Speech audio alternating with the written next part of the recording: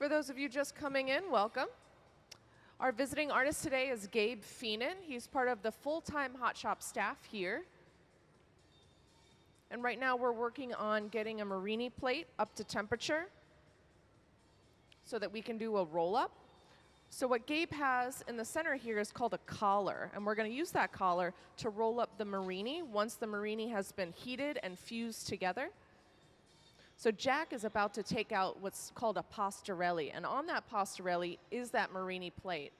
We can't go 0 to 60 from room temperature right into the G-hole, so we have to use the garage, kind of get it pre-warm, and then we'll start the fusing process.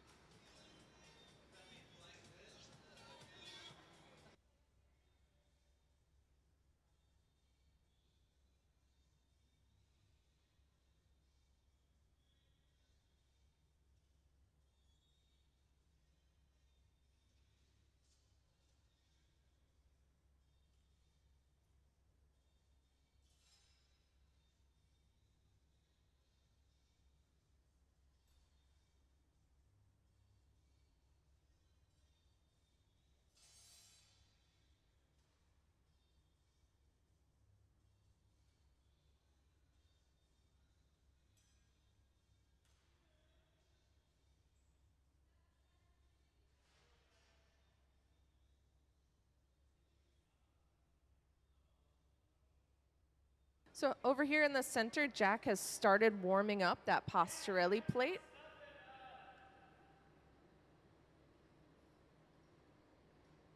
Meanwhile, over in the side there, Sarah's working on what's called a stuff cup. Here's an example of stuff cups. It's Gabe's way of getting color on the surface of the glass, and he has a tendency to fill it full of clear, so we maintain the transparency of the jewel tones that he uses for his work. For instance, this is a very light gray stuffed with clear, so we still have that transparency that glass is known for, but we have that subtle hint of color. Now Jack is using a fluffy torch to heat the top of that Marini because it's been exposed to the room temperature air the fastest. The bottom part of the Marini has that nice warm kiln shelf, so it retains heat, and the name of the game is to have as even heating across that Marini plate as possible.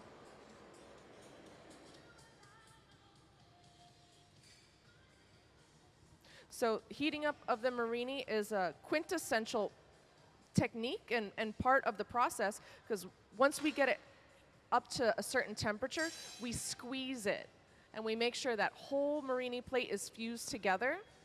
Marinis start off as circles, so when you put a bunch of circles together, we have those pockets. We need to make sure that there are no pockets when we go to blow this glass, because we're still going to blow it, so we need to make sure that the only hole is the hole through the pipe. So it's a process of squeezing and eliminating all of those air pockets.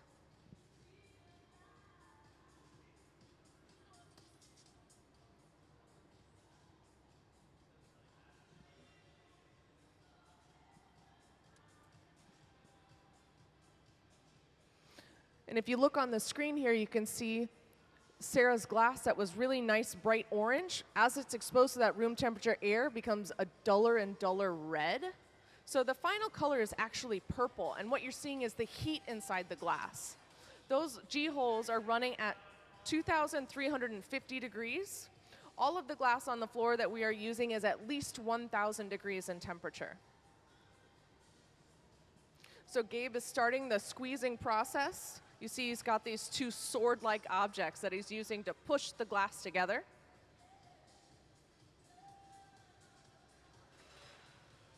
And you guys see those clear strings, those clear lines? That's where he's going to pick up the glass, roll it up on that collar so that we maintain as much of the patterned glass as possible.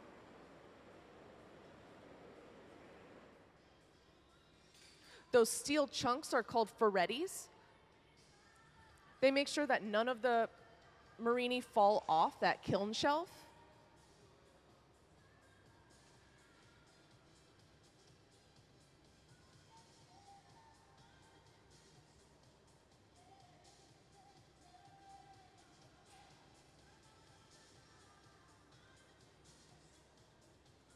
So if I had to guess, there's probably 400 to 500 pieces of Marini that Gabe has meticulously laid out into this pattern. The type of Marini is called granulari, and it refers to the granular nature of the patterning. This is an example of granulari. So the color on the inside is actually stiffer than the clear glass that surrounds it, causing a texture and an optical phenomenon to happen within the glass. I think he's using a very similar color. I think it's this light turquoise. So that light turquoise will always be thicker than the clear glass that surrounds it.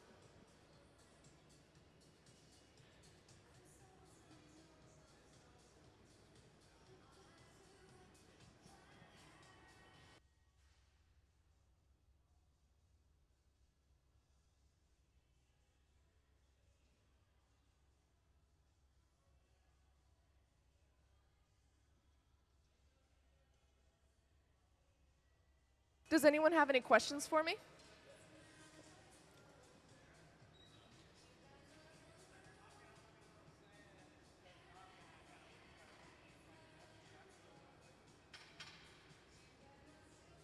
So that rappy tappy he just did on the Pastorelli is to make sure that the glass has not fused to the kiln shelf.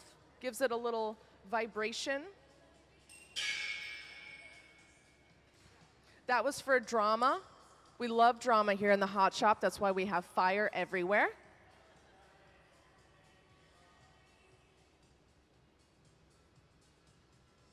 So because the glass has started to fuse together, we don't need those ferretis anymore. So that was him just getting it out of the way.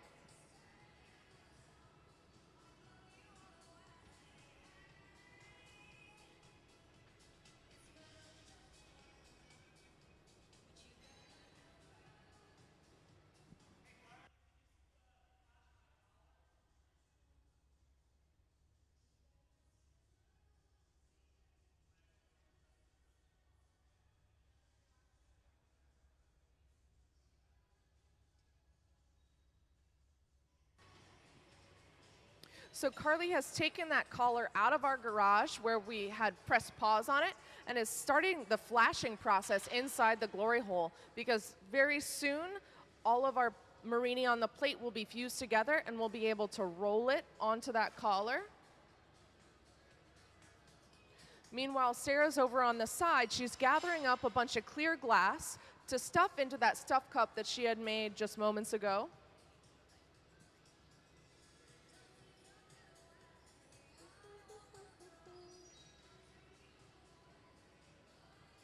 So the temperatures of the glasses when they're about to meet is critical. So we need that Marini nice and hot, and we need that collar nice and hot so that when we make contact on that clear glass, they fuse together and he's able to pick up the entire plate, those 400 to 500 pieces of glass, in one foul swoop.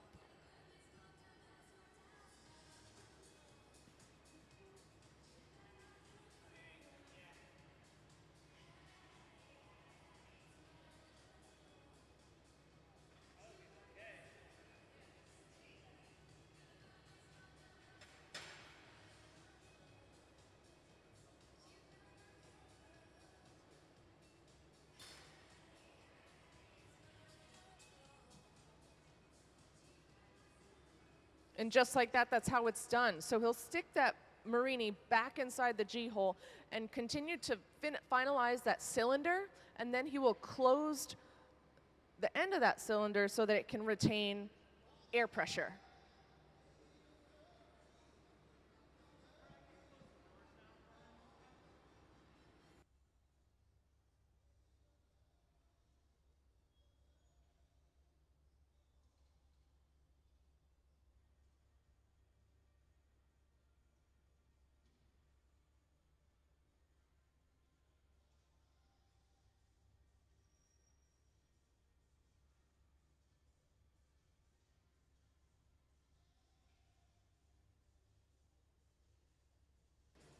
So now he's using his tweezers. He needs to make sure that the Marini lines up just perfectly. So he touches them on the very ends, and then he'll be able to round out the rest of that pickup.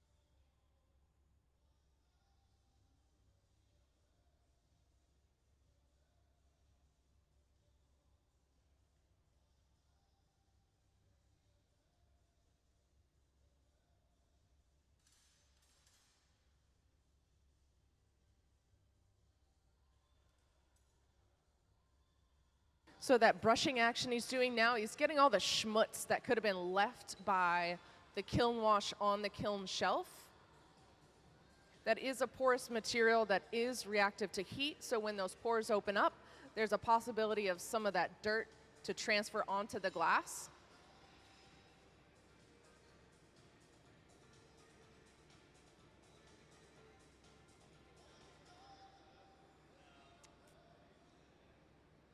And now that he's gotten that cylinder connected and sealed, he's able to push up against it using that marver, that big steel table in the center of the hot shop, to really force those Marini to squeeze down.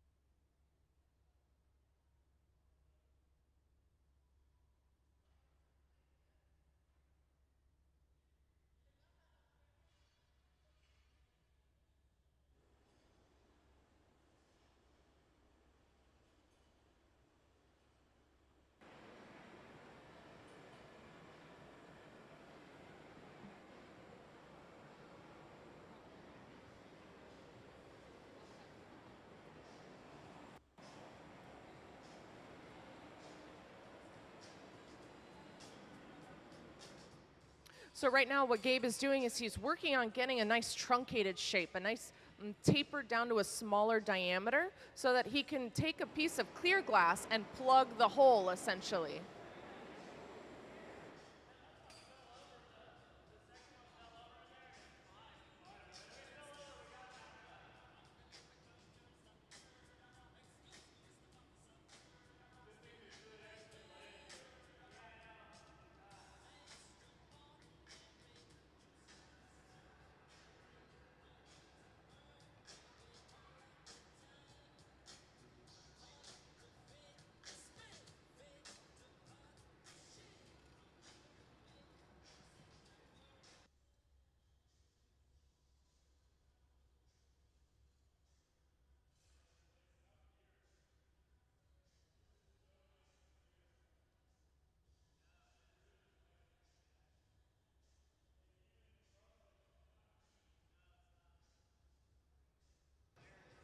So Sarah just took a nice gather out of one of our furnaces. On the hot shop floor, we have 2 furnaces, both hold about 1,000 pounds of glass. They run 24 hours a day, 7 days a week, and they're powered by natural gas and forced air. You can see that when it comes out, it's super bright, but the only glass that we're burning in the furnaces is clear. So as it becomes exposed to the room temperature air, over time it will be that clear glass.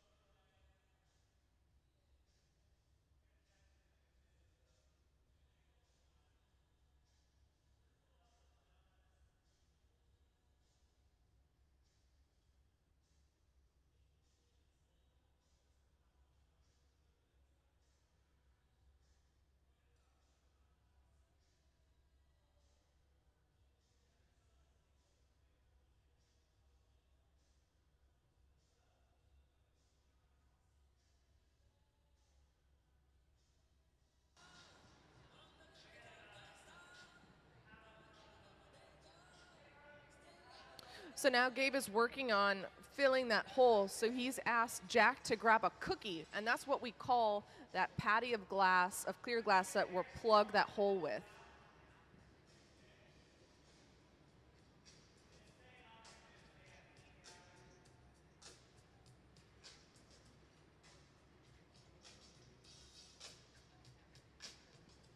Meanwhile, Sarah has finished shaping up the clear glass that will go inside that stuff cup.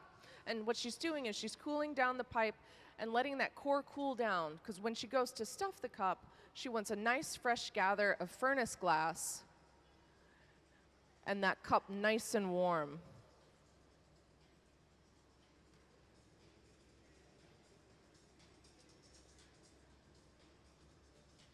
So when the glass comes right out of the furnace, it's super viscous. It's at one of its hottest points. So now that's that patty. We're going to let it set up for a second on that marver, and then Gabe will go over and essentially pick it up with the end of that marini.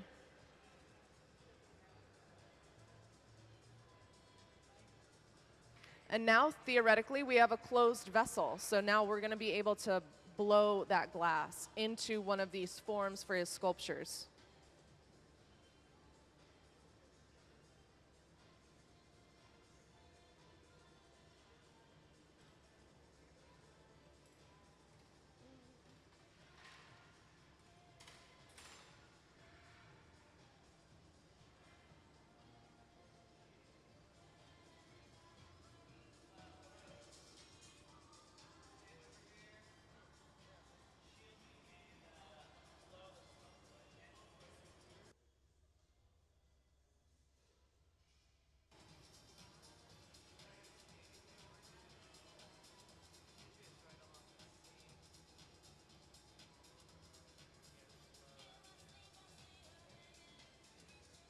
So now what Gabe is doing is he's cleaning up any residual schmutz from that kiln shelf, any imperfections. Because his glass is so inherently glassy, so transparent, so really perfect, honestly, any imperfection really shows up.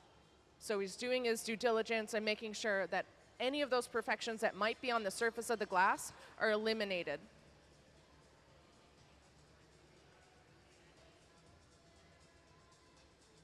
He's essentially carving the glass with a diamond-embedded bit in a Dremel tool. We use diamonds to cut glass.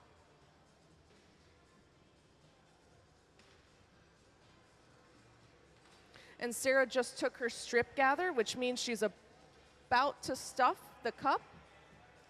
The strip gather is that really nice molten fresh gather of glass that we want on the surface before we do a stuff cup.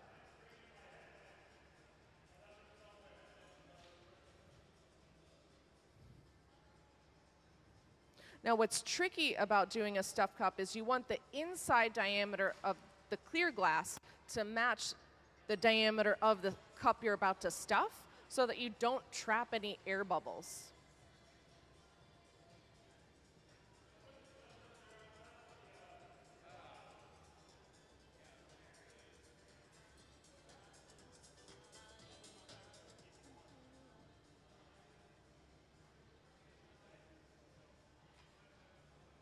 Can we have the camera over here?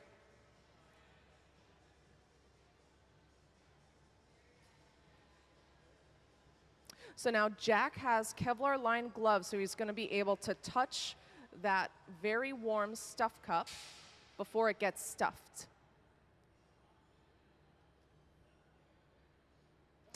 It rests on a little steel ring to keep it upright.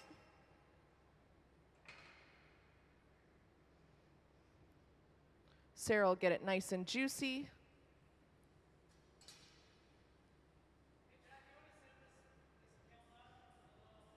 And in it goes.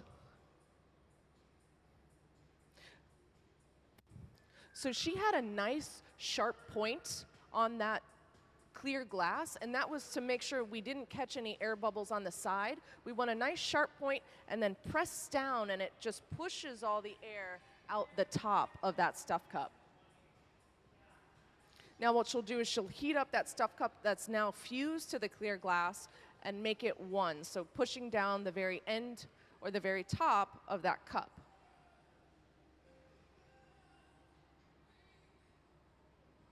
Thanks, Chris.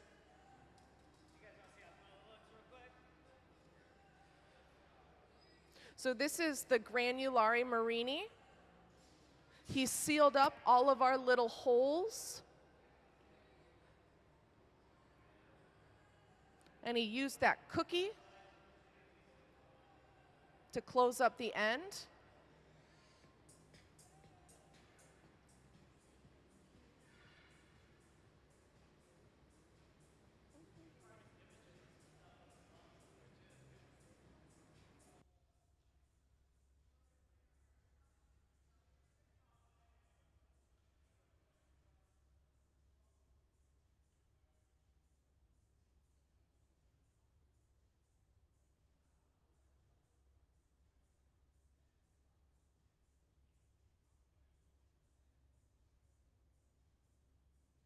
Hey, Chris, can we go ahead and play the artist slides, please?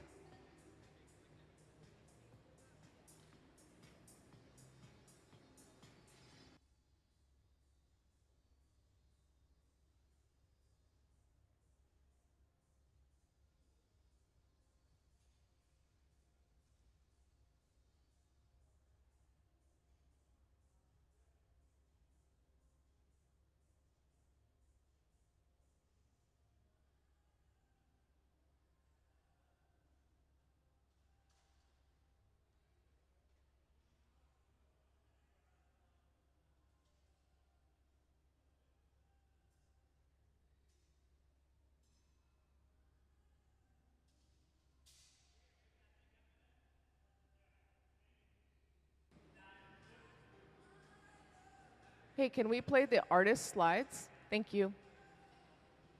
So for those of you unfamiliar with Gabe's work, here are prime examples of some of them. So he uses a lot of solid glass to create these optical phenomenon, and he uses textures and patterns to highlight the optics of the glass. By combining that with translucent colors and jewel tones, he's really capturing glass within its essence of being glass. It maintains its transparency, it retains its optical qualities, and he uses very selective opaqueness within the tops of his pieces to also show the dynamics of glass.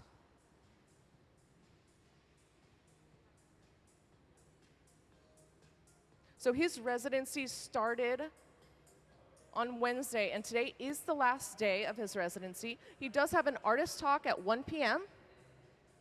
Everyone is invited.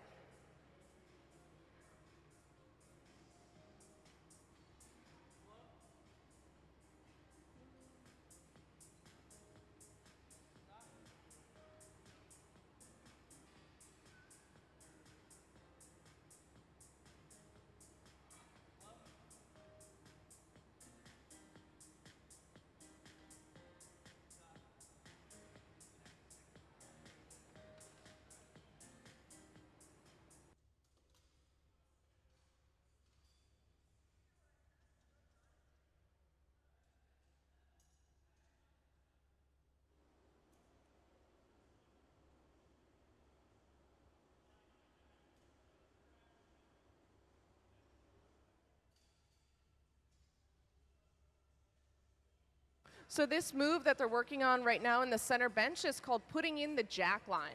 The jack line is where we will eventually be breaking the glass off the pipe and putting it onto the punty. I'm sorry, I misspoke. We actually leave it on the pipe for Gabe's work, and we'll eventually be attaching that to another component. Friday was my first time seeing Gabe work, so I'm still learning all the tips and tricks.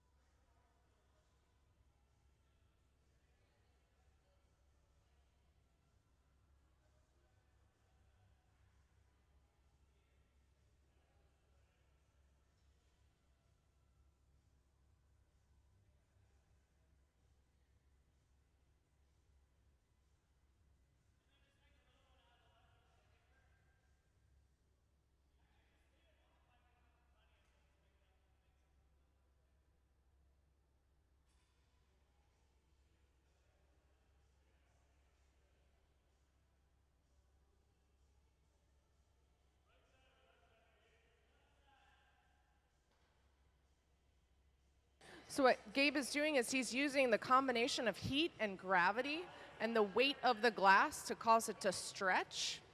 Because it's so highly textured and the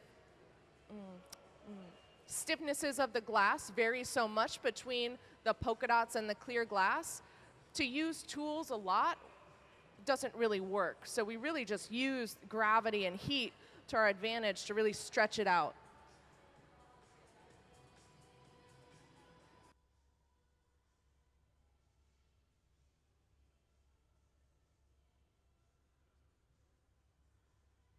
Does anyone have any questions for me? Cool.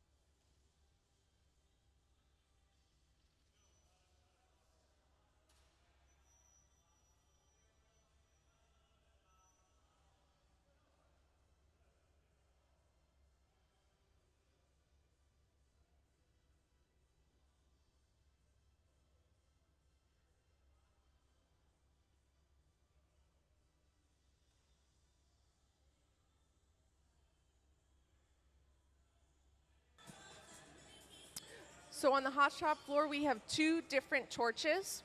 One is the hot torch, which they're working on right now, and one is the fluffy torch. The fluffy is the one that's always on.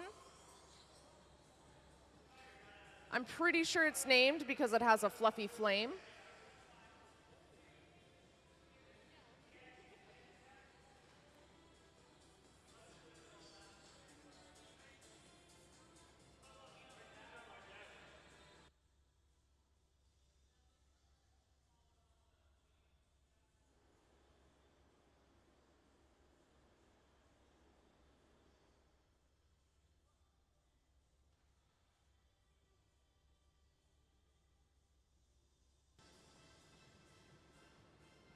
Now Gabe is trimming a little bit of that clear cookie from the bottom. So he used his jacks to isolate the part he wants to get rid of.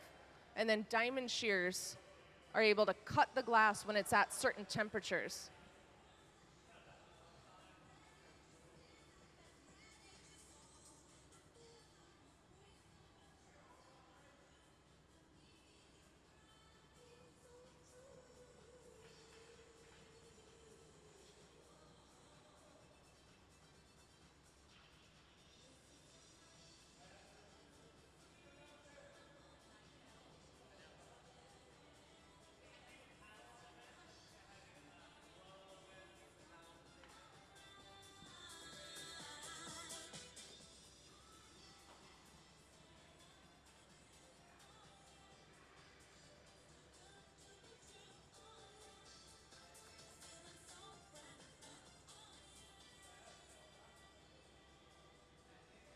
Can we have the camera on Sarah? So Sarah's making a marble. So she's got a marble tool. It's a steel ring. And that marble will be incorporated underneath or somewhere in Gabe's final composition. So Gabe's in the center working on our granulari. Sarah is over there working on a marble. And Ben is working on a diamond shape. You can see she isolated that glass, and she used that marbling tool to get a nice round ball.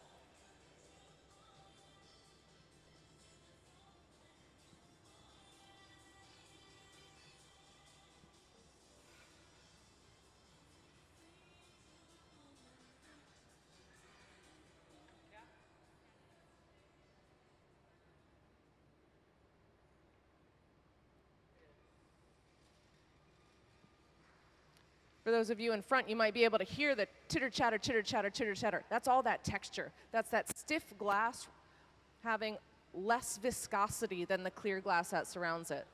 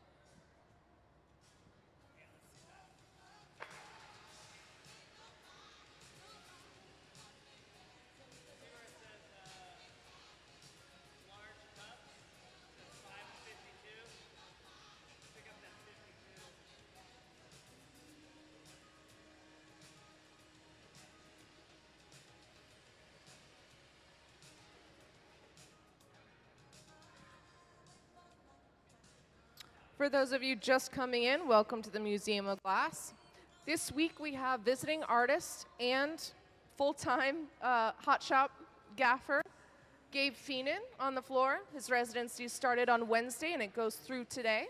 He does have an artist talk at 1 p.m. and everyone is more than welcome to attend. Here's some examples of work that he's made previously in his residency. And right now we're working on a top, this component. Meanwhile, Ben and Sarah are working on some of the marbles or diamond components.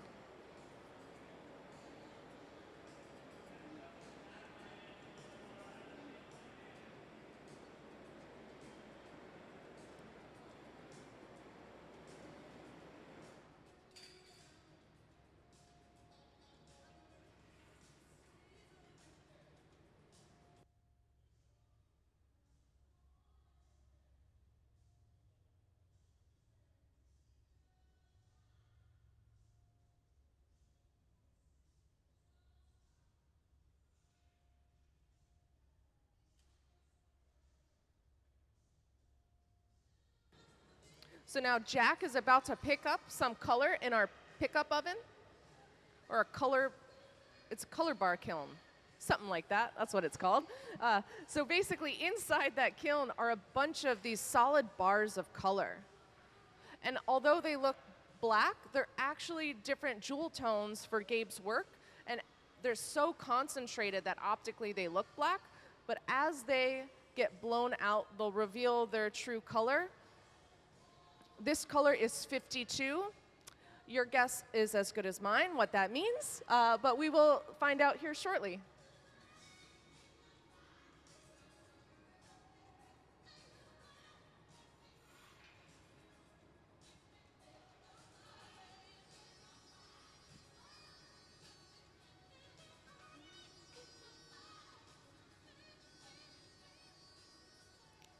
So now that Gabe has gotten that Granulari Marini piece pretty much where he needs to get it before it's attached to the sculpture, he's put it in the garage. The garage keeps the glass warm enough so that it doesn't explode and break, but not so warm that it's very viscous and moving. So it's our way of pressing pause. We park the glass in the garage.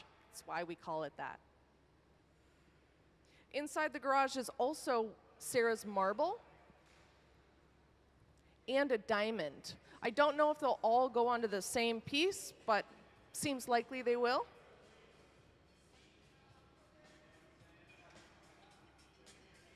So Jack is gonna get this color bar really nice and warm, and he's gonna shape it into a Hershey Kiss.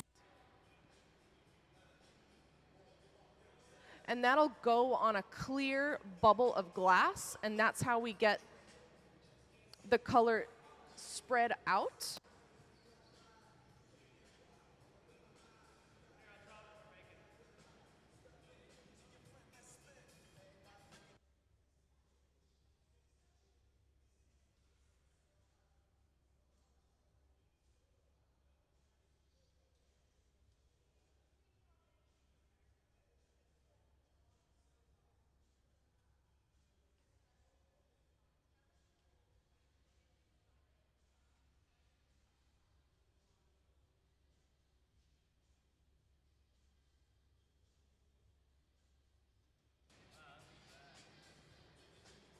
So when the color bar is heated up, it's heated up on a piece of steel angle iron.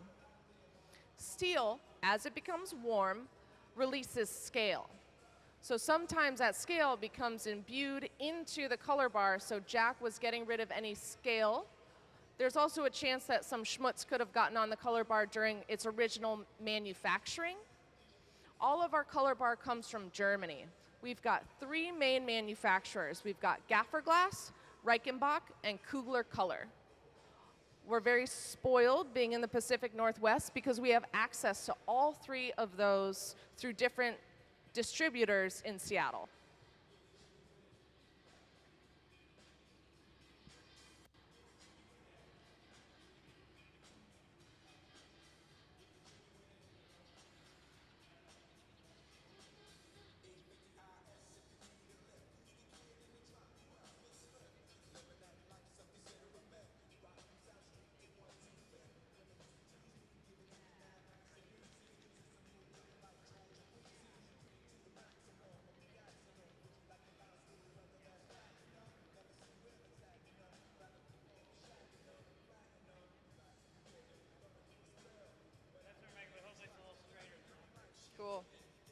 So Gabe has done us the favor of drawing out what we're making. So we've got 1, 2, 3 components already made in the garage. So now that 52 is for this bottom. Jack is working on the color drop right now. Sarah was heating up a pipe, so she's probably starting that starter bubble, that clear bubble of glass that we will drape the color onto.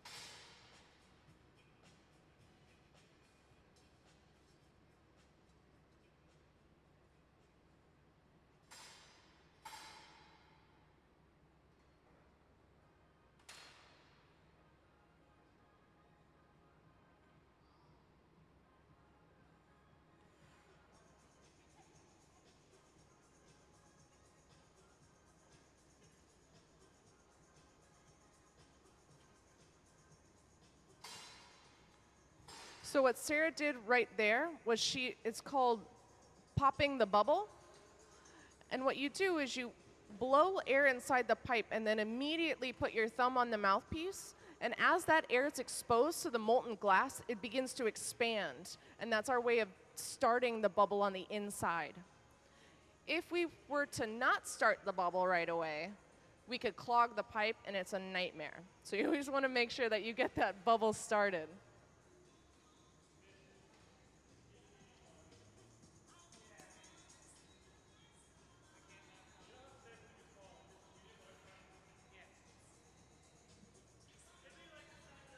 So now Jack has made that nice Hershey kiss, and Sarah is isolating the amount of the color drop that she wants.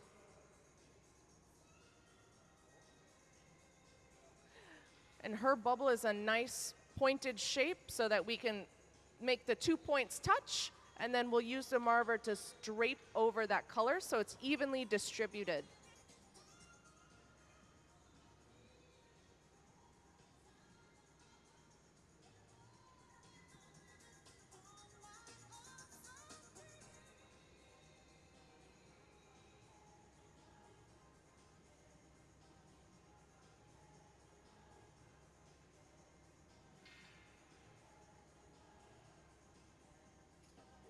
So because that color is so warm, see how it just drips off that pipe?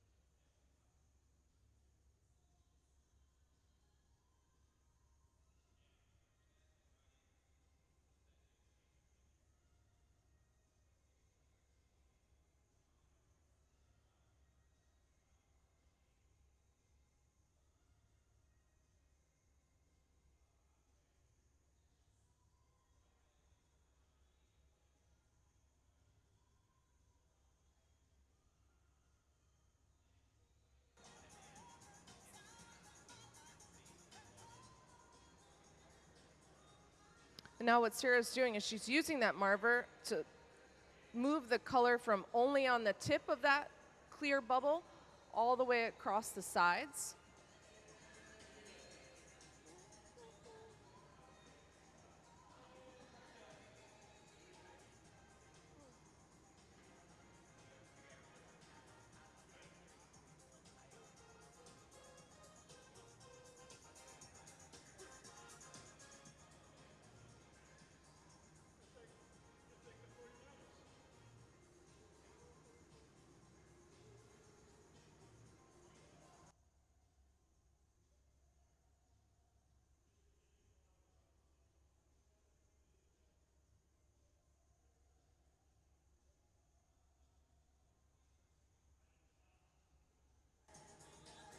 Hey, Chris, can we go ahead and play the Meet the Artist video, please?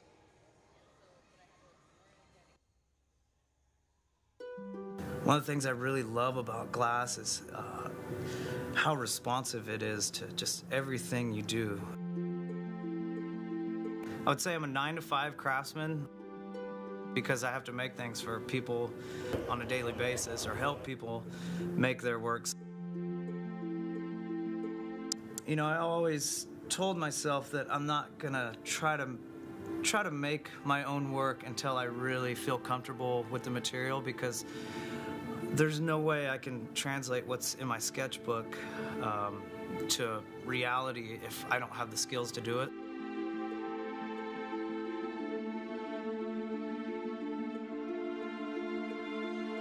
I want to make things that can only be made out of glass. Like, I'm not trying to hide the glass and make it look like something else. I want it to look like glass and only be able to be made of glass. You know, all these things are based on really simple, you know, glass blowery shapes, cones, cylinders, spheres. All my work is basically just different iterations of those three shapes, and it seems like there's an infinite possibility for composition of just those three shapes: proportion, color.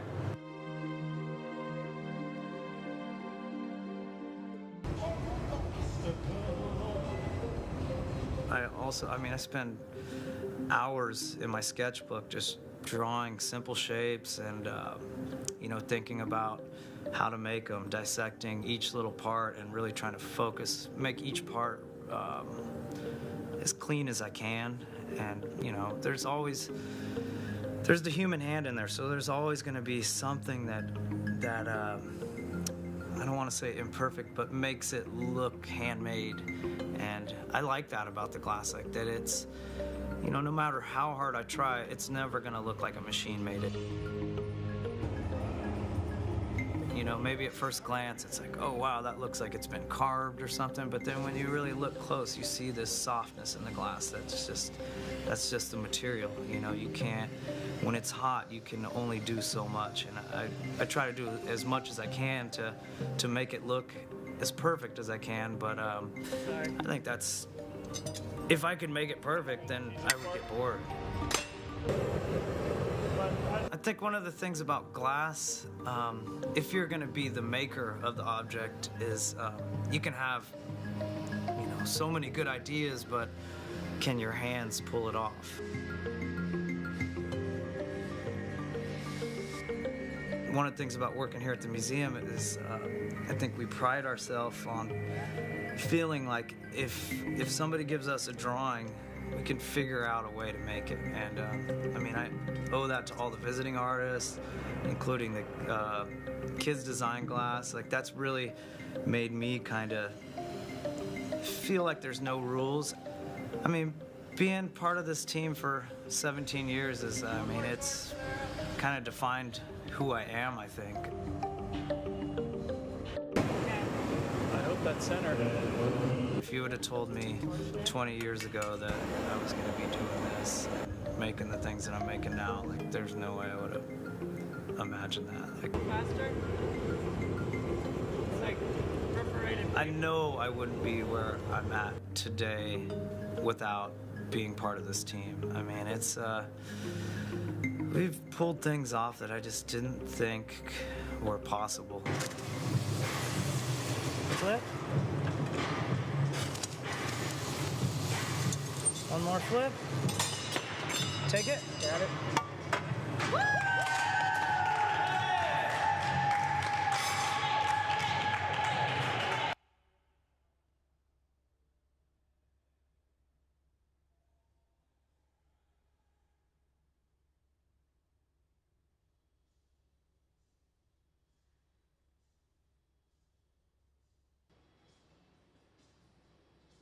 So Sarah is working on this bottom piece. We've got a layer of clear, that's our starter bubble. Then we have our layer of 52, and now she's just taken another layer of clear. That doesn't look like enough glass, so we'll probably be doing 1 or 2 more gathers in order to make this base, this shape.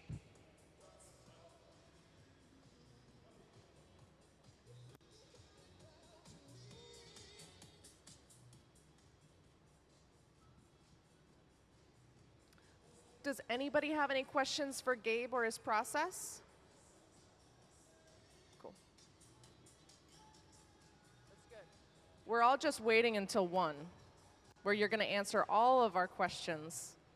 Tell us all about it. It might be like TMI. That's good. I'm notorious.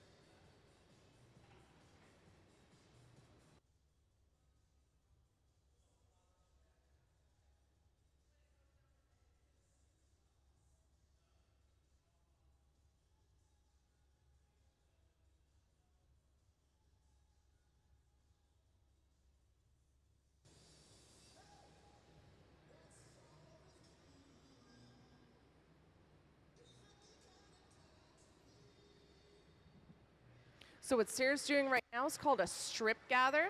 So she's stripping off any extra clear glass into that bucket. We are able to recycle that clear glass back into the furnace and remelt it.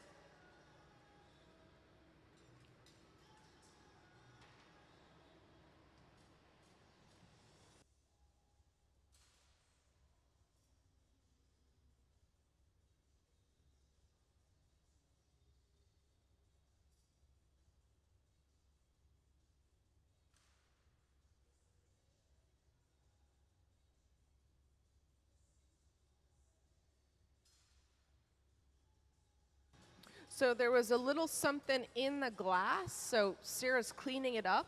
She's pulling whatever that thing is to the surface, and then she's able to use her bubble shears to cut it out. It could have been a bubble, but it can also be something called a stone. And a stone comes from the furnace. When the furnace starts to break down, the ceramic pot that's holding that 1,000 pounds of glass, sometimes you can get stuff from that ceramic pot into the glass.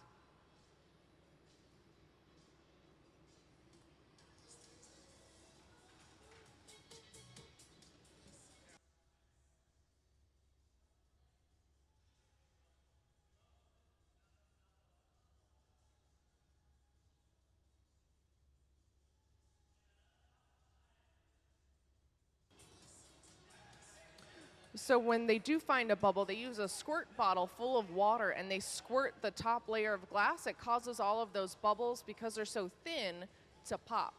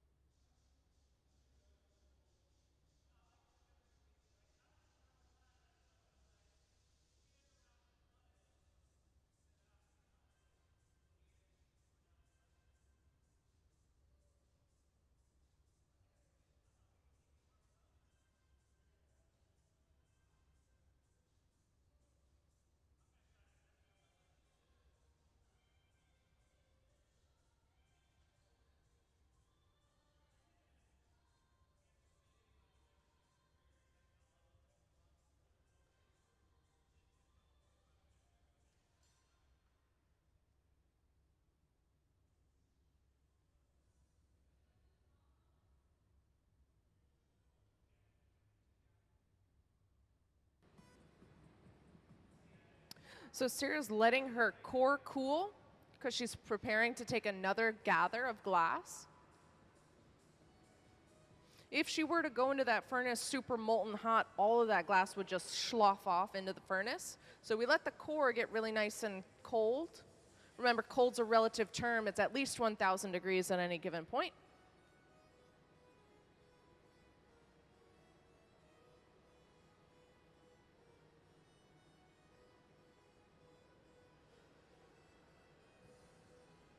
Now, even though it does look bright yellow or whitish, that is just clear glass, and what you're seeing is the heat inside the glass.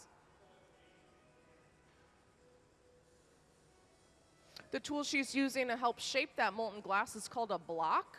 It's made out of green cherry wood. It lives in water, so when the block becomes exposed to that molten glass, a layer of steam prevents the wood from catching a flame.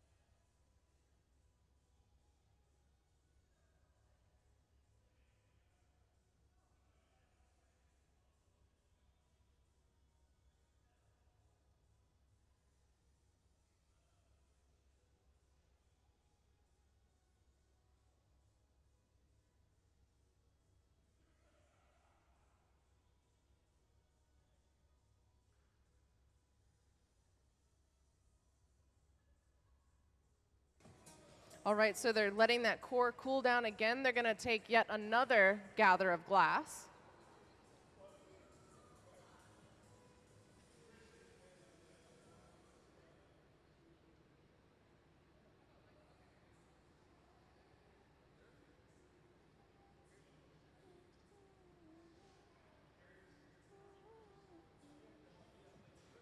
Can we show the artist slides, please? For those of you unfamiliar with Gabe's work, here's some examples.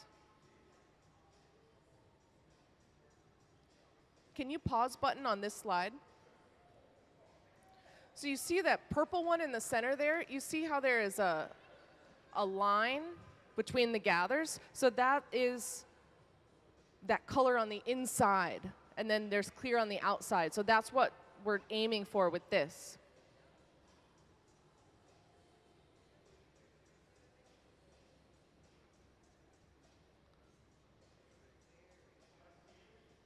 So this one, that's essentially what we're making. You see all that, the texturing on the bottom?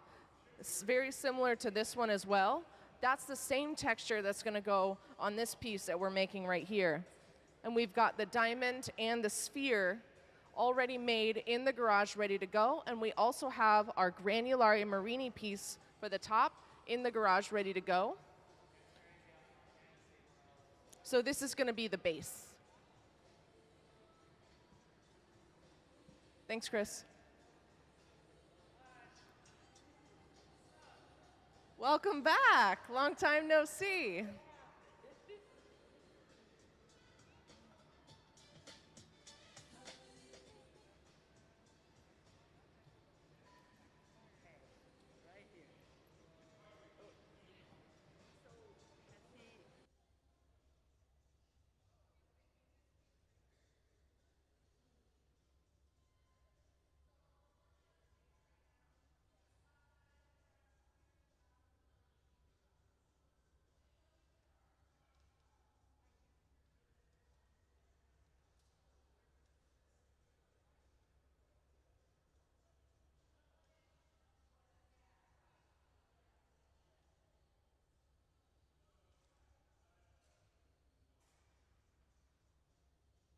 So the pipe is always the hottest right after a gather, and especially as we're gathering more and more and more glass. So he headed straight over to the pipe cooler so that we can cool down that pipe.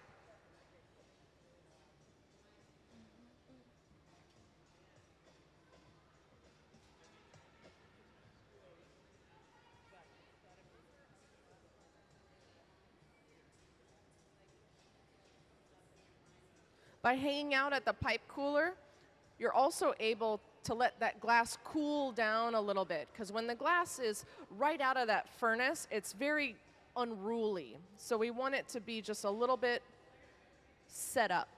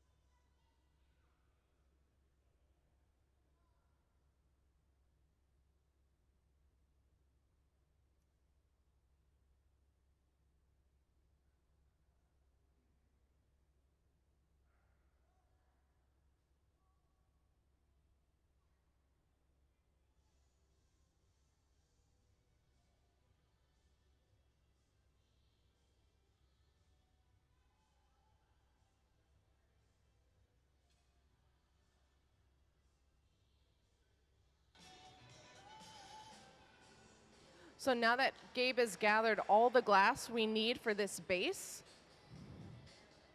he went inside the glory hole to help even out that heat. So we've got heat all the way in the middle, all the way to the outside. And now he's using the block at the bench in order to shape the glass.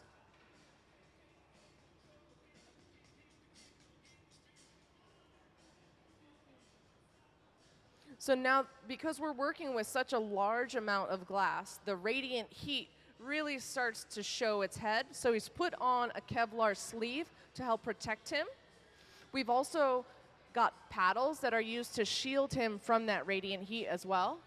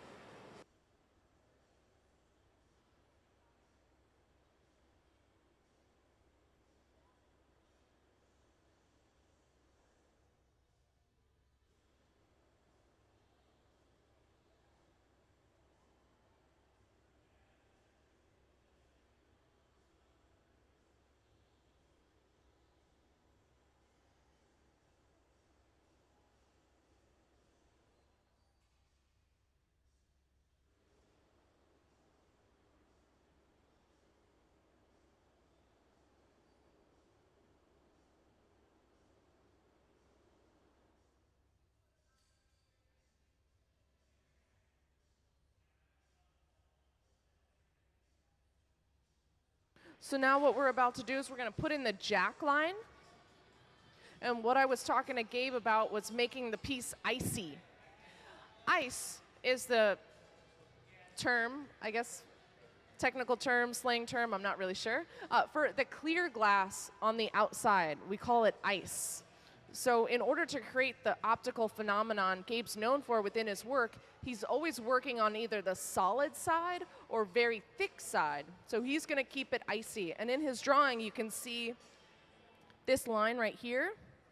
That's the line where the color theoretically ends and the ice begins. So the bottom will all be clear. And now he's putting in the jack line. He's cinching the glass right after the pipe and right before the large mass of glass. And that's to give himself a way to break the piece off accurately and cleanly when he's ready to transfer onto the punty side.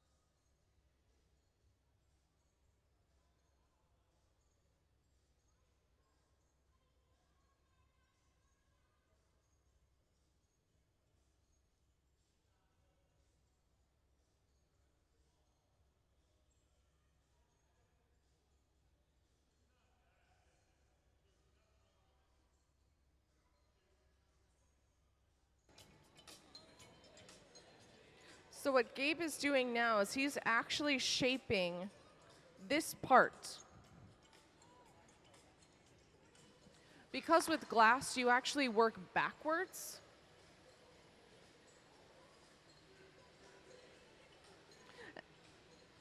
And now he's getting ready to actually pierce a hole into this vessel so he can transfer it onto a blow punny. So he's getting the tip of that point really nice and warm, and then he'll go in with a tungsten and pierce that glass.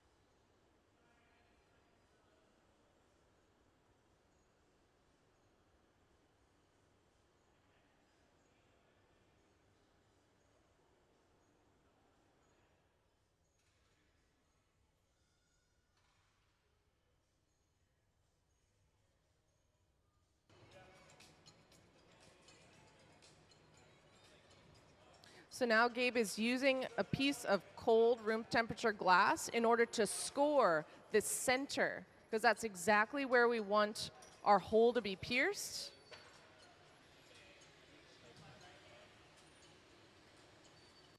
He's preheating the tungsten using that hot torch so it doesn't get stuck to the glass.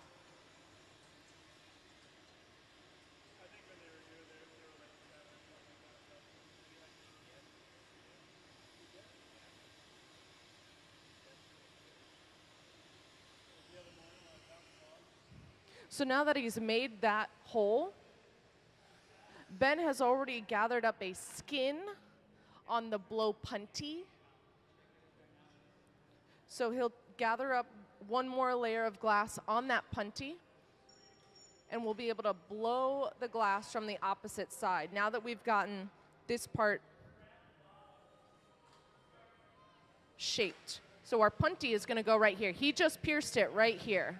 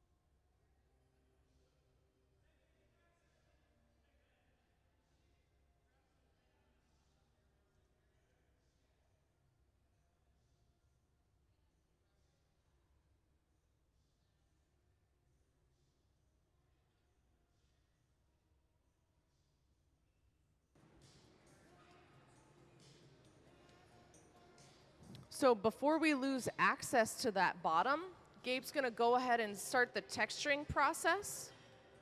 So once we put this punny on, we're not going to be able to access a lot of this because it'll just get too crazy. So we're going to pattern as much of the bottom as we can. The texture we're adding is similar to this. I call it hot potato, and that's a play on the word batuto, which is traditionally a cold working technique.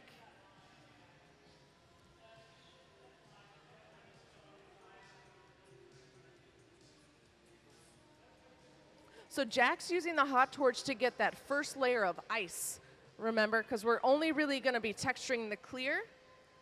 He's getting that ice really nice and warm so that when Gabe goes in with his steel ball, he's able to push that glass and start creating that texture.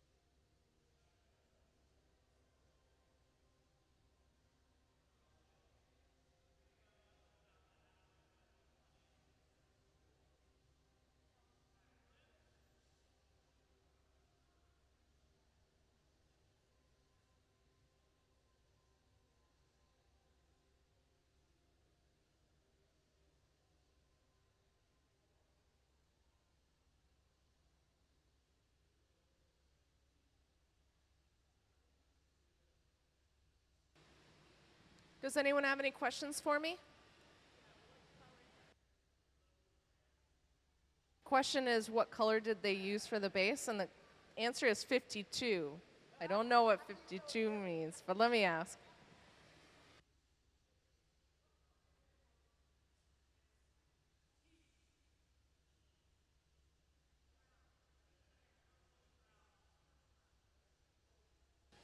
It's a purple brown. Think lavender tea.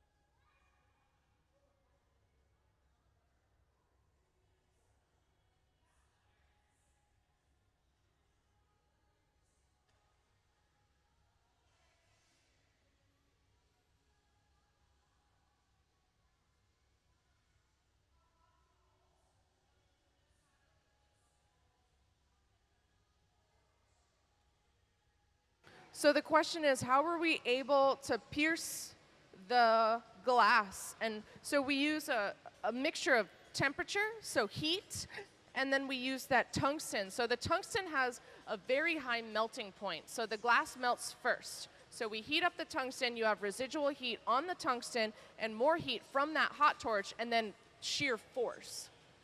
Glass will always take the path of least resistance. It's similar to electricity in that way.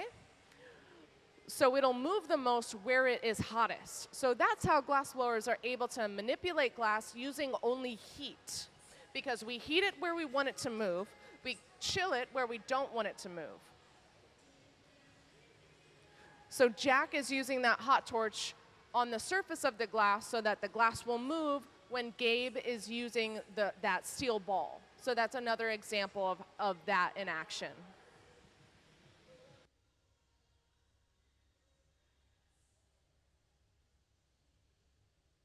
The question is, what design are we making? And we are making this guy right here.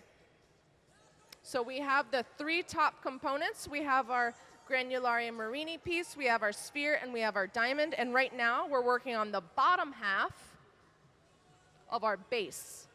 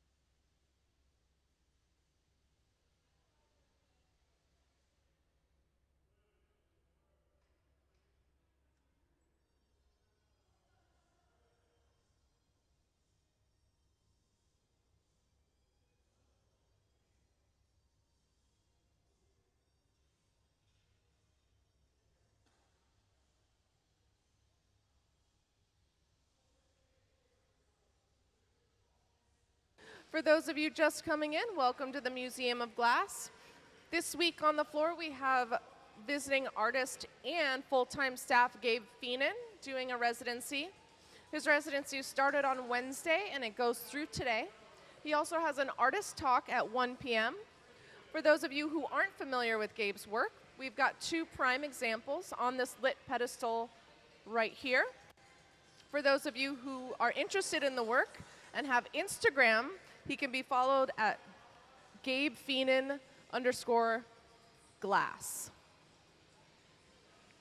Can we go ahead and play the artist slides, please?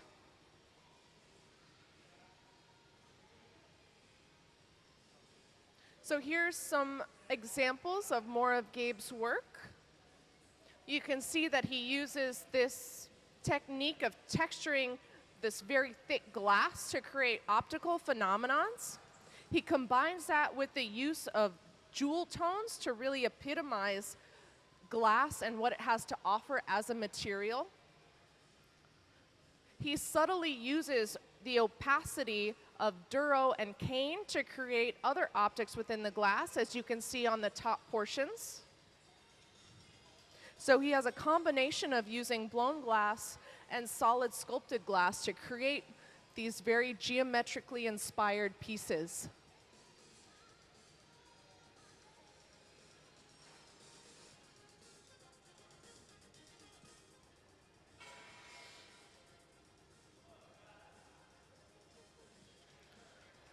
So the base of this one, that's the texture we're working with right now.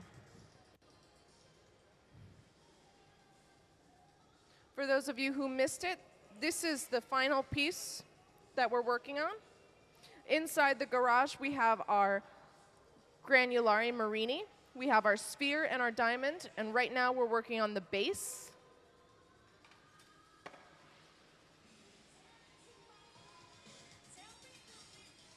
So Gabe will keep texturing all the way until he gets to about the halfway point.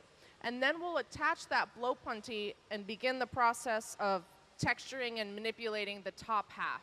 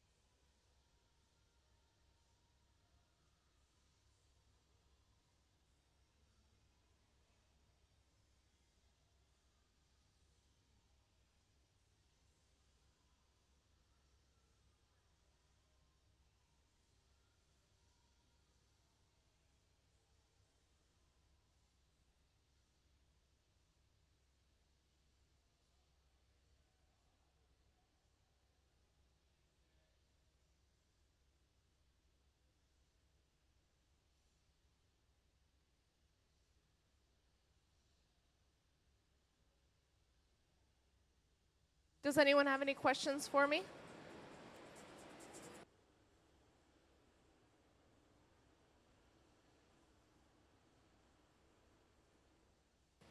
The question is, how much does that round piece weigh? I'd say that's probably 10 pounds that's isolated. Your pipe is another 2 pounds, and that moil is quite hefty. Moil is the word for the glass that's on the pipe, that's really giving it structural integrity. And that I'd probably say is 4 pounds. But that moil glass is all concentrated. There is no air bubble. That's why that could weigh as much as half of that blown glass on the end.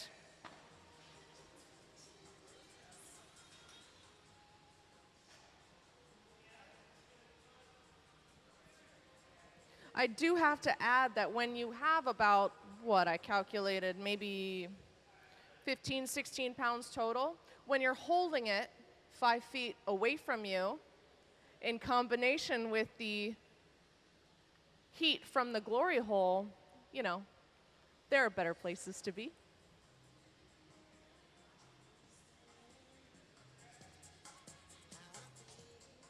So for those of you who don't know, Gabe is part of the full-time Hot Shop staff. So he spends 99.9% of his time helping to facilitate glass for resident artists or for the museum store. So it's very special that he has this opportunity to focus on himself and to make his own work.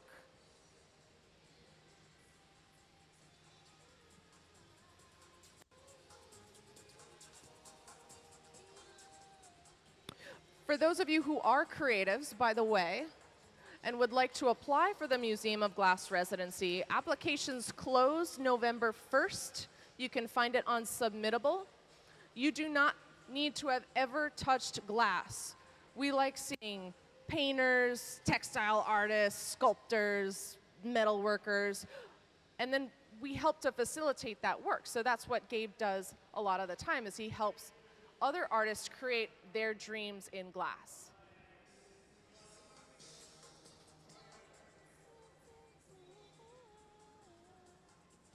Do I have any other questions?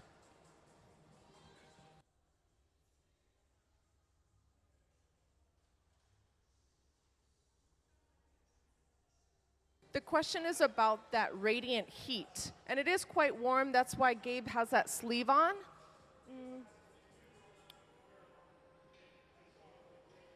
But as far as like heat transference up the pipe, it really doesn't go up the pipe that far. Yes, it is warm, but it's not hot. You know, Jack's fingers are probably pretty warm. Jack has that hot torch. But if it really got too warm, he could ask for a shield. So it's just based on that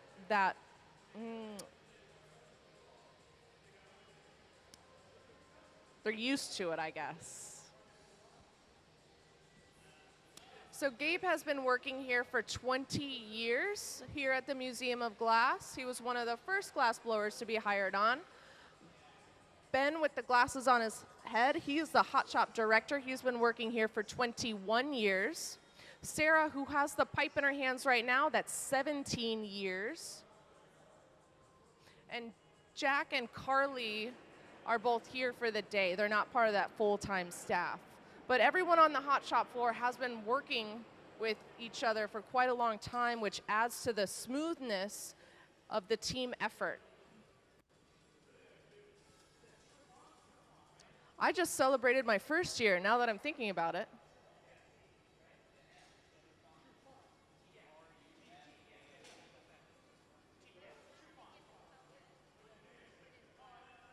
So the question is about the colors.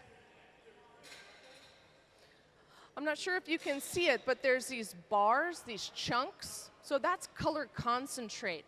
And all of the color Gabe has used has started in a bar form. Color comes in 3 different types. There's color bar, which is that concentrate in that bar. There's frit, which is bar that's been broken down, and it's that chunky stuff. A lot of ornaments are made with that chunky stuff. And then there's powder, so you can add powder to make soft gradients and such. So Gabe, because of how consistent the color application is, I know that it's all bar, because you don't have the splotches of the frit, and you don't have any gradation like you would get with powder. As far as the Marini are concerned, that is also color bar that has been stretched into a long string and then chopped into these little pennies or pucks.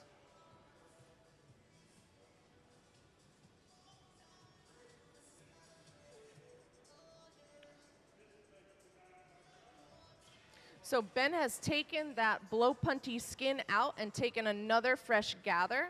He'll continue to shape that blow punty and will attach it to the bottom of the piece that's in the center here. Once that happens, we can break it off the original pipe, and we'll continue to shape the top portion of this sculpture. And then we get to put it all together.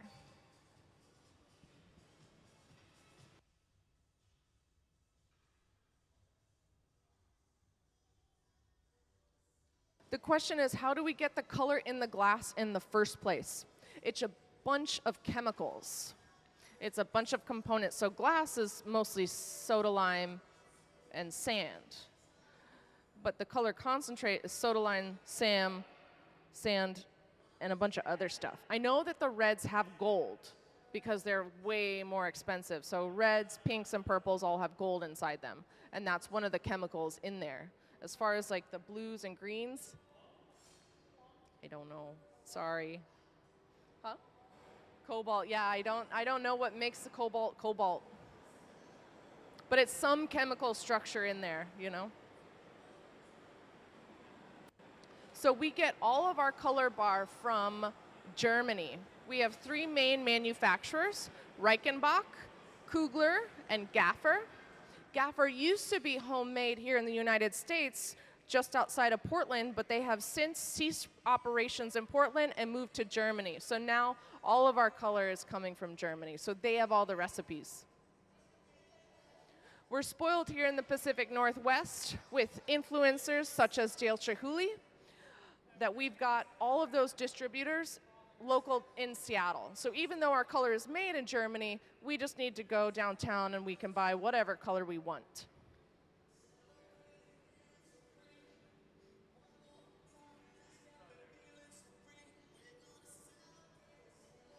What has been interesting about glass color is just like a lot of organizations and manufacturers, there were a lot of supply chain issues as far as getting all of that color during COVID.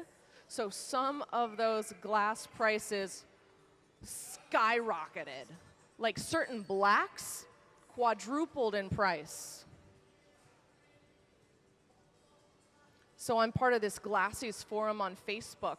And so people are less now that COVID's been away for a little bit, but people are looking for this specific color. And they'll pay whatever it takes to get it.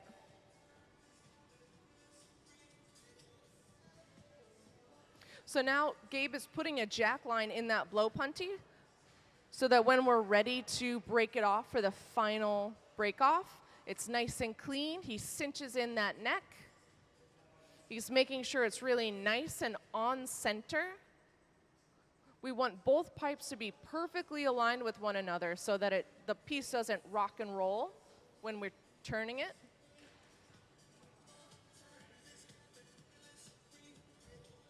Now we're going to put water on that jack line. That causes thermal shock. The glass is already upset. It wants to break. This is our way of controlling where that glass does break. We then put the moil up.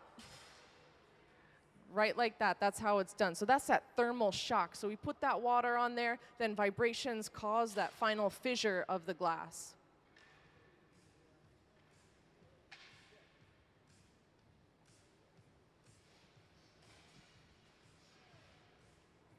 So for those of you who can see inside that G-hole, you can see that texture. You can see the orange light on the back side of that glass.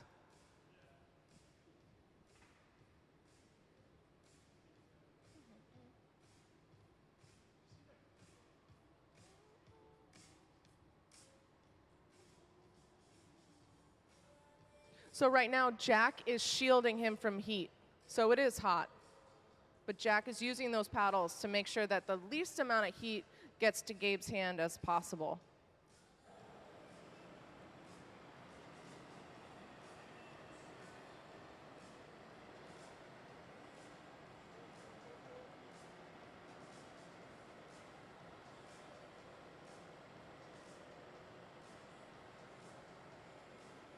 So where that glass was originally attached to that original pipe is super thick and super chunky because you needed it that way so you could have that structural integrity to keep it spinning.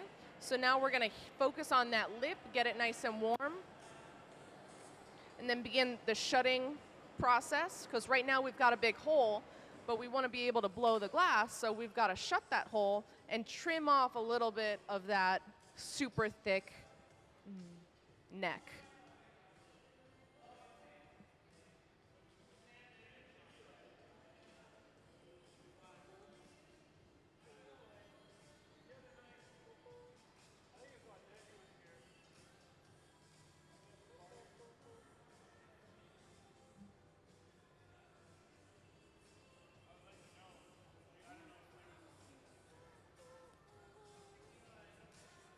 Do I have any more questions?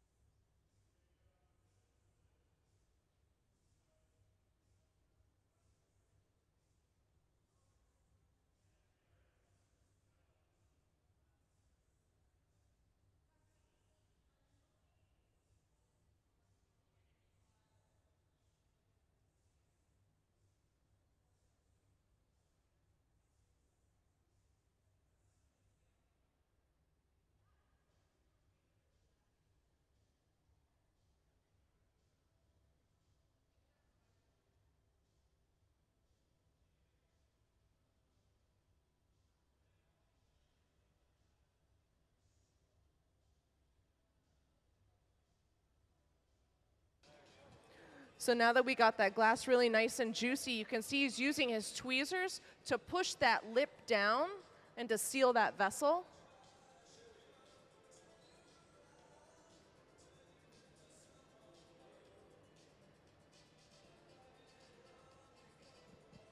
Now he's got a cute little belly button that he'll cut off.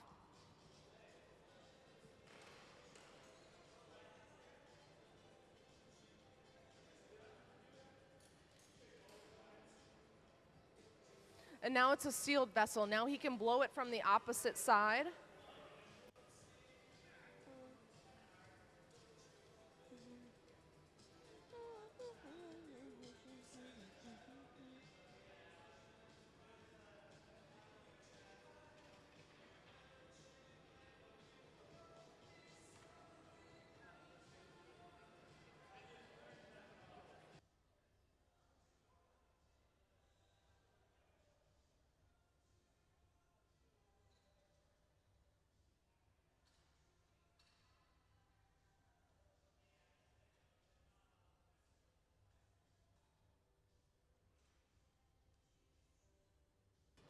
So now what Gabe is going to do, we've attached our blow punny here, and now we're going to work on this top portion, getting that shaped the way he wants to, and then we'll continue the pattern up to that ledge.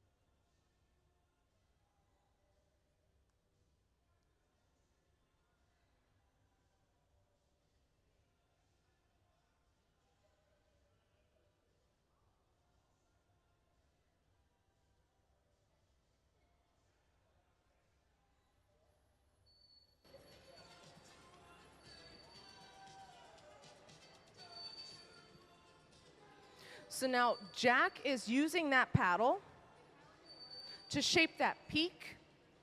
Meanwhile, Gabe is putting pressure with those jacks to make the transition between this base and the peak really nice and crispy. So we've got two forms of pressure on that glass, one creating the peak and one stopping the peak from getting too out of control, making a nice corner.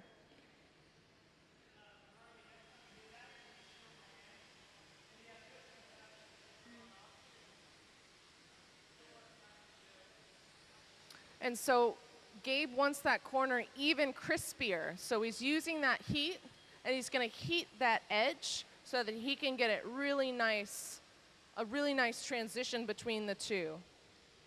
And so you can kind of see a nice crispy edge right here. That's what he's doing. This isn't quite the same shape, but we've got one surface, and we want a crispy edge. We don't want any rounded corners.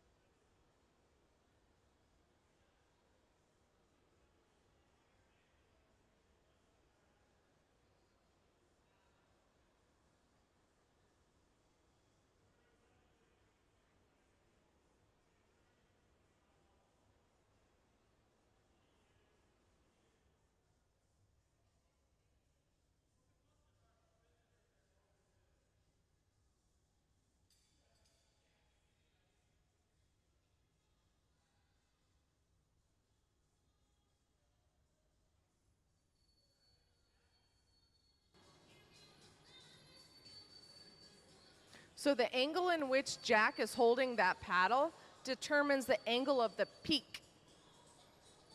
And then Gabe is determining that diameter with those jacks.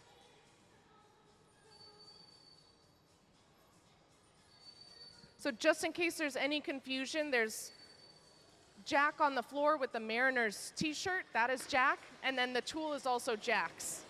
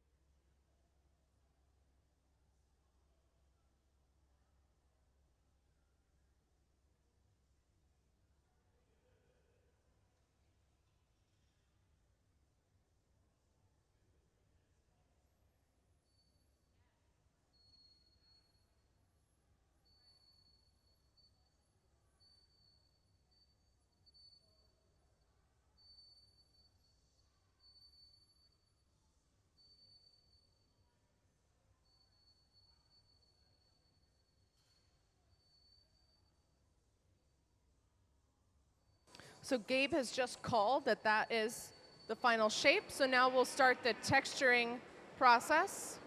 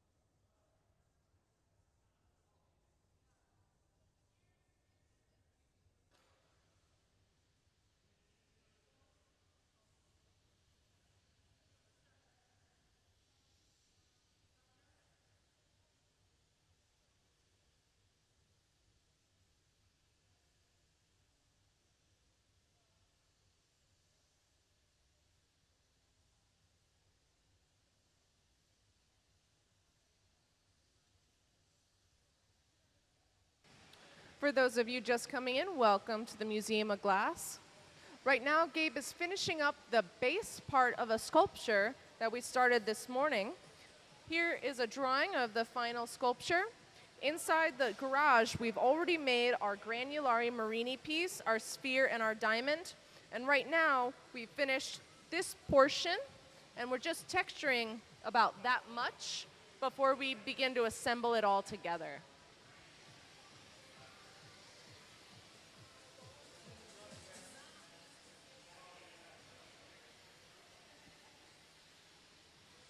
Can we go ahead and play artist slides, please? So for those of you who are unfamiliar with Gabe's work, here are some prime examples.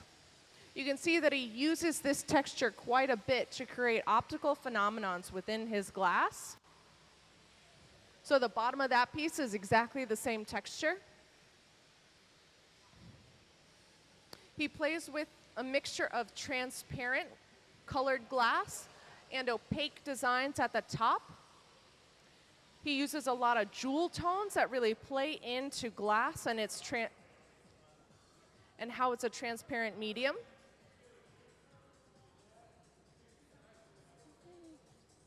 He primarily works in solid glass or really, really thick glass, and that's how he's able to achieve the optical phenomenon that you see here. So when glass is blown, you just don't get the same look. It's too thin. But when it's solid, it really reflects within itself on both sides.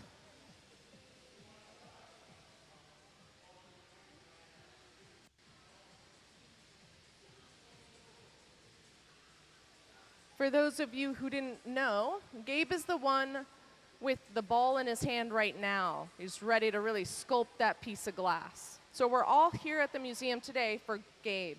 This is his artist residency that started on Wednesday and goes through today. He is giving an artist talk as soon as this piece is done, about 1 p.m. So you'll get to see and hear him express his work and his process.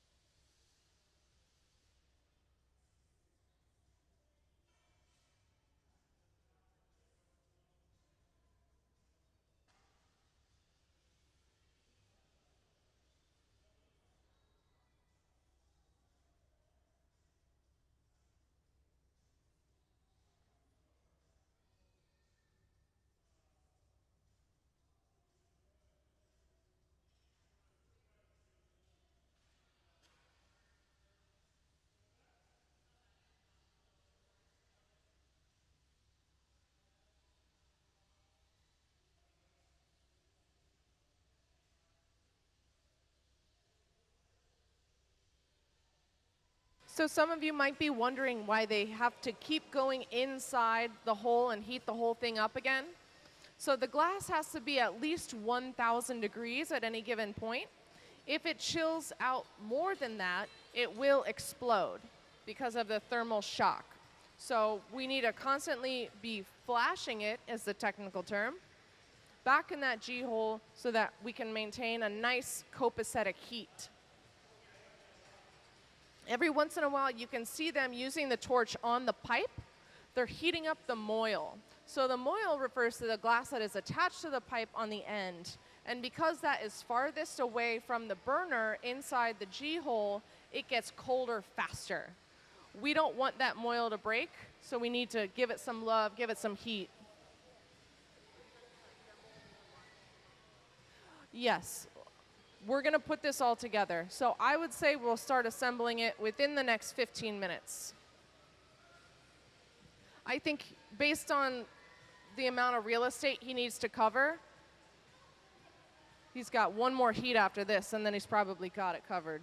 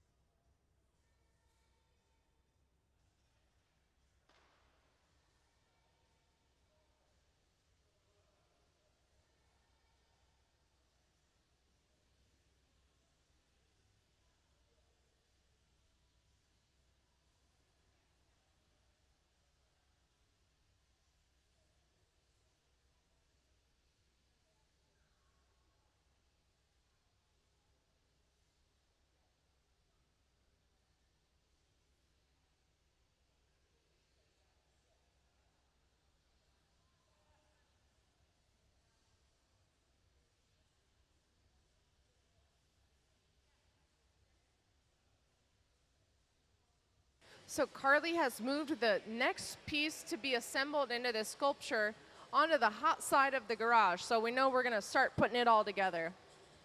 So that garage has two sides, a cold side and a hot side.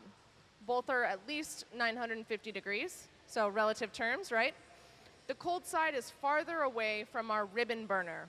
Our ribbon burner lives right here. And so it's constantly got this nice fluffy flame, keeping all the glass really nice and warm.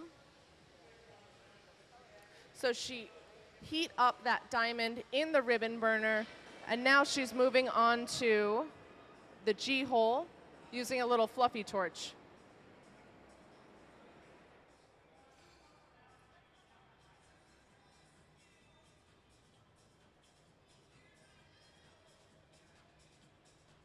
Do I have any other questions?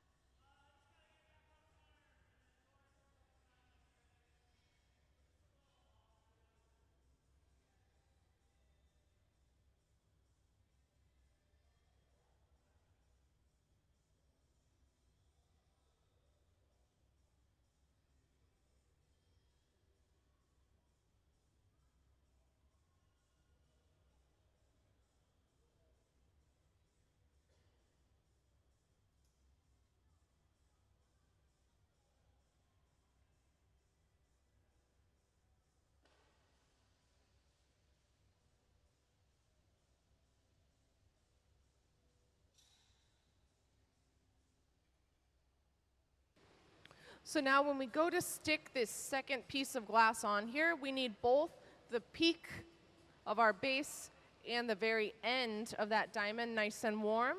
So we're beginning the process of building in heat, letting that heat soak in, so that when we bring the two glasses together, they really fuse nicely.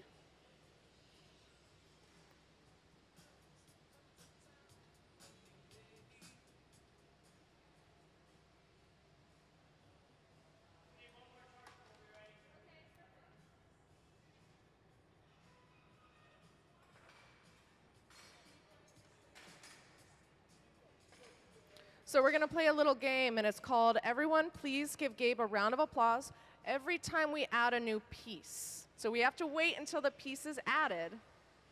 I promise it'll be fun.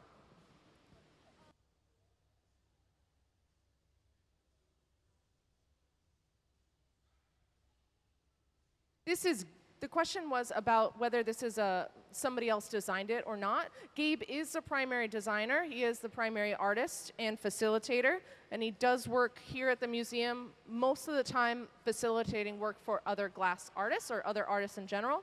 But today it's all about Gabe. It's the Gabe show.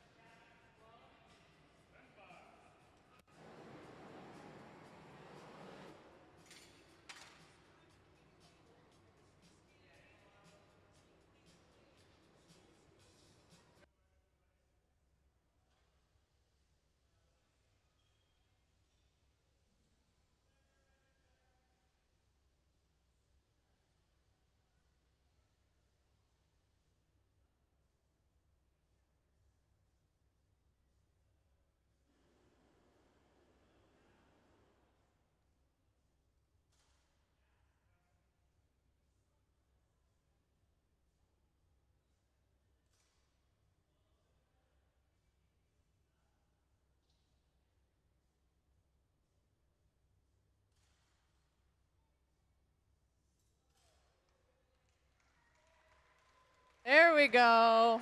Now we've got two pieces together. We've got two more to go. So that diamond is a pink color, and that base is called tea. It's think lavender tea, so a little purpley browny. The diamond is pink.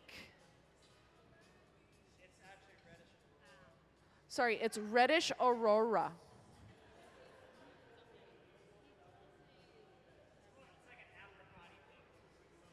It's a jewel tone.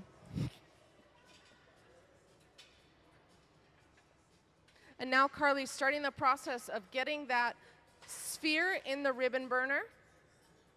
So it'll go from the garage, the hot part of the garage, into that G-hole, and we'll do the whole thing again.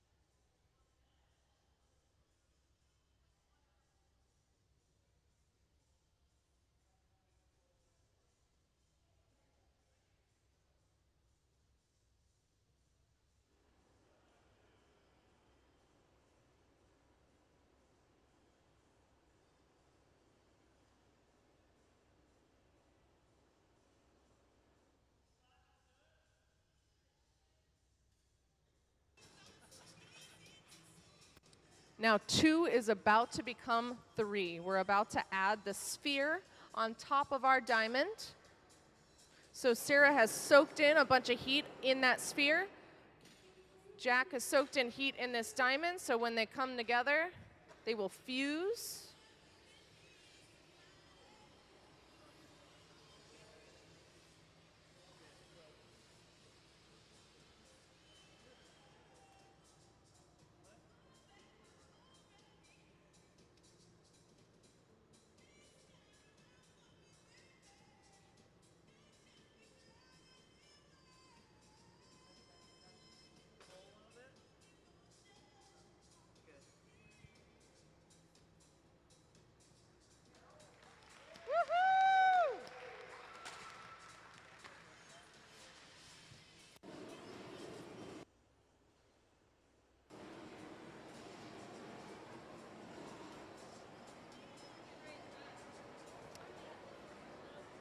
And now we're going to work on putting that nice granulari marini cherry on top of this sculpture.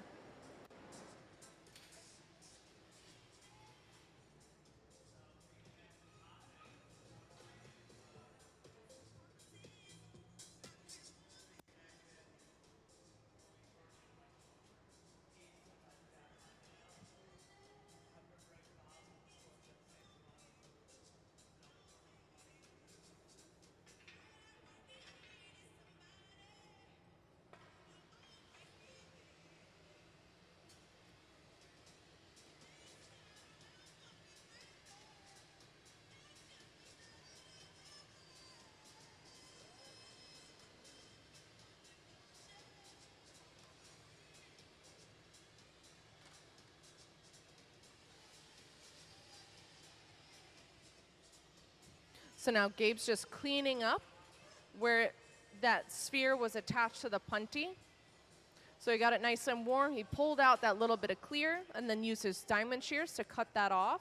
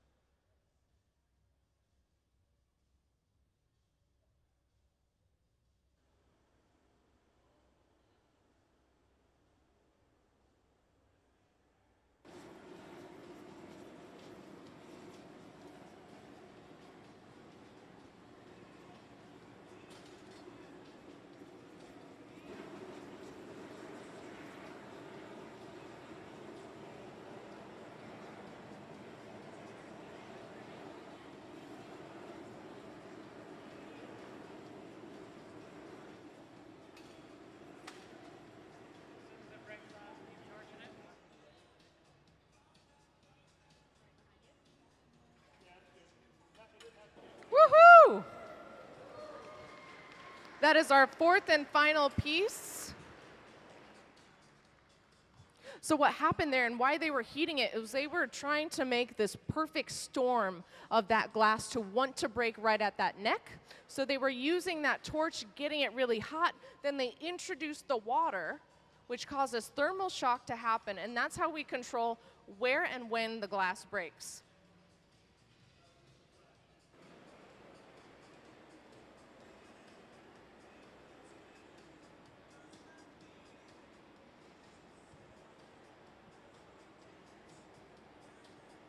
So now you can see up on the screen, we've got a nice tight hole where it was attached to that pipe.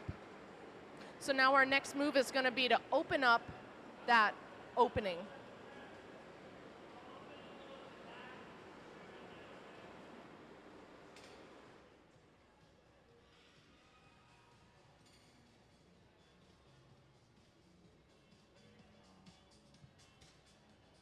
So when they first put that granulari marini on top of the sphere, they had to let the glass settle up, which is why both pipes were attached for such a, quote, long time.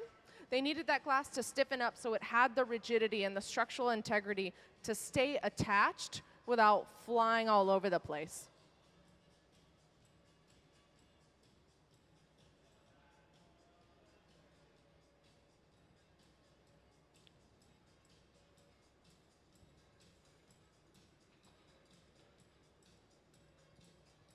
So now Ben is focusing, heating up just the lip of that marini piece by making sure that that portion of the glass stays in the G hole longest. Now that it's nice and spicy, he can use his tweezers to start opening up that hole. Get a little larger. And then he's going to use his duckbill shears to trim off the thicker part. So where it was attached to the pipe, it tends to be thickest. We want a nice even thickness all the way around, so we trim off the thick part.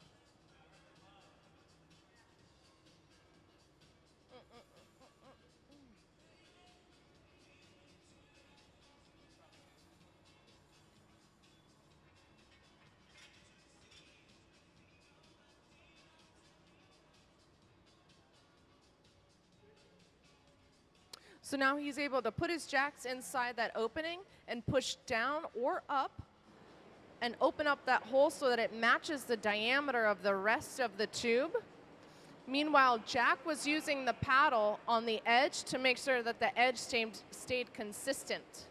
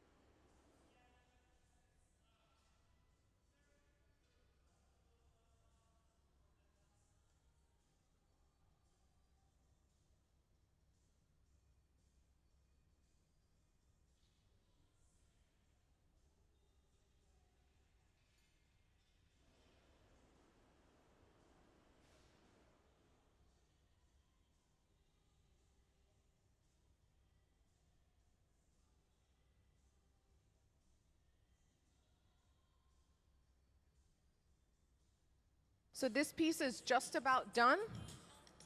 Jack is suiting up in order to put this away. So he's got to crawl inside a kiln in order to make sure that it's safely in there for the annealing process to happen. The annealing process is when we take the glass very slowly over the course of about 2 days from 850 degrees down to room temperature. This is how we can ensure that the glass can live in our room temperature air without being subjected to that thermal shock. So we are able to minimize that thermal shock by slowly bringing it down. And so now, once again, we're building up the perfect storm for that thermal shock. So we're adding heat into that punty. Before we introduce the water and vibration to break it off.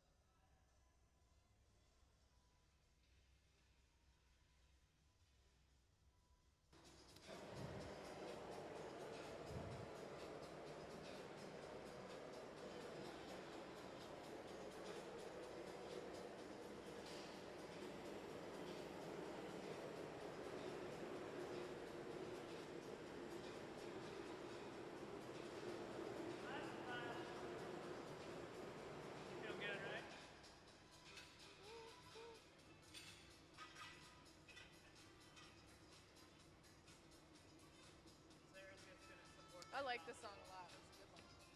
Don't squeeze it there, just support it.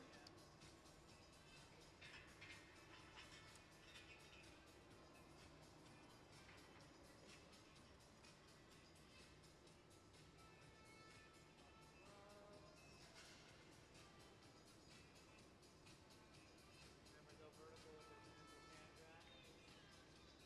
Stop turning. Flip. We're gonna go one more flip back. Flip. All right, I got it. Take it. Awesome. Great job, Gabe. For those of you who saw the beginning of that piece this morning, thank you. You've just seen the finale. So remember, at 1 o'clock, Gabe does have his artist talk. It's just in a few minutes from now.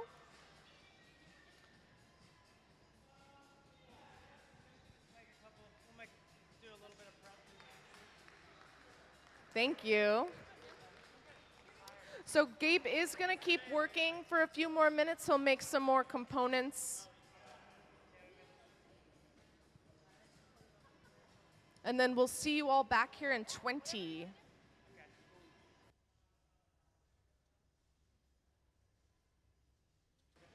Hey, Chris, can you go ahead and play the Meet the Artist video, please?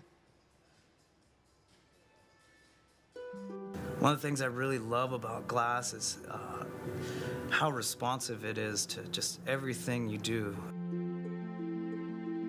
I would say I'm a 9-to-5 craftsman because I have to make things for people on a daily basis or help people make their works. You know, I always told myself that I'm not gonna try to make my own work until I really feel comfortable with the material, because there's no way I can translate what's in my sketchbook to reality if I don't have the skills to do it.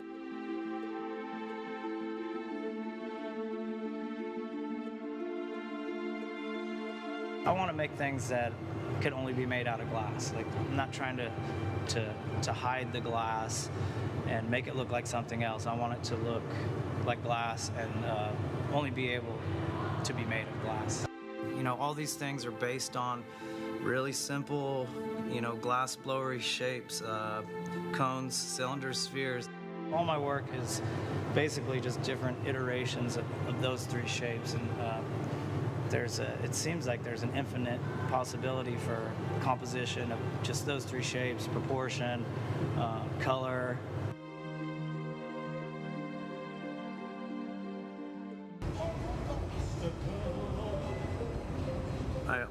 I spend hours in my sketchbook just drawing simple shapes and, you know, thinking about how to make them, dissecting each little part and really trying to make each part as clean as I can. And, you know, there's the human hand in there, so there's always going to be something that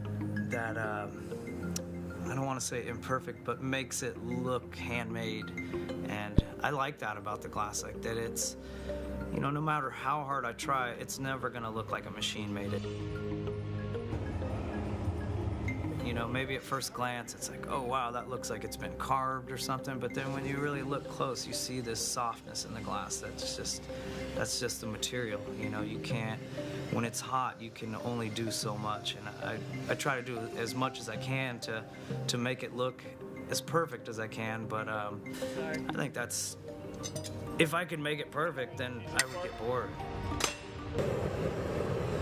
I think one of the things about glass, if you're going to be the maker of the object, is you can have, you know, so many good ideas, but can your hands pull it off?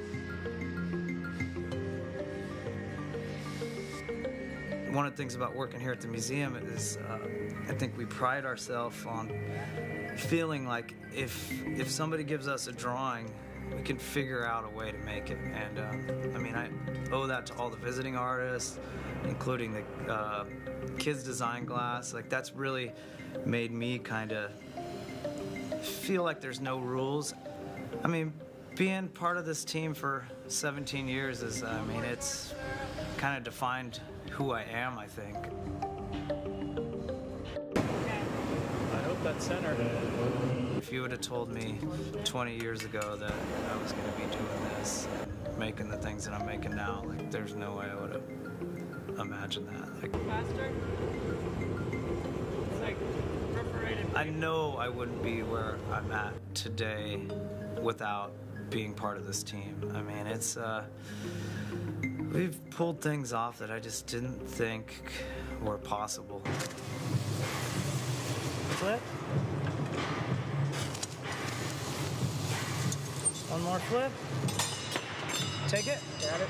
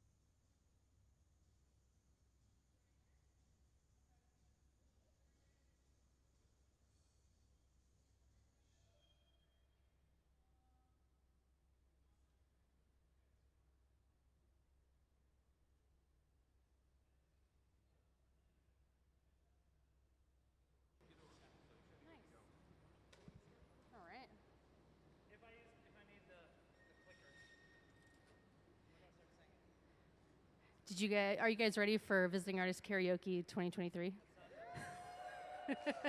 I'm just kidding. Good afternoon. My name is Katie Buckingham. I'm our curator here at Museum of Glass, and I am honored to be introducing our visiting artist this week, Gabe Feenan, not only because he's been a member of our Hot Shop team since we opened in 2002, but because watching him work is a unique privilege. We have had Gabe here as a gaffer on our Hot Shop team, like I said, since we opened, and something that I've admired about Gabe as a artist that assists other artists is his technical precision and his drive to always seek perfection.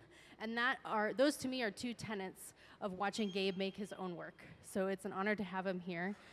Aside from working for our team for the past 21 years, Gabe often gets asked to be a visiting artist internationally. He's given demos in Sweden, Turkey, France. Locally, he is a mentor to our Hilltop artists here in Tacoma, and he's also an excellent softball coach. So without further ado, it's my pleasure to introduce Gabe. You can find his work at Chance Galleries, Duncan McClellan, and Sandra Ainsley. And his residency is generously sponsored this week by the Walker Foundation. So Gabe, we're so excited to have you here. Thank you so much for sharing your work this week. Oh, and sorry, before you get started, we're going to do a little Q&A afterward, so you can use this number up here to text us questions. It can be a little hard to hear here in the Hot Shop, or you can raise your hand after Gabe's finished speaking. So, sorry, Gabe, take it away. Thanks, Katie. Should we dim the lights? A little mood lighting. So, hi, my name's Gabe Feenan. First of all, I just need to thank everybody on the team. Ben Cobb, Jack Spitzer, Carly Uphoff, Sarah Gilbert, Nick Davis, who's not here today, Kristen Elliott. I think that's it. So, oh, whoops, why'd this go to sleep? Okay.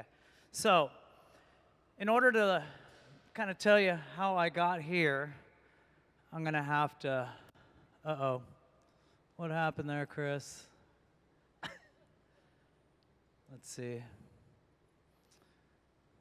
Well, I'll just keep talking. Maybe Chris can come down here and figure this out because something happened. But let's see. So in order to tell you kind of how I got here, I'm going to share it with you guys, like basically, I guess you could say my life story. So I need to wait for Chris to get down here. So usually when we a regular 5-day week here is maybe one day I'm going to be making something for the store, might be like goblets or something. The next day somebody might come in and hire us to make a 30-inch globe or something. The next day it might be a 12-year-old's drawing. So we do a lot of different things here, and usually by the end of the week I'm pretty gassed. So it's a typical 5 days a week, like a normal adult job. So at the end of the week, I'm usually, it's hard for me to come in here and be creative. We can use the shop when the museum is closed. That's one of the benefits of working here. So to have a full week in this shop is just, it's a huge, huge benefit. Let's just make sure it works. Use the side arrows, right? So up here on the screen, this is one of the very first things I made out of glass. So we all got to start somewhere, and we're all pretty terrible at this when we first start. And that's probably the third piece I made, and that was in November of '96. So I was born in 1973. You guys can do the math. That's me, my mom, my little brother. I was born in Clark Air Force Base in the Philippines. I grew up in the Bay Area, California, Vallejo. It's about 30 miles from San Francisco. I didn't know this, but it's called the City of Opportunity. I spent my early teen years skating and destroying things. Growing up, Vallejo was definitely a little rough, and in my teen years, I was very rough.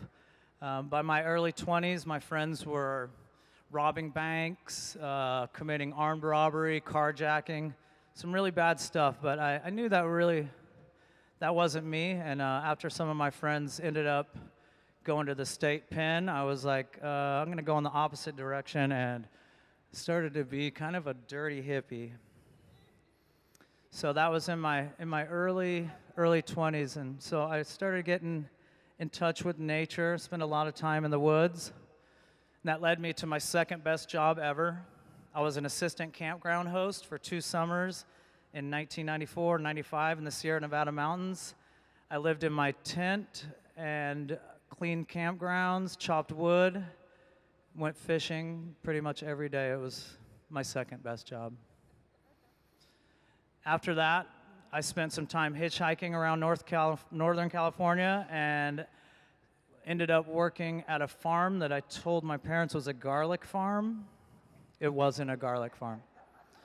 I made a lot of money there. I was paid good money, and ended up buying this 1953 Chevy school bus with one of the people that I worked on the farm with. And we moved to, well, my mom was living in Benicia, California, so I kind of came back to where my family was in that bus, and purely by chance, we ended up parking this bus across the street from a glass studio. There's a guy there that owned a warehouse, and he let us park it there. He didn't know we were living in the bus, but you can see it says Glass Studios there. There was 4 glass studios there in the 90s. There are 0 there now. So in November of 96, this glass shop was across the street from where my bus was parked, and I got a job there at Smyers Glass. I started in the cold shop there. That means like grinding the glass when it's cold. I didn't really get to touch the hot stuff at first. We made mold-blown goblets, lighting. I also, I swept the floors. I shoveled the glass into the furnace. Every Friday night, we could use whatever was left over in the furnace, and I took advantage of that. Living across the street, I would stay there till the morning paper was delivered back when that used to happen. That would be about 5 a.m. So every Friday night, I would stay there, and that's kind of how I learned. So eventually, I got moved up to a position on the hot shop floor, and after about 3 years, I had learned all I could do there. When I told my boss that I was going to quit there, he actually said, "What do you think you're going to do? Move to Seattle and work with people like Dante?" Dante is like one of the best glass blowers in the world, and he's from this area. So I actually have worked with Dante, and we're friends now. Me and the guy that owned that shop, and he's cool with that.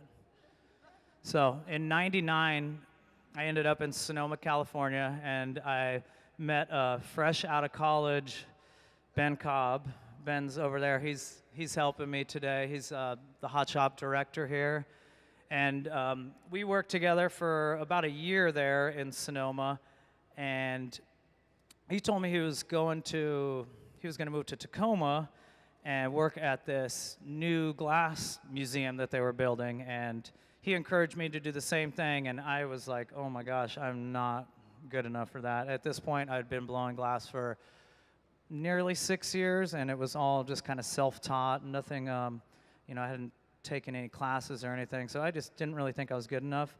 But I actually did end up getting a job here in August of '02, and at that point I've been blowing glass about 6 years.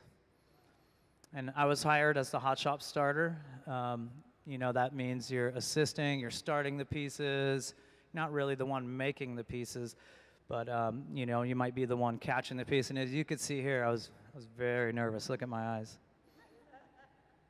But eventually I settled down, and it's a great job. We have fun here. We wouldn't do this if we didn't love it. I could make a lot more money if I was a plumber, but I probably wouldn't get invited to demonstrate my plumbing skills all over the world. So yeah, sometimes we use like corn to shape glass. So since I've been here, I've made telephones, I've made headphones, I've made dream homes, I've made giant-sized goblets, lifeguards chairs, pickup trucks, turned child's drawings into masterpieces. Here's one of the happy winners of the Kids Design Glass program. it's one of our favorite things to do here, and I really credit this program to pushing my skill level to feel like there's no bounds to what we can do out here. If we can think it up, we can, as a team with this particular team and in this particular studio, we can figure out how to make it. This is arguably the best glass blower in the world, and this is me assisting him, and this was one of my scarier moments in my career. Actually, the second time I brought this guy a punny was the scarier, and you can ask me about that later. I get to work with my friends. Even my mom came in, and she worked doors for us one time during my residency. That's her in the middle there. Get to work inside this beautiful, iconic 90-foot cone. There's usually different projects every week. Like I started, told you guys, like we don't do the same thing day to day usually. Next week, though, we're going to be making goblets for like 3 or 4 days in a row. But you know, it pays the bills, and makes us much better glass workers. I get to help inspire the next generation of glass blowers. Every year we have the Hilltop artists here to help build or make their centerpieces. Hilltops uses glass arts to connect young people from diverse cultural and economic backgrounds to better futures. So I've watched a lot of these kids grow into successful young adults working in the glass field. One of the guys helping me today, Jack Spitzer, he's part of that program, and I've known him basically since he was born. I've visited the local middle school where glass blowing is taught, and I get a demo for them. Also go to the local high school where glass is taught and do demos there. So I've been blowing glass now for 27 years, and this is a collection of all my tools. The most important tool, though, is your hands. So there's like thousands of dollars here worth of tools, but the hands are the most important. So we're looking at 2006 now. This is about 10 years of blowing glass, and at this point, I made a lot of different things. I didn't really make anything that I felt like I want to put my name on this, put this in a gallery, but in 2006, I started really focusing and trying to make a series of work, and these are the very first things I made that I started showing in galleries. These were called columns. So if you see my work here on the pedestal, you'll see how this kind of progresses. I really love the thick glass and the optical qualities of glass. After that, around 2007, I started making these. They're called cherry bombs. That progressed into firecrackers. These are from 2009. I really want to make these again. I've only made about, 10, maybe 12 of these things. Biggest ones are about 3 feet tall. In 2012, I was in a group show at the Traver Gallery called 12 Hands, 60 Toes. This is one of my favorites from that show. It was a show that was a survey of work from the first 10 years of Museum of Glass employees. So there were 6 of us, so 12 hands and 60 toes. Kind of talks about how, it takes the whole team and always being on your toes. This piece is now in the collection of Elton John. So my first solo show is titled Center of Gravity. That was 2014. This was at Vetri.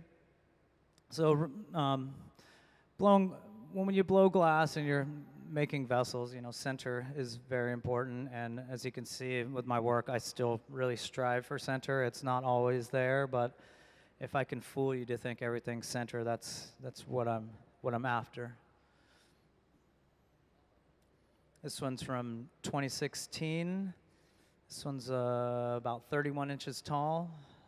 This one was from that show. It was also shown in France, Biot, France, and then it traveled back here, and now it's in the Museum of Glass's permanent collection. This was a kind of a milestone for me. This was a really big technical piece. We actually made a couple of these, went to lunch. I had a residency here in, I think, 2016, and we took lunch. We came back. I went to go check on the annealer, the oven where it cools down, and something had malfunctioned in that annealer, and it shot up to about near 2,000 degrees, and I opened the oven, and it was a puddle, so we did it again. Here's a couple more from that show. That show is called Based. So I started using the solid glass on the bases of these. I really love the way the glass really eats up the light. You know, glass has a lot of qualities to it. When you walk through the gallery, you probably look at some things and you're like, wow, that's made out of glass. Like when you see my work, I want you to know it's made out of glass. And the only reason to make these is to make them out of glass. Like there's no other material that would translate. You know, if I made these out of ceramics or metal or wood, they just wouldn't. They wouldn't do it for me. It's all about the qualities of glass, and that's what I really love. And I could go and you could make all these parts separate and glue them together, and that's a not discounting that, but if I were to go that route, I would just be bored because I don't know how to do that cold side of glass. There are some people who do some really interesting work that is assembled when it's cold. It just, for me, it's kind of high stakes, high reward. That one's about 2 feet tall. It's called Marker from 2016. This is from a show that I had in Florida at the Duncan McClellan Gallery, 2017. The show is called Composed Optics. The tallest one is about 33 inches. This is my first piece where I did like solid glass on the top. If you look at this one, this is solid. So this one, it is hollow up here. So if you want to put some flowers in there, it's still technically a vase, but making the top solid basically renders it useless as a vessel of any sort. So it kind of, they're really meant to just kind of be beautiful things to look at and show off the material. Like this one is totally solid. The only disadvantage to doing all this solid stuff is it just gets heavy. And it's harder to ship. It's harder to lift. This one's called Dart. I named this one Dart because it actually, when our cold worker, Kristen Elliott, was cold working this, it kind of slid on the wheel and bonked her in the head. So I called it Dart. So in 2018, I applied to be in the Bellevue Arts Museum Glass Biennale. And they were looking for proposals for new work, and I proposed to make a small grouping of works that would use texture inspired from traditional Murinese cold working techniques, but mimic them in the hot shop. This grouping was called Wave, Scope, Arrow, a Textural Study. That's one of them, that's Wave. So you can see that texture in the bottom. When it's cold, it's called batuto, which means hammered. Here's a piece from the 30s from Carlo Scarpa, Vanini. So this is kind of the look I was going for, but I was doing it in the hot shop, which usually the vessel's made, it's taken into the cold shop, and then it's ground on. You push it into an abrasive wheel thousands of times, it looks like, to get that battered texture. So these are from the 30s. This one's from the 50s from Vanini's Carlo Scarpa. That technique is called inciso, so like incised cut. So those are the kind of like textures I was going for. And as far as I know, there wasn't really anybody doing that with the glass, so it was really fun for me. And the difference between doing it hot and cold is when it's hot, it's polished, and you really get all these like 1,000 different little lenses on the bottom. So when I did this, I really do have a reverence for tradition. I talked to this guy, Matteo Seguso, who is a glass engraver from Murano, and asked him how he felt about it, and he was very supportive and said he's like, it's not batuto, but it's very cool. And I'm like, that's fine with me. Like, him saying it's very cool was really an honor, I guess, a compliment. I actually went to his studio in Murano, and he gave me a little lesson engraving. So I tried to do like a little batuto on a glass. It wasn't so beautiful. I also went to these guys' studios, the Faro brothers, who are known for their carving. You can see one of those pieces has like that nice batuto pattern, and they were very excited about it too, that it was new and it was different, and then I was doing it hot. They were very supportive too.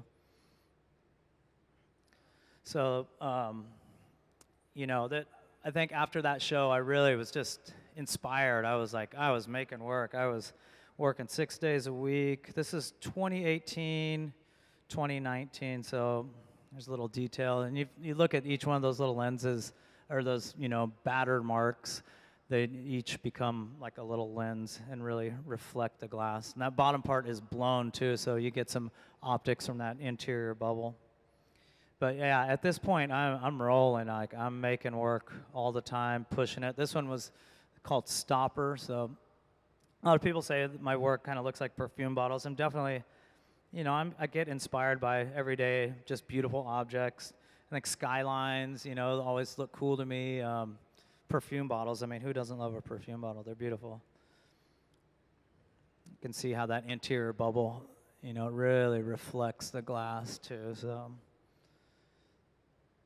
And this is called bearing. It's about 22 inches high. And this is the first time I started using this technique called granulare, which is using different viscosity glasses. So those little green bumps up top is achieved by using basically a really stiff glass with surrounded by a regular kind of softer glass. So when you blow it up, the stiff glass doesn't really move, and you're left with those bumps. It's a detail shot of that batuto. That last piece, if you were in here for the last piece, I don't know if you guys, it's the exact same color combo as this. This one's called Passage, and I started using these arches in the work. These are really technically challenging, and I credit this place and this team for helping me kind of figure these things out. We made some yesterday. Yesterday I made probably the most complex things I've ever made. So I like to shoot these in a group too. I just think they look really cool as a group. The tallest one is about 27.5 inches, and some of these are available at the Duncan McClellan Gallery in Florida.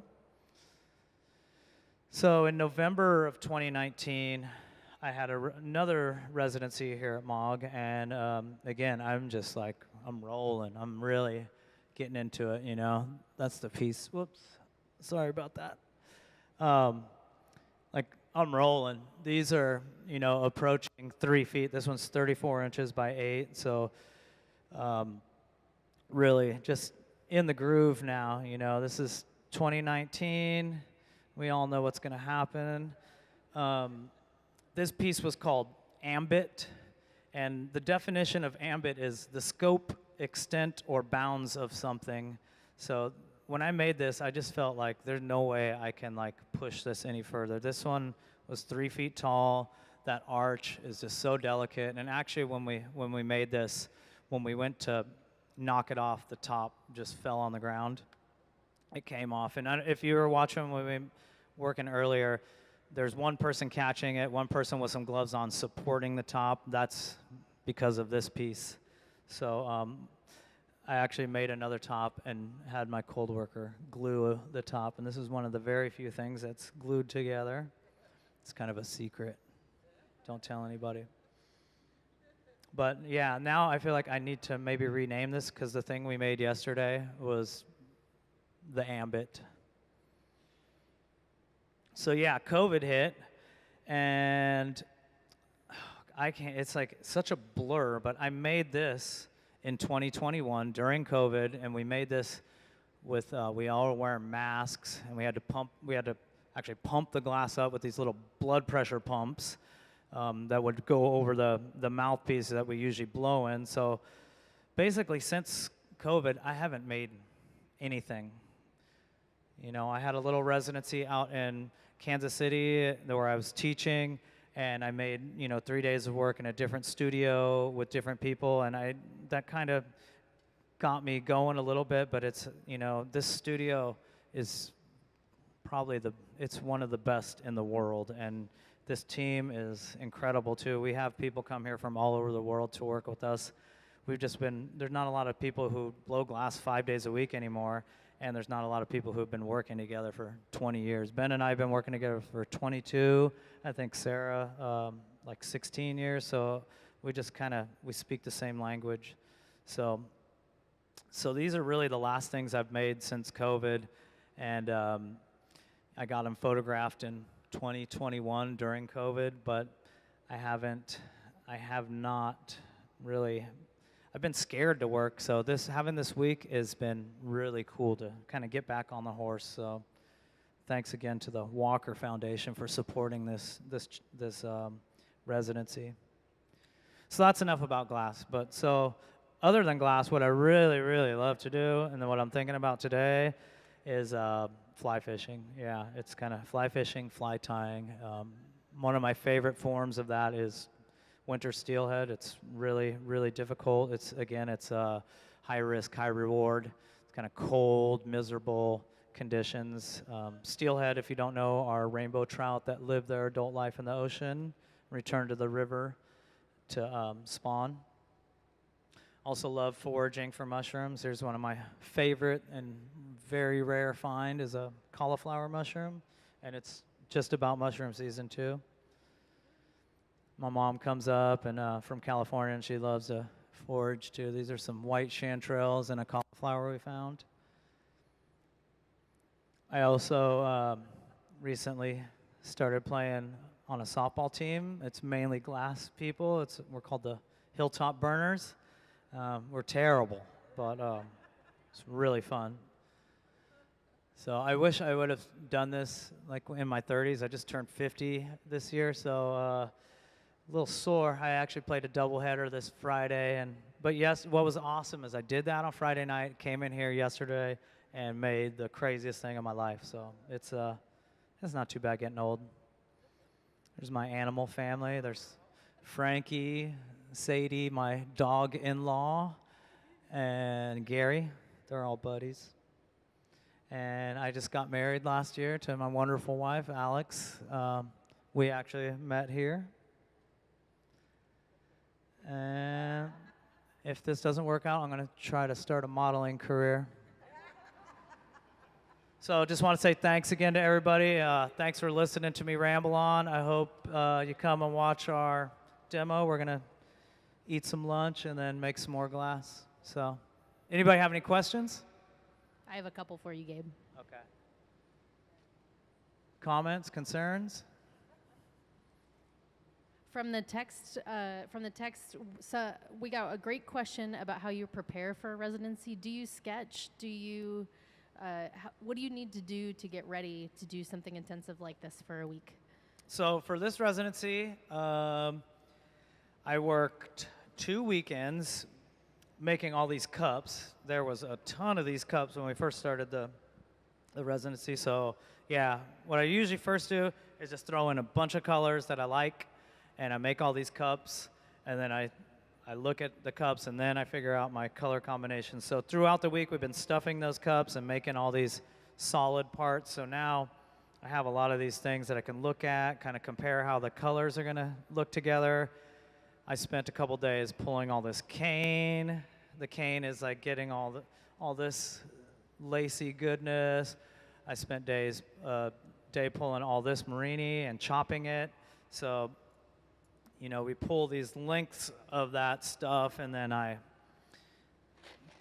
cut it up into, a bunch of little tiles and then arrange them like this. So that's what I was spending all morning. So there's a lot of prep, and I do sketch. I've been sketching the things out on the floor. This week I've been kind of working on kind of just 2 forms. This form was we didn't want to do this, but we had a little mishap.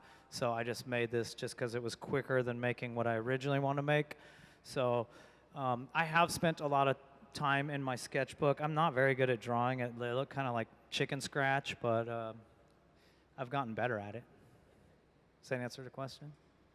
Another visitor wanted to share, first of all, that they really enjoy your use of titles for your work, and they were wondering which comes first, the piece or the title. Oh, peace, always. Oh, titles are so hard, and I'm like, I never remember them. I remember the one Ambit because it was like, that's like the pinnacle. So maybe I'll name the next one Pinnacle, the hardest one. But like, I don't know, hopefully I keep getting better at this, you know. I've been doing it for 27 years, and I feel like I still keep getting better, which is awesome. Morgan was wondering if you could explain your use of texture. Do you think about the contrast between smooth and bumpy, for example? Oh, definitely, yeah. And in an ideal world, and when I have enough time, like, I really love doing like the innie outie type thing. So this like bumpy texture, like pairing it with the, you know, the kind of reverse of that. So, you know, the lacy stuff I think looks really nice with this. But sometimes just because of time and materials, I'll switch those back and forth. So like, yeah, this one has the batuto, the hot batuto, but it also has the lace. I think it still works together, but I love the texture. You know, anything that's going to help out with the optics, which it does. The texture helps out with the optics a lot. But man, I just get impatient sometimes. It takes, I don't know, you guys have seen how long it takes, and it's hot. When I'm texturing it, I'm sitting in this little stool, and I'm right here, and this thing is 2,100 degrees. So it's so hot and uncomfortable. Another visitor was asking, and you mentioned a couple times in your talk about breaking or things failing while you work. Yep. A visitor was wondering what that is like when you're in the zone and how you recover from things that break. I usually go, there's like a little area behind the furnace. I usually go back there and I cry a little bit. I got a little teddy bear back there. I hold it tight, and then I hit it again. That's it. What advice would you give somebody who's trying to convince their parents to let them go to art school? Well, I didn't go to art school, so I dropped out of school I actually was going back to college and got that job at the glass studio, so I'm probably not the best one to ask. I would say if you're going to go to art school, be a fancy artist, don't be a glass person. You can learn how to blow glass in a production studio. If you're creative, yeah, go to art school and learn to be an artist and learn to blow glass somewhere else. That's my frank answer, yes. And then the last one's from me. So for everybody that's listening, the museum has hosted over 750 visiting artists. Many of those Gabe has helped and learned from. Something I've always admired when I hear you talk about your work, Gabe, is your respect for the past and for studio glass techniques, but your vision to stay true to what glass does, but create something contemporary. So my question is, where do you think glass needs to go next? I think glass needs to go in everybody's homes because it's beautiful. Like, you guys need to buy some glass. Like, you got some money, buy some glass. It's beautiful. And we sweat and we work. I've dedicated my life to this. Support us. Because we're trying to make the world, artists are trying to make the world more beautiful. These things catch beautiful light and they'll look at them and they'll make you smile. So glass needs to go in everybody's home. I couldn't agree more. And something else I love that you talk about is the importance of having handmade glass instead of buying something that a machine made. So to echo that, something that we're really privileged to do here at the museum is invite you into the artistic process, and supporting an artist is as easy as taking something beautiful home with you that makes you happy. Are there any other questions?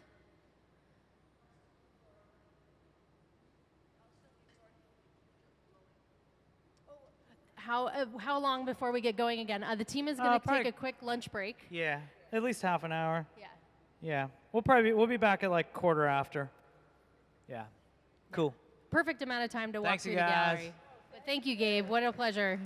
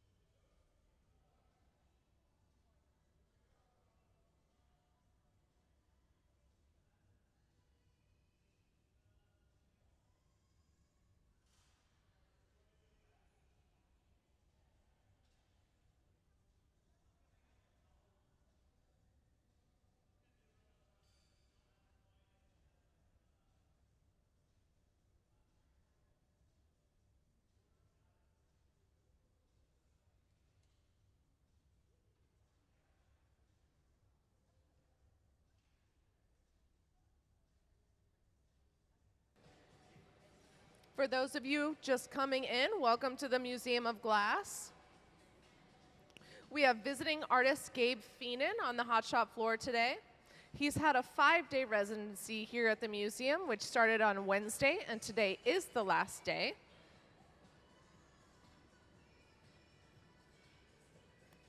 Gabe Feenan is part of the full-time staff here at the Museum of Glass, where he works alongside Ben Cobb, Sarah Gilbert, Nick Davis. We've been building these geometric and optically inspired vessels. Here are examples of 2 vessels he's made earlier in the residency.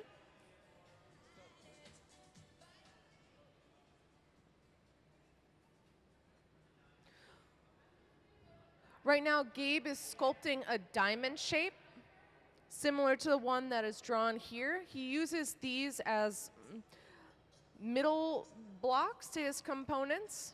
They typically have a column or a cane Marini piece up on top.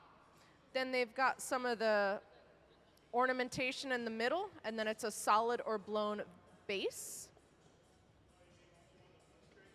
Right now, Sarah is picking up what's known as a stuff cup. Here's examples of stuff cups you can see. Basically, the stuff cup is how we're able to get the color on the outside of the vessel. And for Gabe's work specifically, we stuff those cups with clear.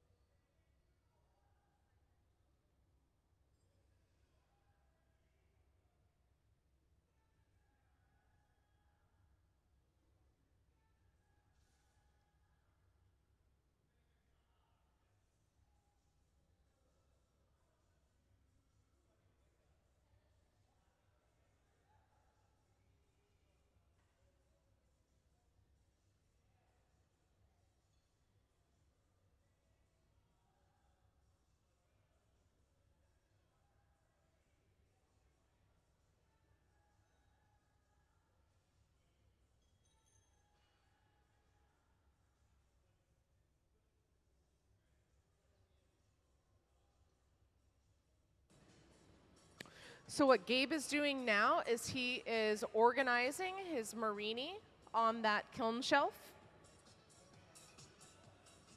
Over at the center bench here, you can see a tool called a pastorelli, and this is what we're going to be using to warm up that Marini.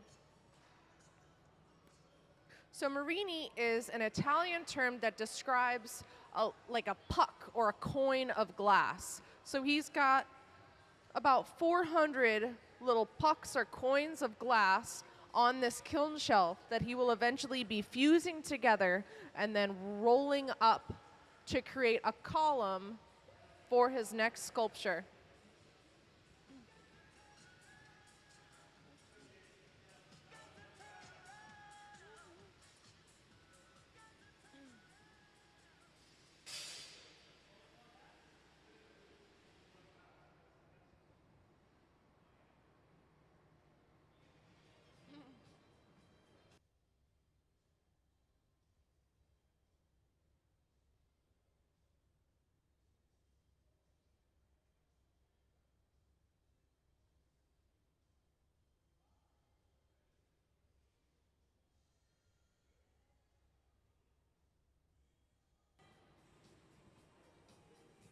So into the garage, that kiln shelf will go, where it will slowly get warm enough for us to be able to put it into the glory hole and heat it up even hotter. Meanwhile, Gabe is going to start gathering some clear glass to make a collar.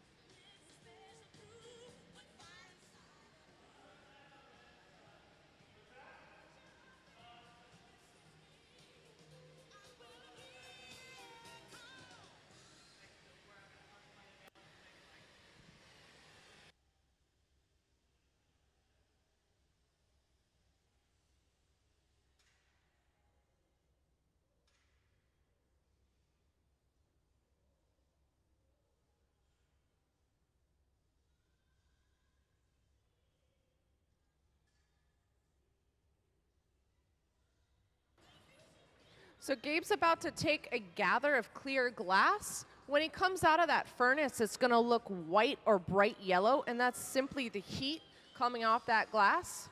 We have 2 furnaces on the hot shop floor. Both hold about 1,000 pounds of glass, and they're melting glass at 2,150 degrees Fahrenheit. We run those furnaces 24 hours a day, 7 days a week, and they are powered by natural gas and forced air. So Gabe's making a collar, which is essentially a ring of clear glass around the end of the pipe. And we'll eventually be using that ring of clear glass to pick up that Marini plate that is now inside the garage.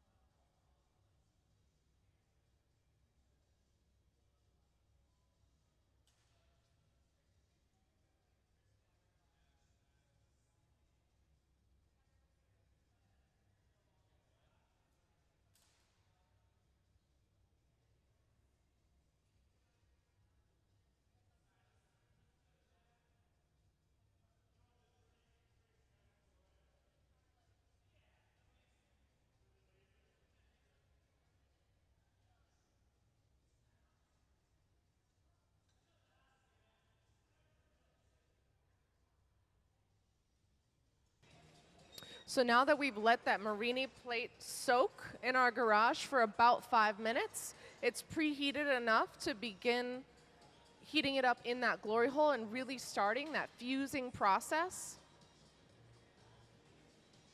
So you'll see Jack take that pastorelli out of the garage.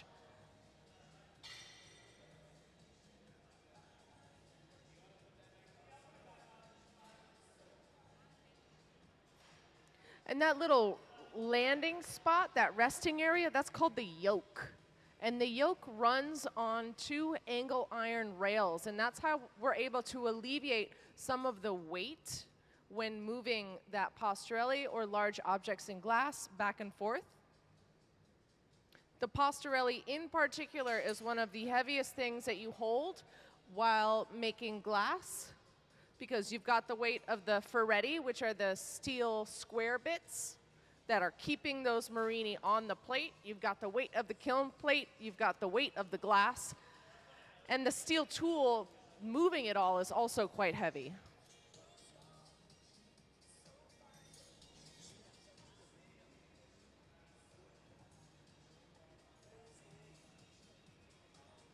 If at any point anyone has any questions, feel free to ask. I am here as your visual guide.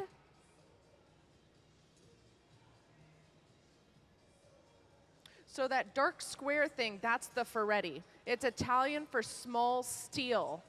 Most of the terms you'll hear me saying have an Italian twist because they were developed in Murano, which is where a lot of these glass blowing techniques came from.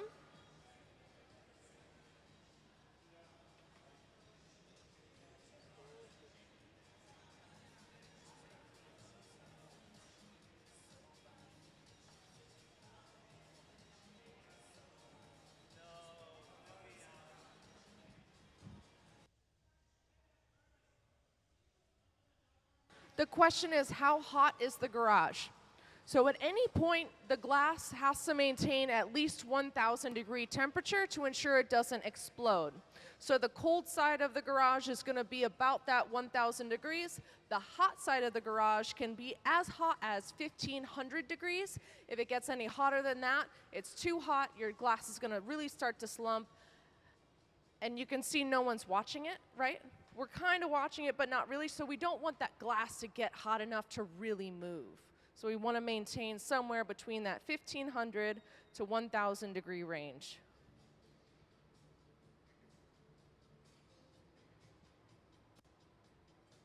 So now you can see the edges of those Marinis are starting to glow.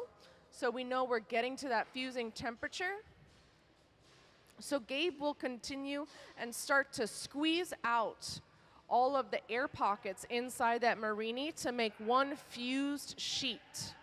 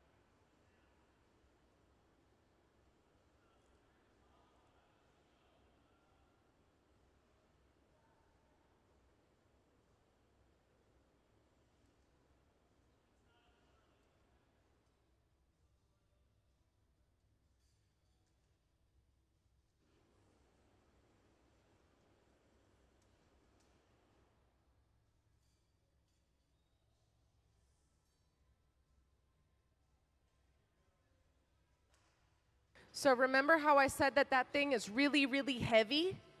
So we just upped the stakes, and that kiln shelf has actually cracked. So now not only is it very heavy, it's also very precarious. So we're gonna try to get this ball a-rolling, and we're still gonna run with it, but very high stakes. It may not seem like it because Gabe is dancing, but I swear.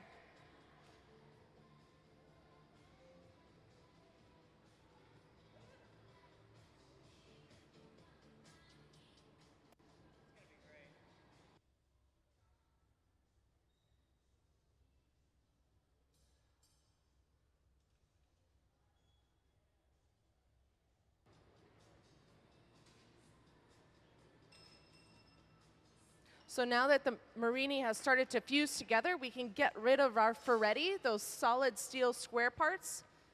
And now he's really able to squeeze that Marini together. Now, Marini essentially look like coins or pucks. So when we do our 400 coins or pucks together, they're all circles. So we've got pockets of air around every circle. So we need to squeeze out all those pockets of air so that we can blow glass. So we're going to continue to squeeze this to heat it up until all of those air pockets no longer exist. And then we'll be able to roll up the Marini onto our collar.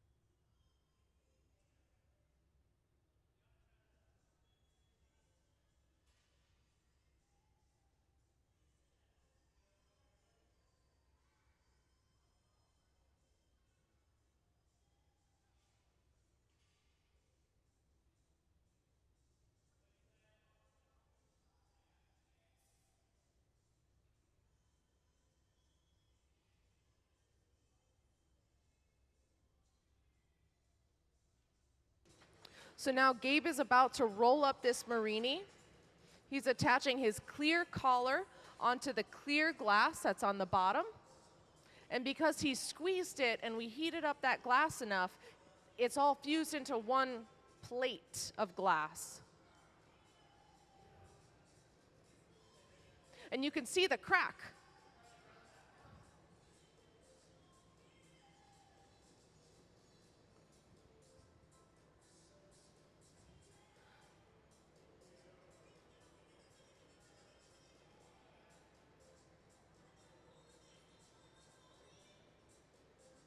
Now we're going to perform some surgery, put that last little Marini in there.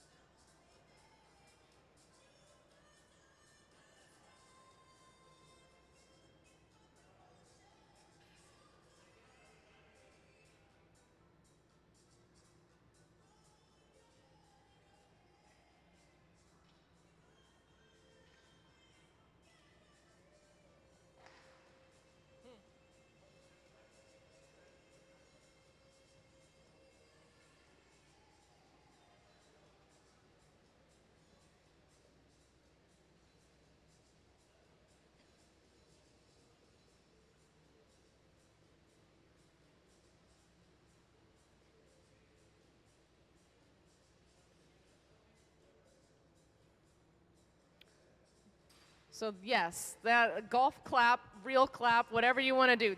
They just performed surgery. So on the hot shop floor today, we've got about 60 years of glass blowing experience between the team. I have literally never seen somebody perform surgery like that on a Marini piece, so that was very exciting for me to watch.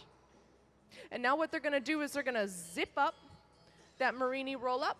They're going to touch the ends together and then continue to round out until they make a cylinder.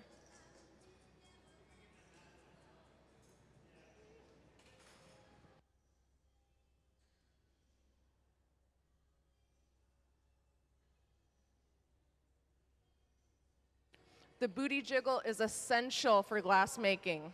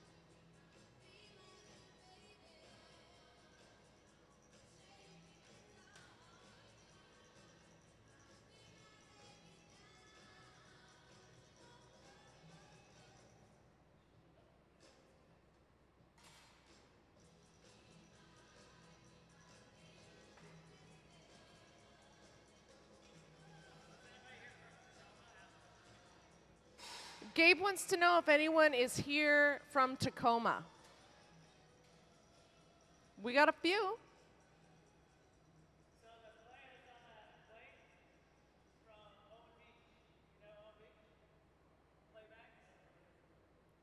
If you didn't hear that, the clay on the kiln shelf is from Owen Beach.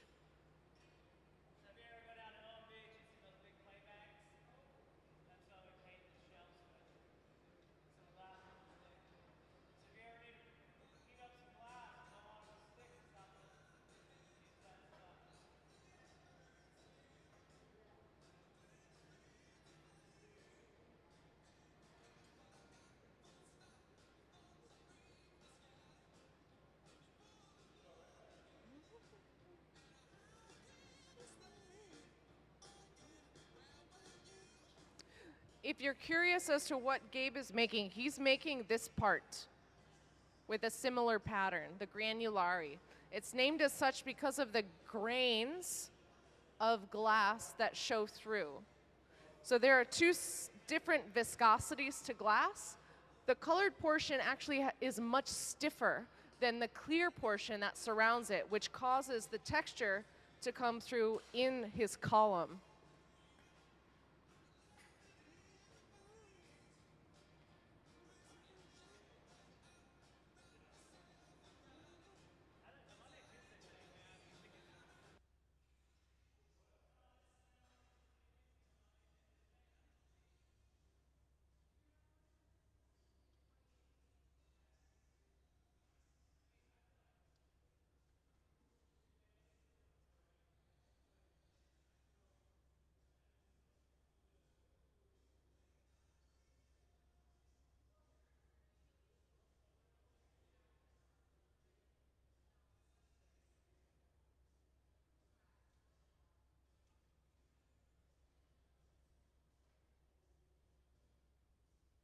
So you can see as Gabe is rolling this glass on the marver, the very end of it is redder because it's hotter, because it's in the reheating furnace closer to the burner, so it's closer to that heat source.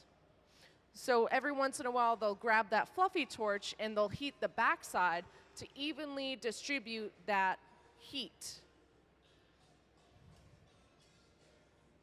And now he's still working on compressing all of those circles so that they're all ubiquitous.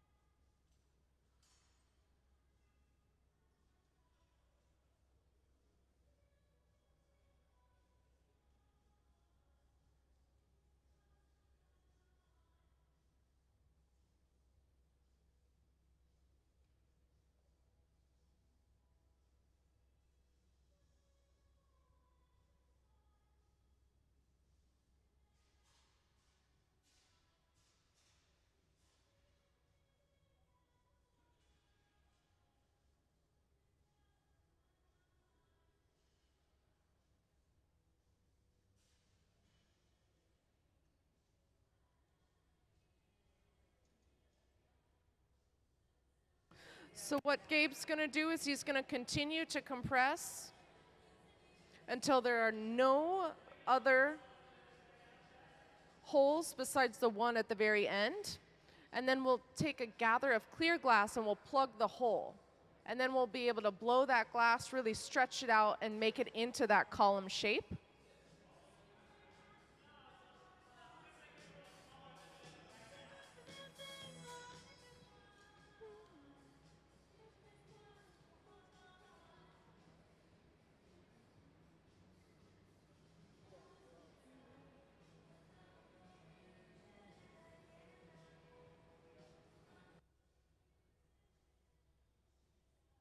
So Jack is gathering that glass for that patty or cookie.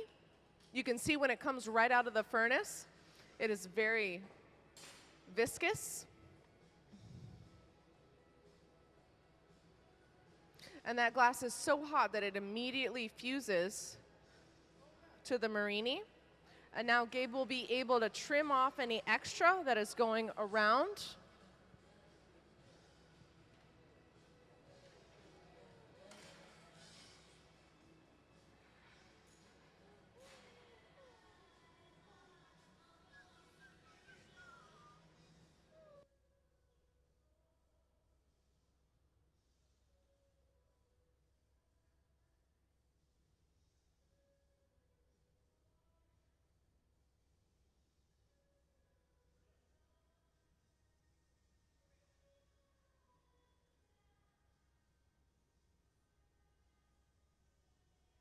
So every once in a while, some of that kiln shelf or that kiln wash that Gabe was describing comes from someplace in Tacoma, gets stuck to the glass during the heating up process. So what he's doing now is he's taking a Dremel and a diamond bit and scraping off, essentially, or cutting away any imperfections or impurities that are in the glass.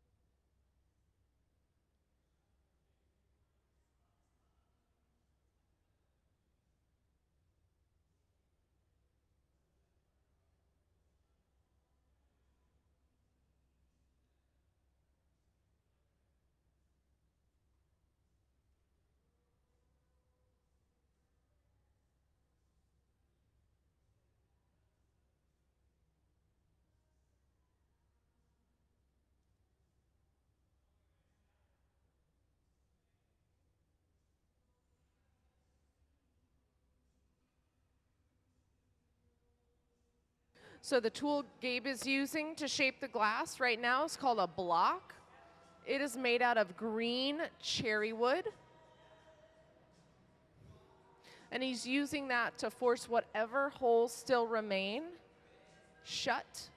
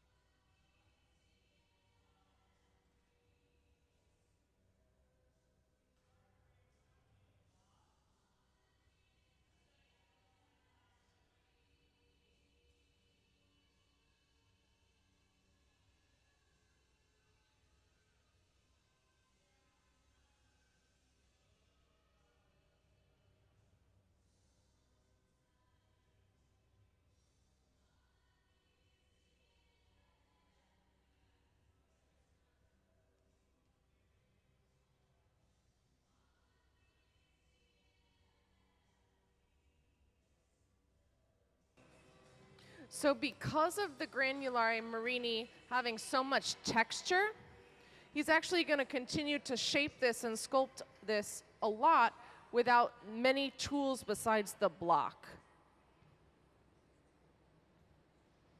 So he'll primarily be using heat and gravity to help stretch and elongate this piece.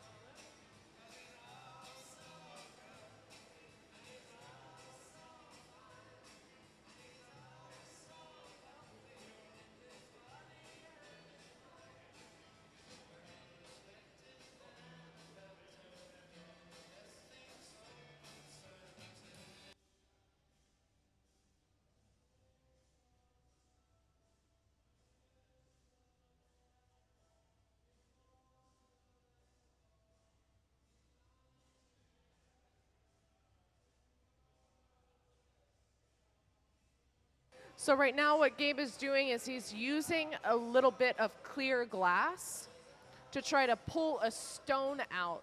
For those of you who missed what a stone is a piece of refractory from the furnace that has lodged itself into the glass.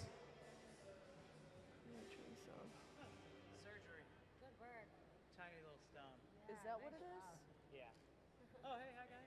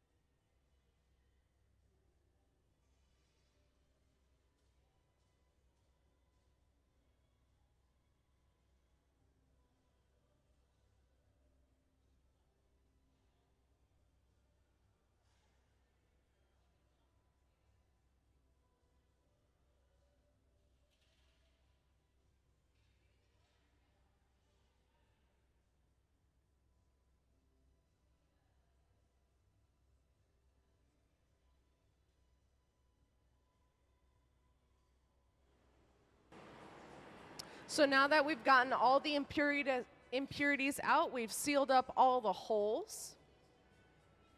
It's time to put the jack line in. So we're going to start heating up that glass right after the pipe and right before the big mass or the bubble starts.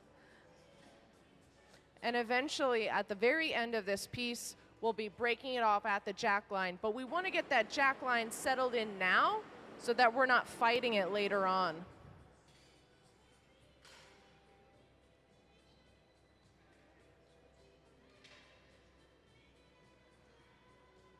So he's letting gravity do a lot of the work. He's letting it stretch down, and he's got his jacks, that's the tool, and he's cinching in the glass right where that neckline ought to be. Meanwhile, the gravity and the heat are combining to elongate this shape.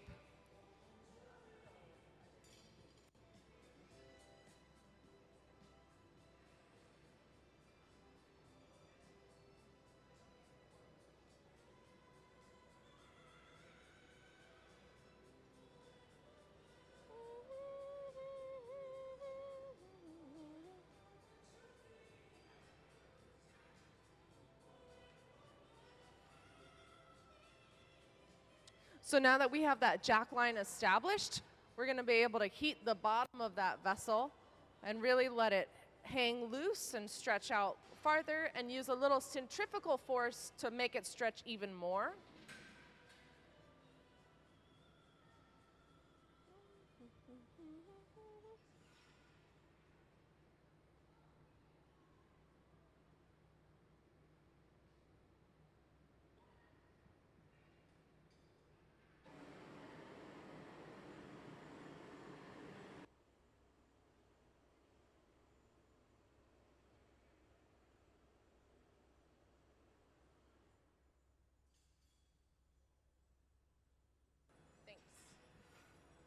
So Sarah just took a gather of glass that will eventually be the starter bubble for the base.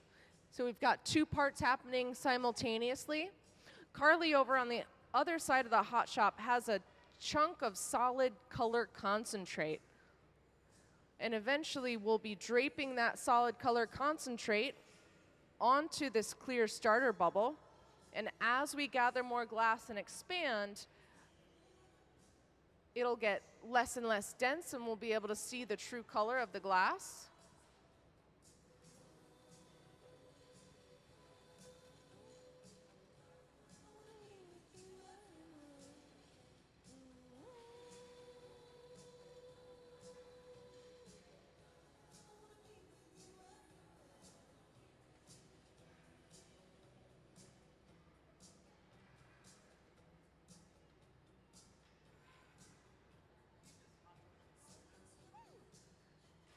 Does anyone have any questions for me? Can we play the color drop slide?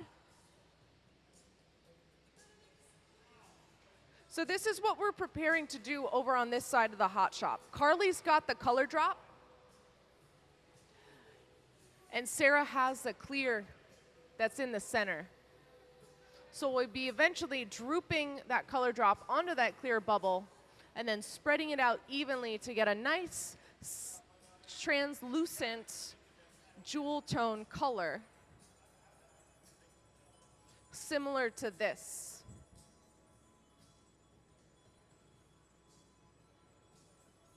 Thanks, Chris.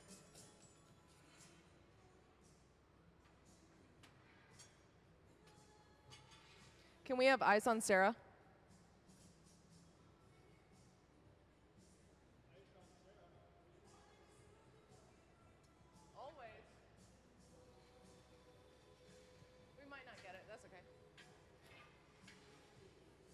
So for those of you who can see, the glass is so warm that it's just drooping and dripping off that color bar. And then Sarah's able to use something called a diamond shear to cut into that glass.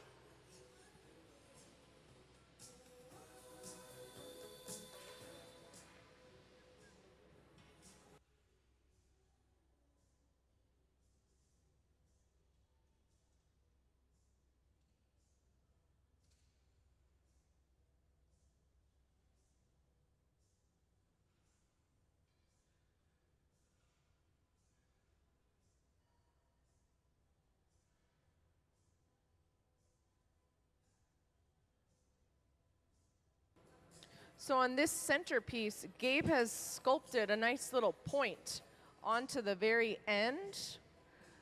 He made that point so that when he goes to assemble the whole thing together, he knows what the exact middle is.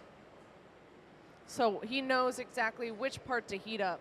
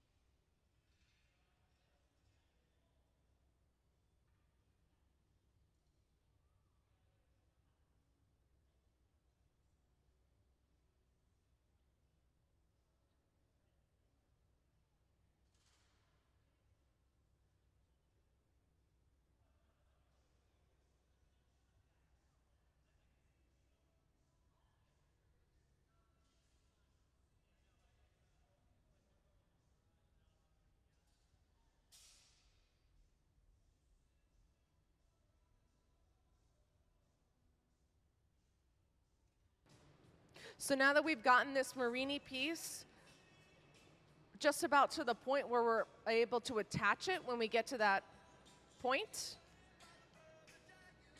into the garage it'll go. That garage has two sides, a hot side and a cold side. The cold side is still about 1,000 degrees, so it's all relative. Remember, all the glass on the Hot Shot 4 has to maintain at least 1,000 degrees so it doesn't explode. And then the hot side is about 1,500 degrees.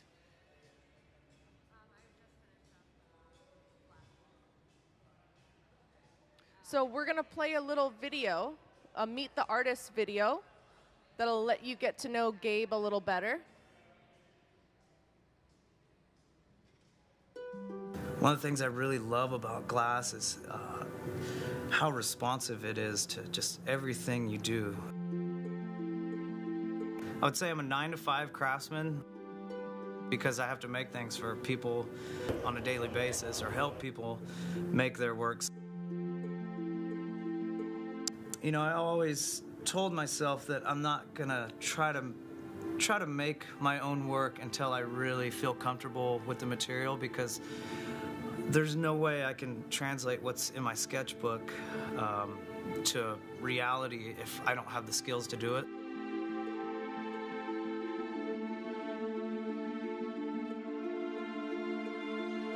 I want to make things that could only be made out of glass. Like, I'm not trying to hide the glass and make it look like something else. I want it to look like glass and only be able to be made of glass.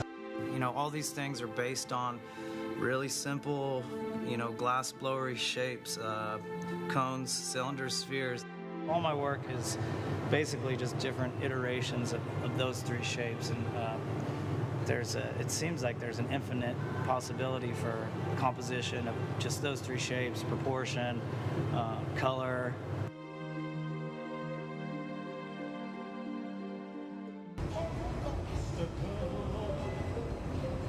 I spend hours in my sketchbook just drawing simple shapes and, you know, thinking about how to make them, dissecting each little part and really trying to focus, make each part as clean as I can. And, you know, there's the human hand in there, so there's always going to be something that I don't want to say imperfect, but makes it look handmade. And I like that about the glass, like that it's, you know, no matter how hard I try, it's never going to look like a machine made it. You know, maybe at first glance, it's like, oh, wow, that looks like it's been carved or something. But then when you really look close, you see this softness in the glass. That's just the material. You know, you can't, when it's hot, you can only do so much. And I try to do as much as I can to make it look as perfect as I can. But I think that's, if I could make it perfect, then I would get bored. I think one of the things about glass, if you're going to be the maker of the object, is you can have, you know, so many good ideas, but can your hands pull it off? one of the things about working here at the museum is I think we pride ourselves on feeling like if somebody gives us a drawing, we can figure out a way to make it. And I mean, I owe that to all the visiting artists, including the kids design glass. Like, that's really made me kind of feel like there's no rules.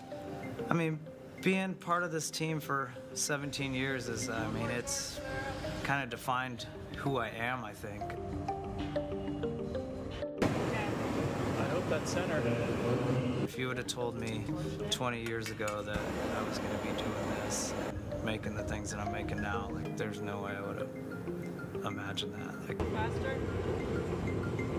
It's like perforated. I know I wouldn't be where I'm at today without being part of this team. I mean, it's we've pulled things off that I just didn't think were possible. Flip. One more flip. Take it. Got it.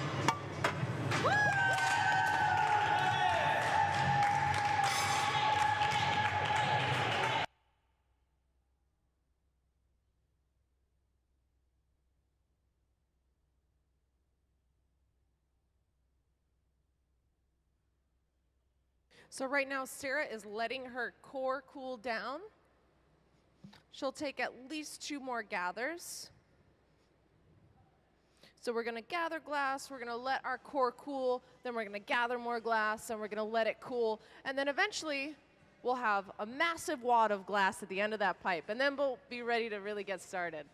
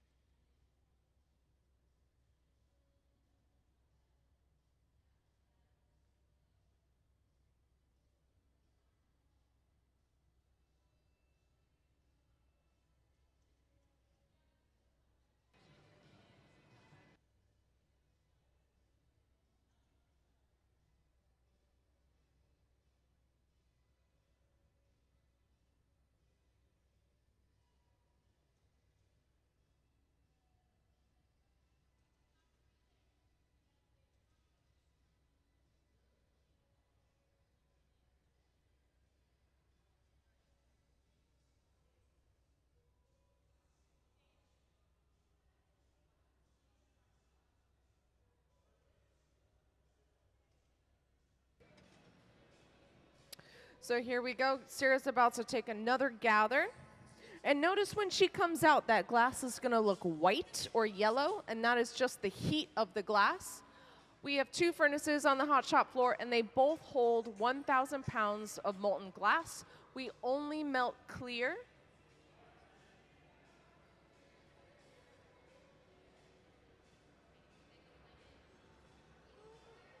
So you can hear that furnace really rumble when that door is shut.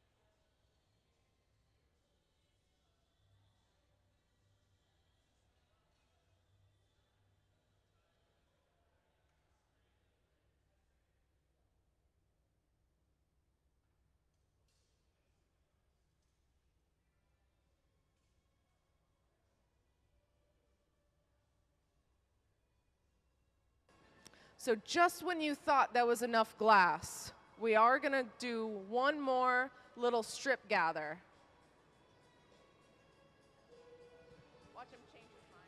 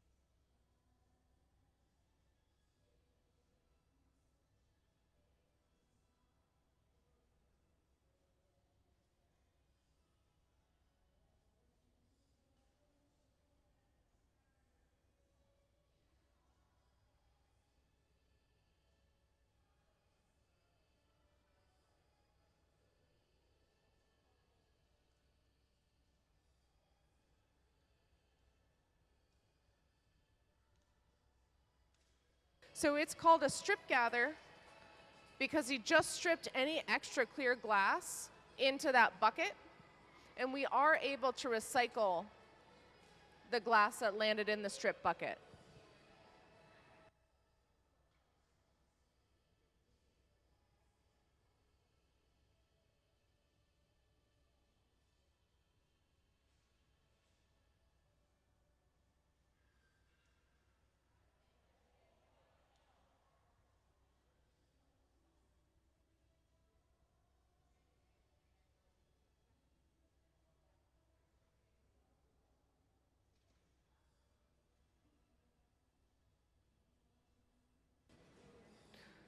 So now Gabe's using the block at the bench in order to help shape that. Now he'll go back into the glory hole to help even out that heat. We need to get some heat in the middle of that glass.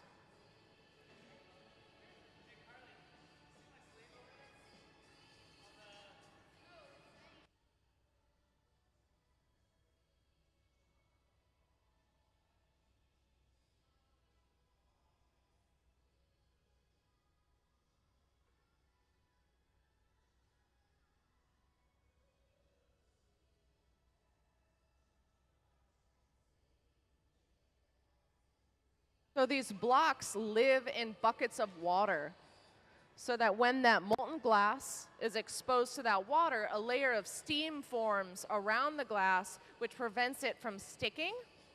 Sometimes we wait too long to dip the block back into the water so we can get something called scuzz on the surface of the glass. But Gabe would never do that. He's too much of a pro.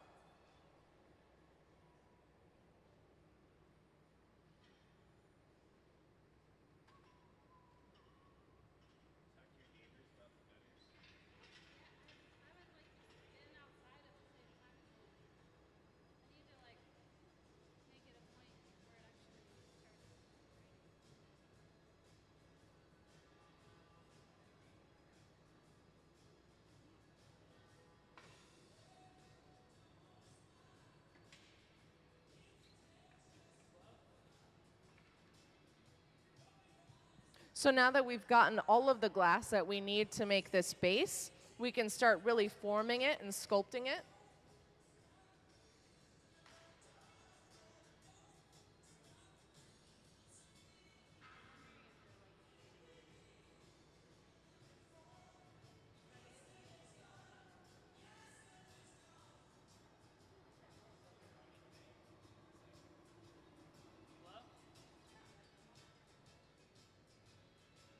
So what Gabe is doing is he's using the paper to cool certain areas and shape certain areas of the glass.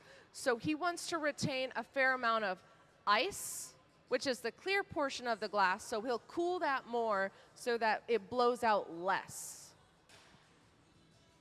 In order to achieve the optical qualities that he's shooting for within his work, he really needs to operate on the thicker side or solid side of glassmaking.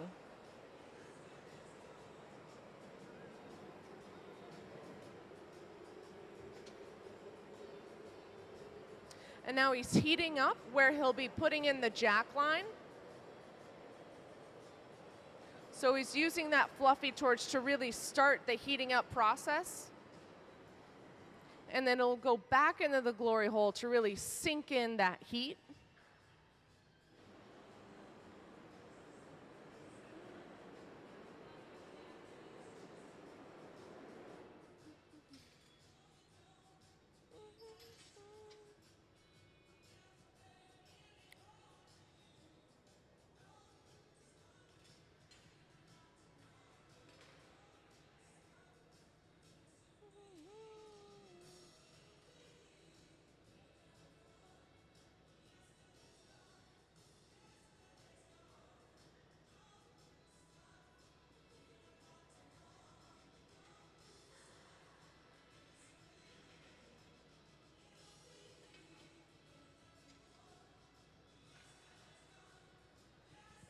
So this is the second hottest this glass will ever be.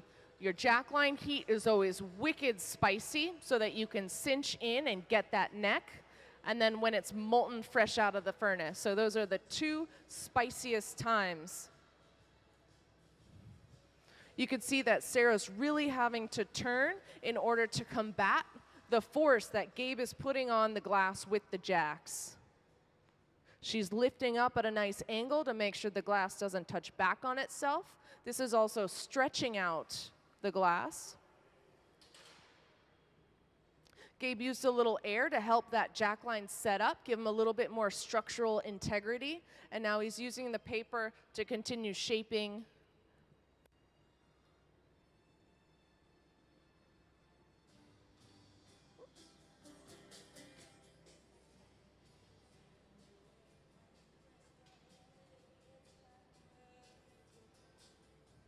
So the shape in which we're making is this right here. It's very similar to the shape that we made before lunch, but larger.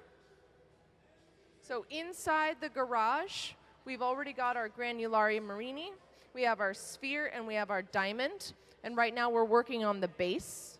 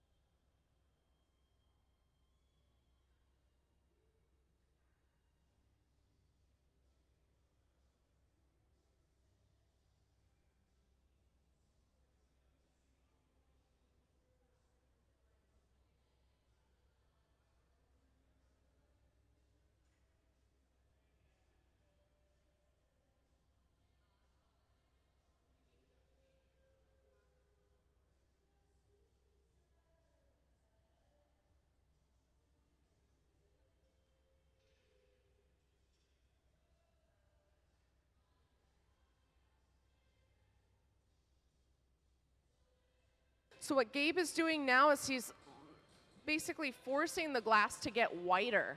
So he's widening. And once he's gotten the width or the diameter that he wants, he'll be able to move the rest of the glass and really make that bottom.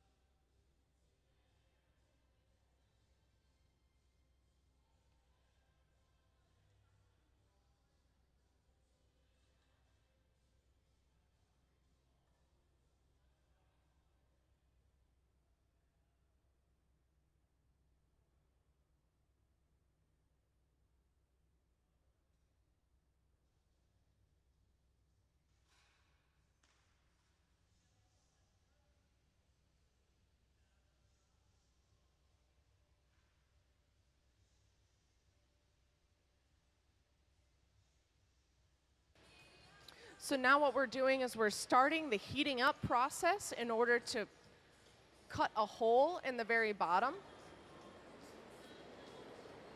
So we need a hole right here. And we need a hole right here so that when we attach the punty, we're still able to blow the glass and make sure that we don't lose any of the air pressure. It's called transferring to the punty. So once Gabe gets his bottom put on, so he's working right now from here to here. Once he finishes this section, he'll be able to put a punty on here, and then we'll work from about half upwards, and then we can assemble.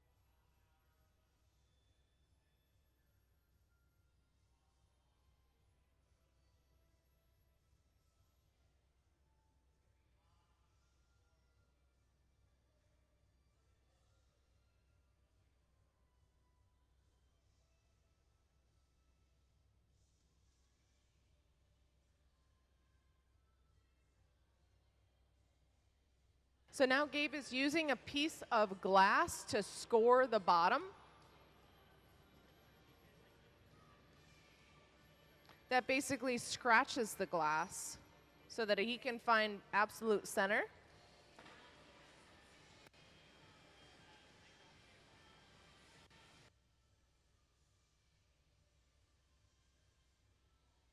Now he's using a tungsten rod in a drill to pierce the hole at the bottom.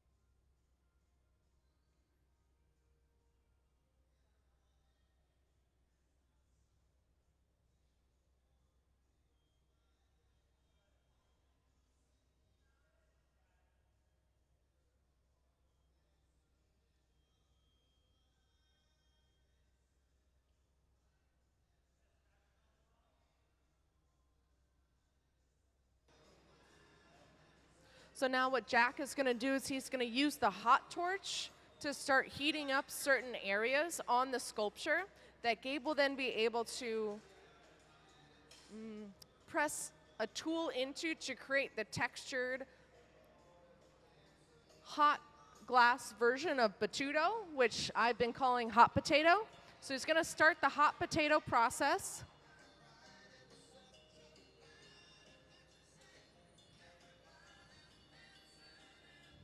But first he's got to mark what'll be the bottom, the place that the sculpture sits on the pedestal. And now Jack will aim the hot torch any place outside of that inner circle.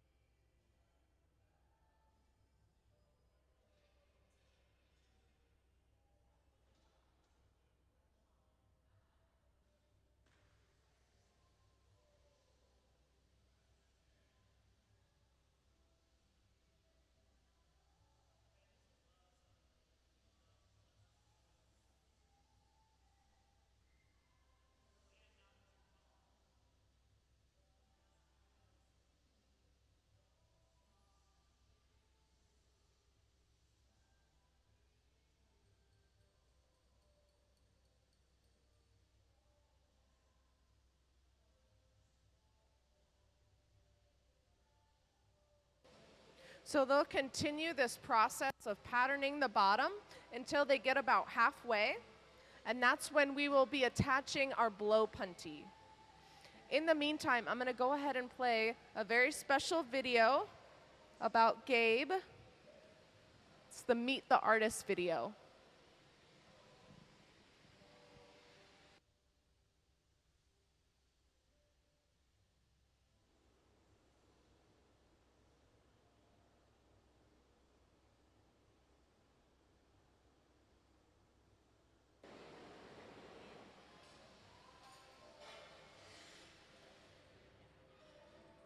Hey Chris, can you go ahead and play the Meet the Artist video?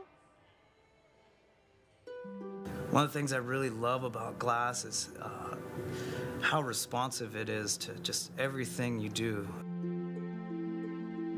I would say I'm a 9-to-5 craftsman because I have to make things for people on a daily basis or help people make their works. You know, I always told myself that I'm not gonna try to make my own work until I really feel comfortable with the material, because there's no way I can translate what's in my sketchbook to reality if I don't have the skills to do it.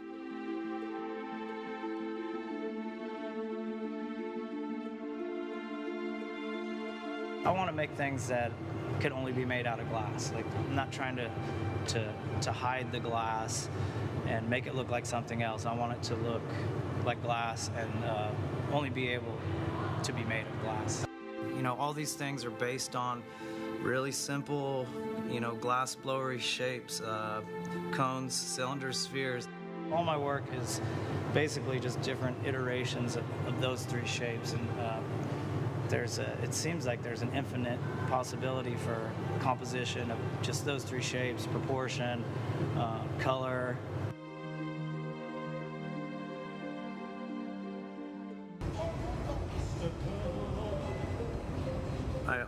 I spend hours in my sketchbook just drawing simple shapes and, you know, thinking about how to make them, dissecting each little part and really trying to make each part as clean as I can. And you know, there's the human hand in there, so there's always going to be something that I don't want to say imperfect, but makes it look handmade. And I like that about the glass, like that it's, you know, no matter how hard I try, it's never going to look like a machine made it. You know, maybe at first glance, it's like, oh wow, that looks like it's been carved or something. But then when you really look close, you see this softness in the glass. That's just the material. You know, you can't, when it's hot, you can only do so much. And I try to do as much as I can to make it look as perfect as I can. But I think that's, if I could make it perfect, then I would get bored. I think one of the things about glass, if you're going to be the maker of the object, is you can have, you know, so many good ideas, but can your hands pull it off? One of the things about working here at the museum is I think we pride ourselves on feeling like if somebody gives us a drawing, we can figure out a way to make it. And I mean, I owe that to all the visiting artists, including the kids design glass. Like, that's really made me kind of feel like there's no rules. I mean, being part of this team for 17 years is, I mean, it's kind of defined who I am, I think. I hope that's center. If you would have told me 20 years ago that I was going to be doing this, and making the things that I'm making now, like, there's no way I would have imagined that. Like, Faster? It's like perforated. I know I wouldn't be where I'm at today without being part of this team. I mean, it's we've pulled things off that I just didn't think were possible. Flip. One more flip. Take it. Got it.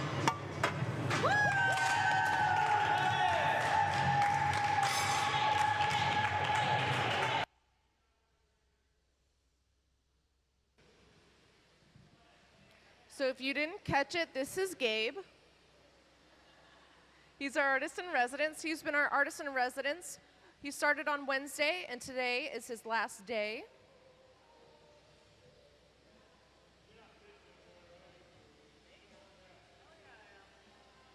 So Gabe has been working at the Museum of Glass the last 21 years, only outdone by Ben, the hot shop director, who's been here for 6 months longer.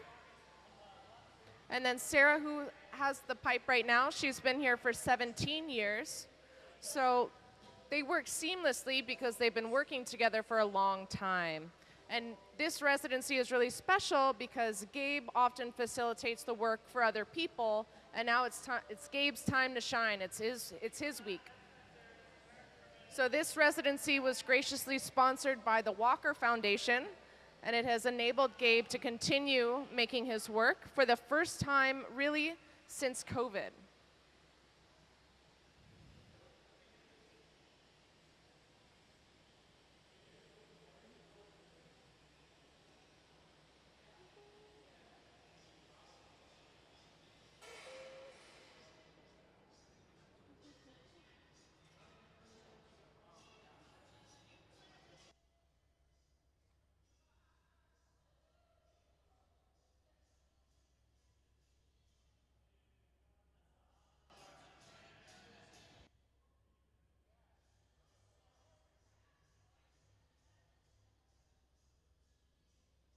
So the glass on the pipe has to be at least 1,000 degrees, which is why we're having to continuously flash it. It comes out a nice dull red, which gives Gabe enough time to continue his hot potato technique.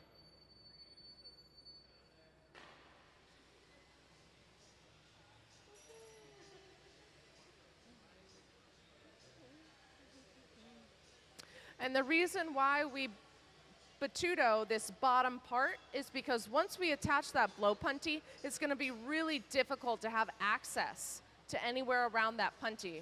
We also don't want to heat it up so much that it's moving around like crazy. So we're gotta work smart and do the bottom first, attach that punty, and then work from the top.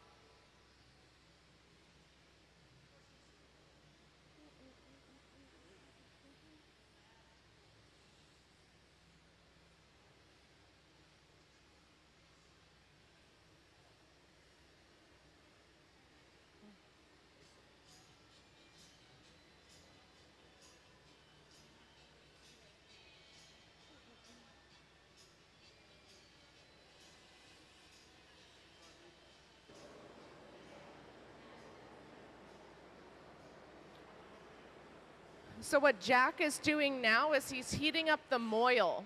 The moil is the part of the glass that's attached to the pipe, and because it's farthest away from the heat source, from the burner, so every once in a while we gotta give that moil love, otherwise it will crack. It'll get too cold and crack.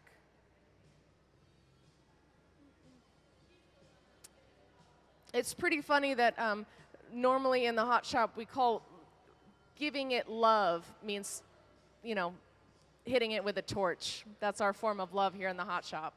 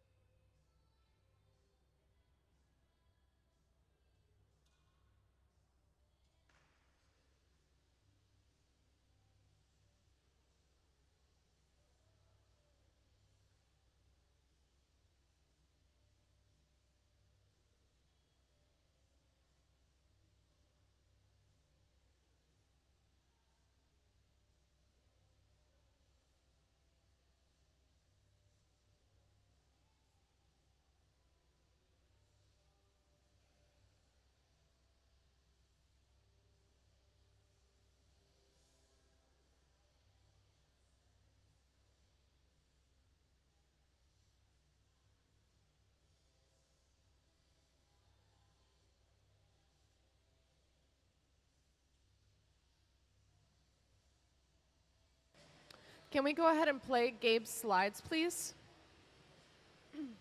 For those of you unfamiliar with Gabe's work, here's some fine examples. And some of the examples you'll see in these slides look very similar to the piece that we're making today.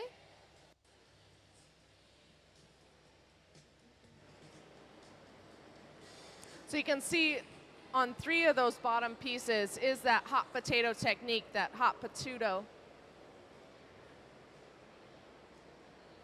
So he uses a combination of opaque and translucent glasses, primarily working in jewel tones to capture the epitome of glass. It's really important to Gabe's work that he maintains the transparency of glass and the material-like qualities that really define what glass is.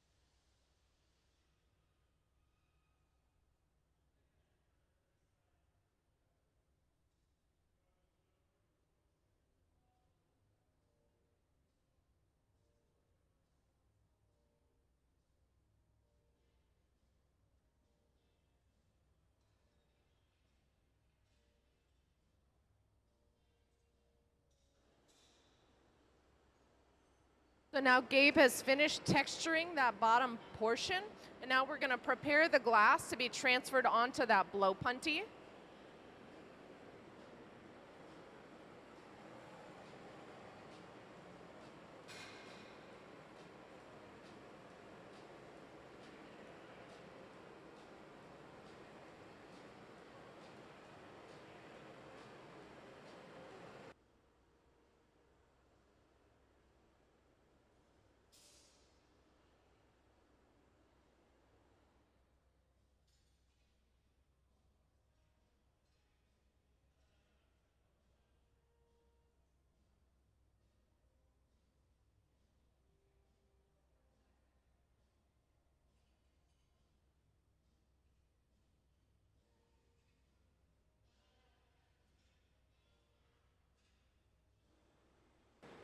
So now we're building up heat in that moil to get the glass all prepped up for the thermal shock it'll be subjected to when we go to break it off of the original pipe and onto the blow punty. So Ben's going to go ahead and take a nice fresh gather of glass on the skin of that blow punty so that we've got really nice furnace heat.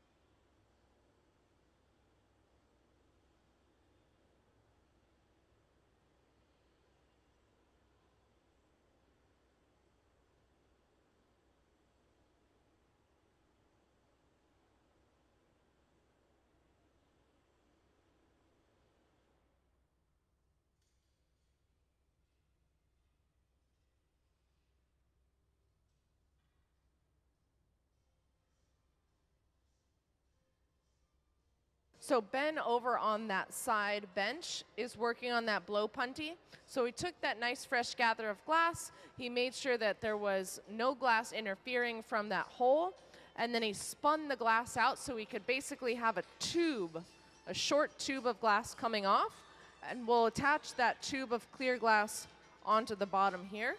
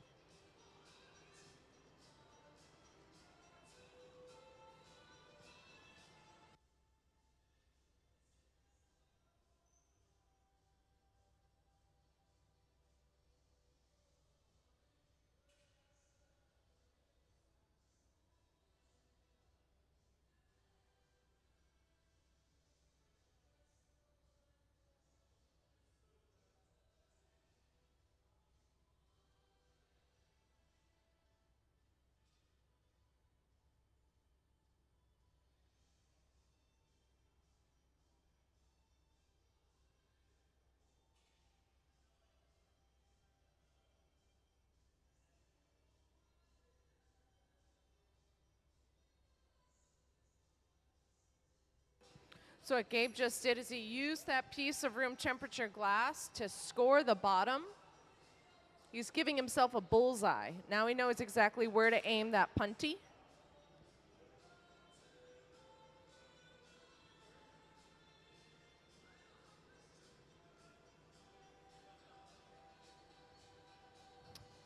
And now he's going back in with the jacks to create a secondary jack line. So same concept as on the front side, but now on the back. Now we'll let that punty setup get a little stiffer so that it doesn't just flop off. He chilled it with the air, and now we're going to be able to really upset that original punty by introducing heat and then coldness or water that'll create a fissure and cause the glass to crack. So there's that water on that original jack line.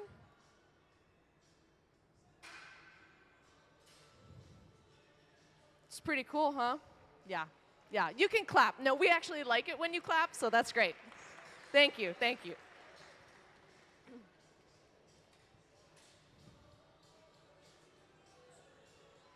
So now that we have it off of that first side, we're going to be able to make sure that it's really nice and on center. So Gabe will go in with his tweezers and make sure if there's any finessing that needs to happen, he achieves that sooner rather than later before that punty gets really too stiff to want to move.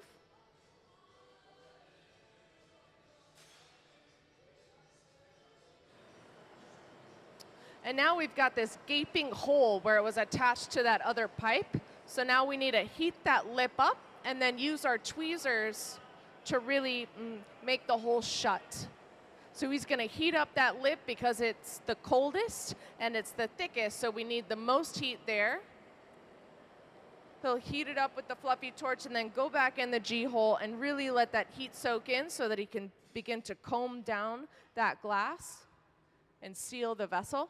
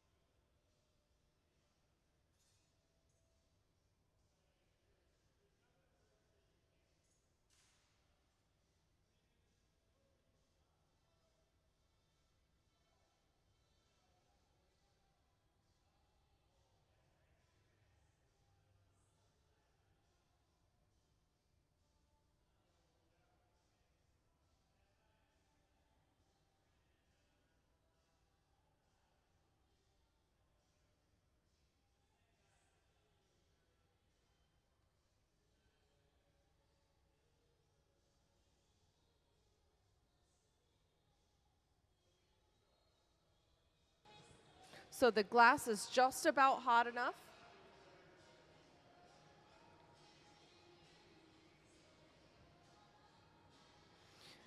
And when Ben takes it out, you'll be able to see that that lip is a really bright orange and the rest is kind of this dull red. And there's a gradation between that really bright orange to that dull red.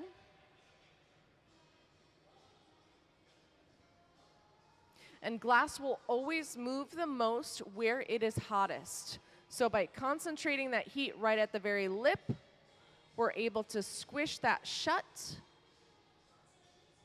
but we're not really messing with the wide diameter towards the middle of the piece.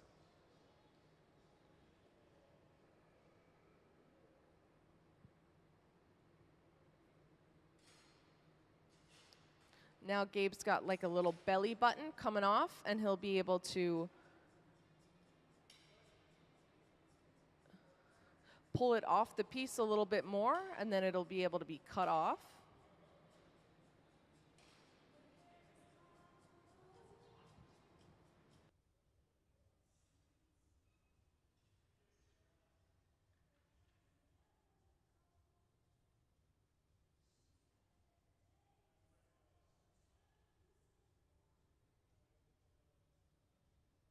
Anyone have any questions for me?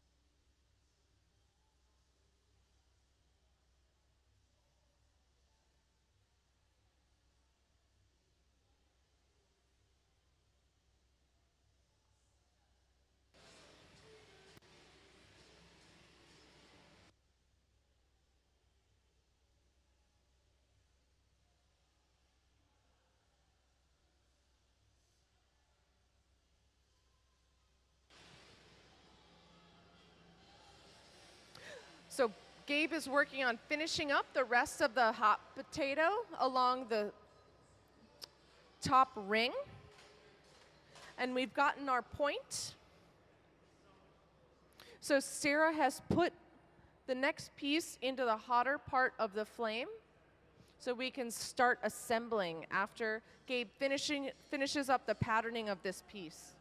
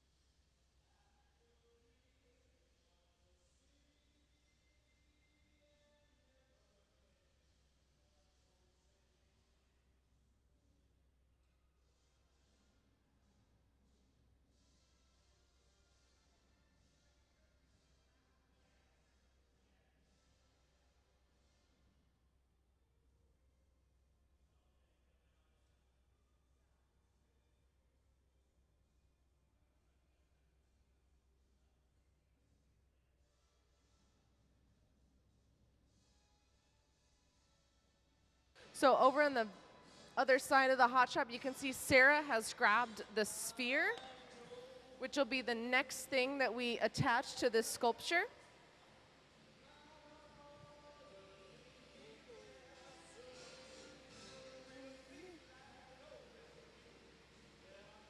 Meanwhile, Gabe is just about finished adding the batuto to this piece.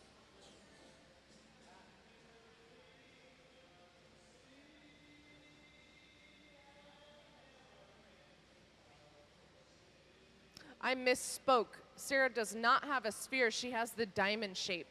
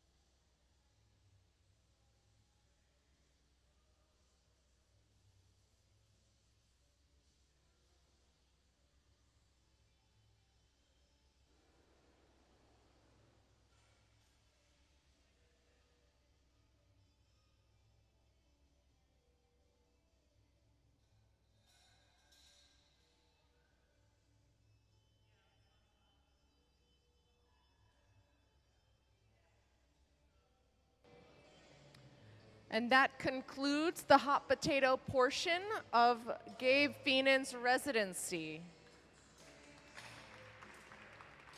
So no going back, Gabe, because they gave you a round of applause. So now we're going to start assembling this bad boy.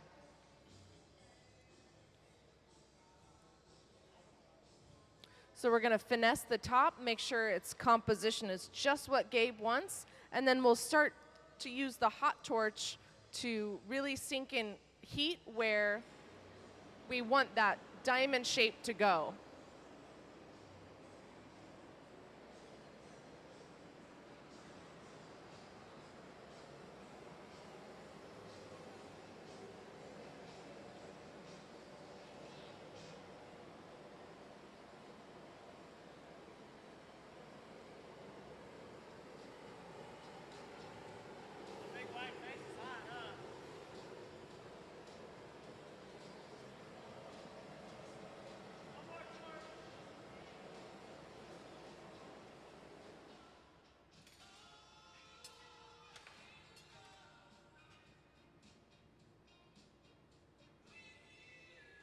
So Sarah's working on getting the tip of that diamond really nice and hot, while Gabe is working on getting the tip of his base really nice and hot.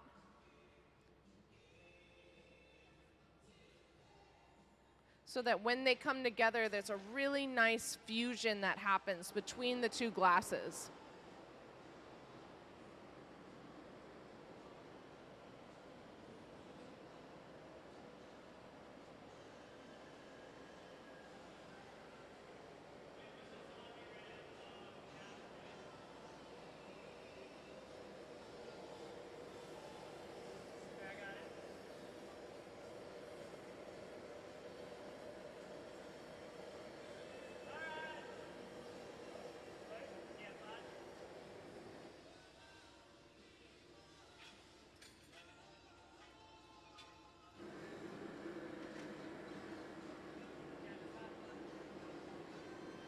I saw that.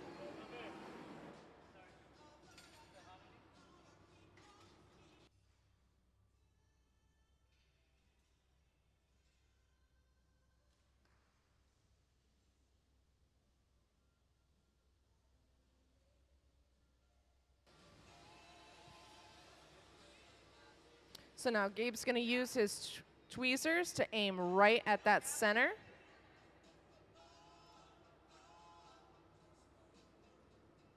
And he's going to let that glass really set up.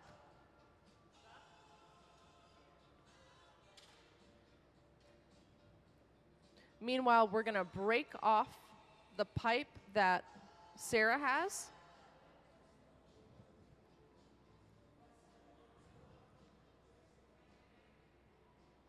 Let's give them a round of applause. We've got 2 pieces out of 4, so we're working on it.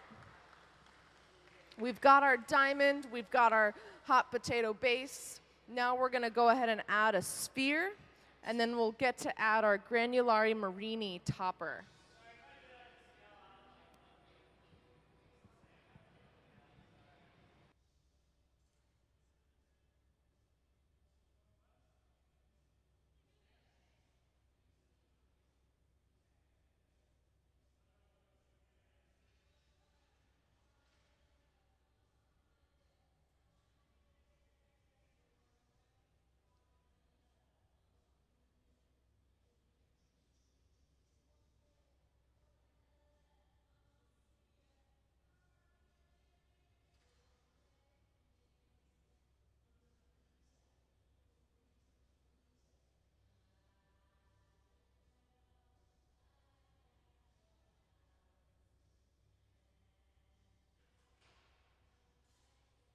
So what Gabe is doing now is he's just finessing that diamond we just attached, making sure it has a really nice connection and that it's absolutely on center.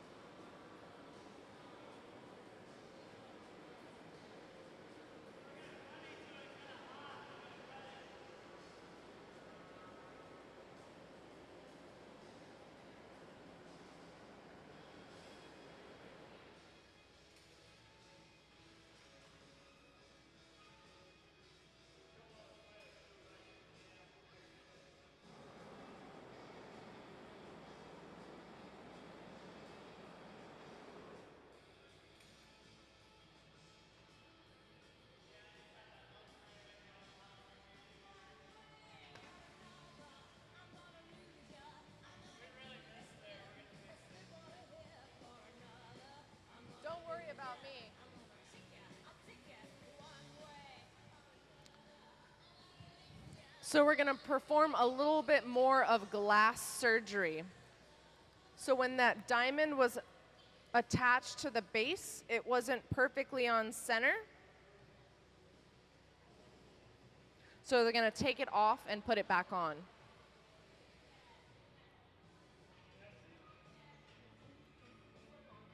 And when I talk about being on center, he's making these totem-like or column-like objects. So for the sphere to be exactly in the center of this is really important.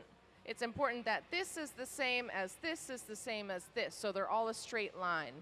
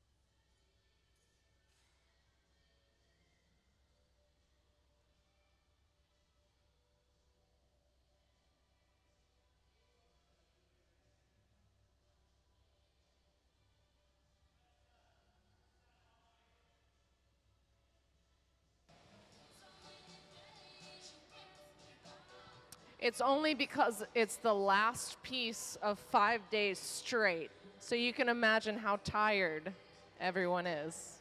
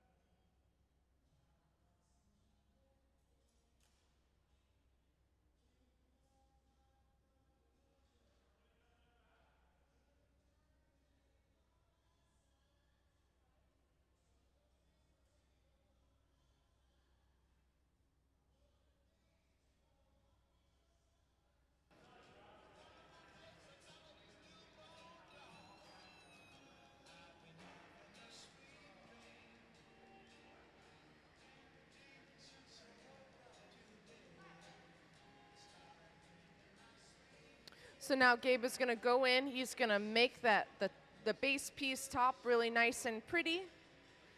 Meanwhile, Ben is making that diamond nice and pretty.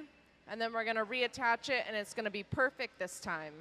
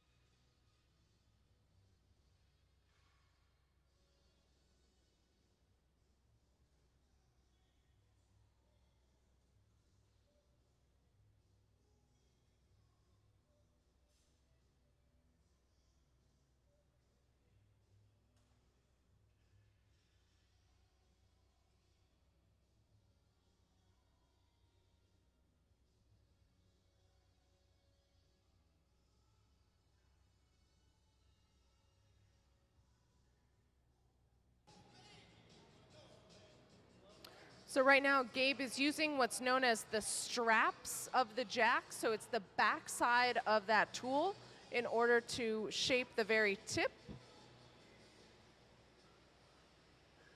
Because the tip saw the most action with that diamond, he's really doctoring it back up and focusing his heats and his efforts on that tip to get it like it's never happened.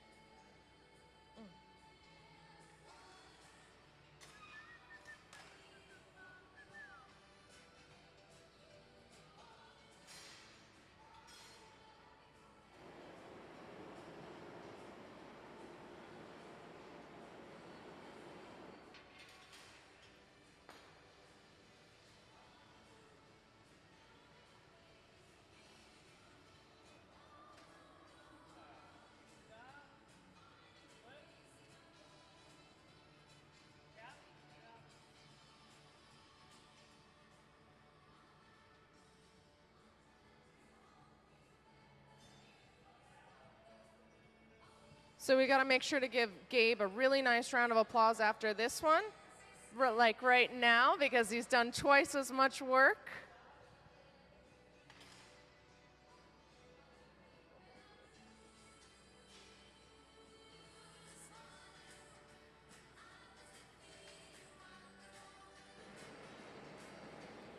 Like it never happened.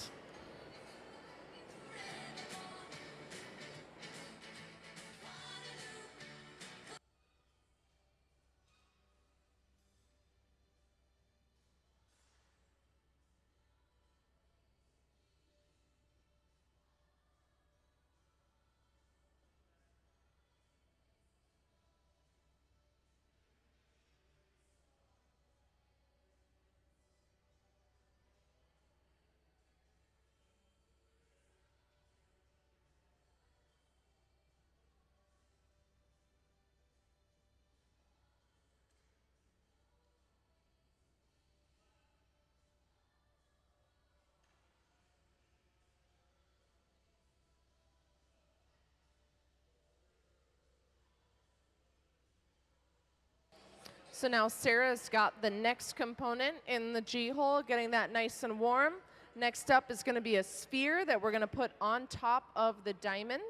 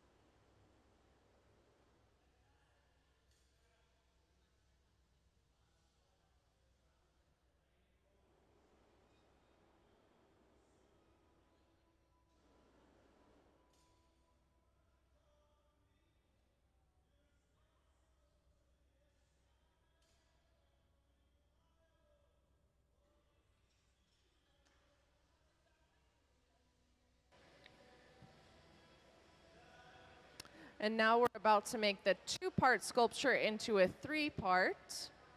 Sarah's bringing over a sphere to add to the very top of that diamond.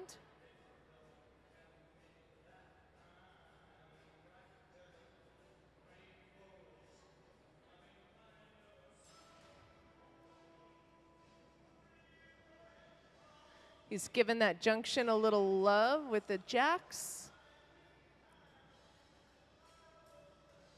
Awesome. Can we give him a round of applause? That's 3 out of 4. Getting this final sculpture of Gabe's 5-day residency done.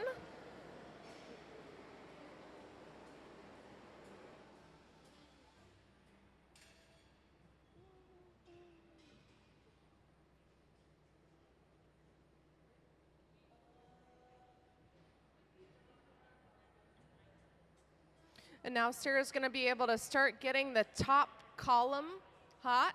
So she's moved it from the cold side of the garage over the warm side. She'll spend a few minutes over the flame, over the ribbon burner inside the garage, and then it'll eventually look like this on top of the sculpture we've started.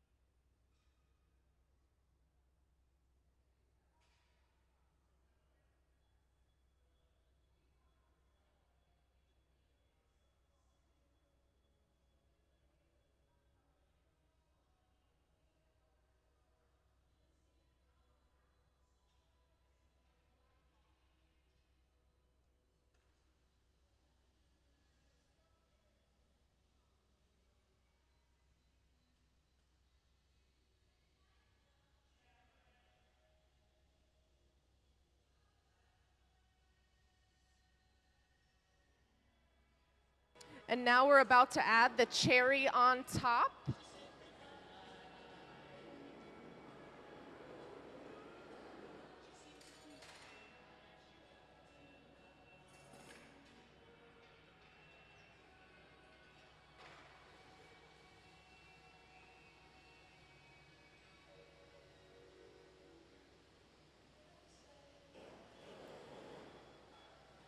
For those of you who were around earlier, this was the first part we made, this Marini piece.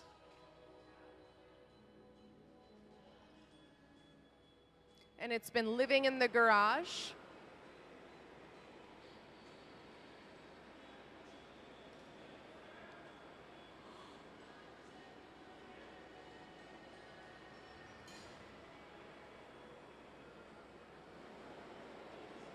And now what we're doing is we're letting that glass where the two meet is really hot, and we're letting that set up so that it won't cause it all to break off or to fall off or to slump or something. So we're keeping tension on both sides of that glass, letting it set up.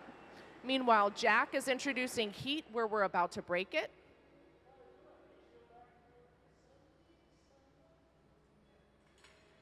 Awesome, another round of applause. That's our cherry on top.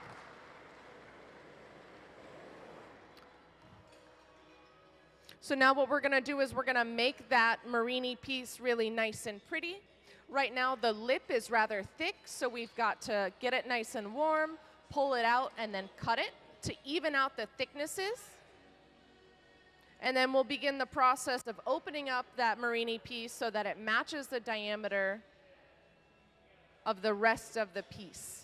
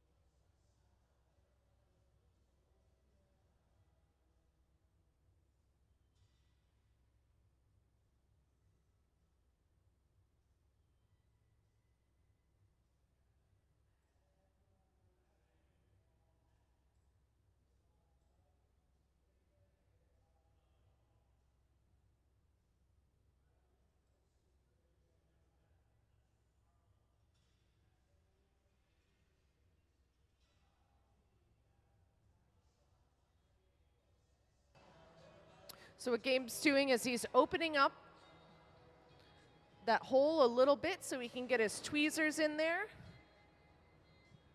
Now he's using the duckbill shears to trim off that thicker portion of glass.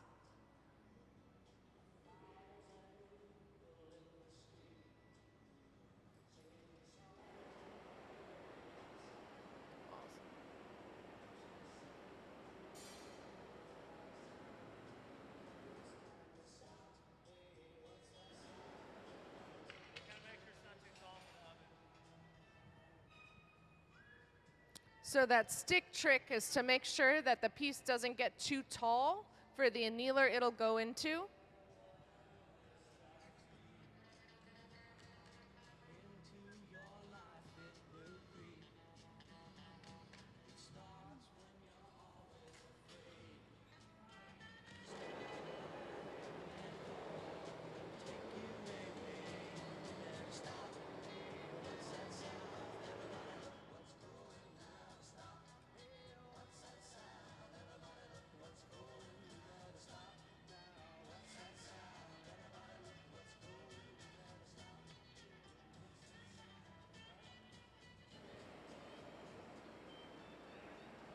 So what Gabe's doing is he's using the jacks on the inside of the piece to open it up and even out those diameters, maybe making a little bit of a flare.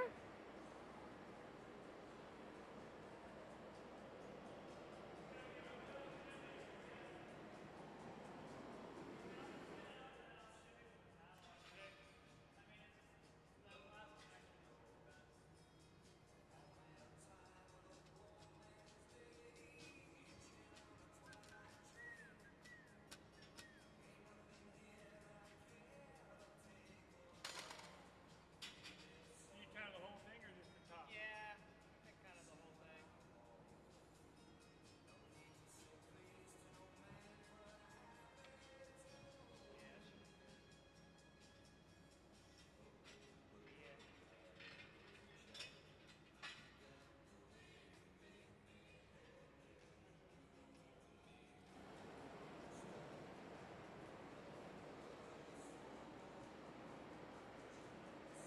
So what Gabe's doing now is he's using a paddle to make sure that the piece is really nice and straight. So with the jacks, he's sculpting the inside of the vessel. With the paddle, he's sculpting the outside of the vessel. And that's how he's making sure that both sides are perfectly parallel to one another.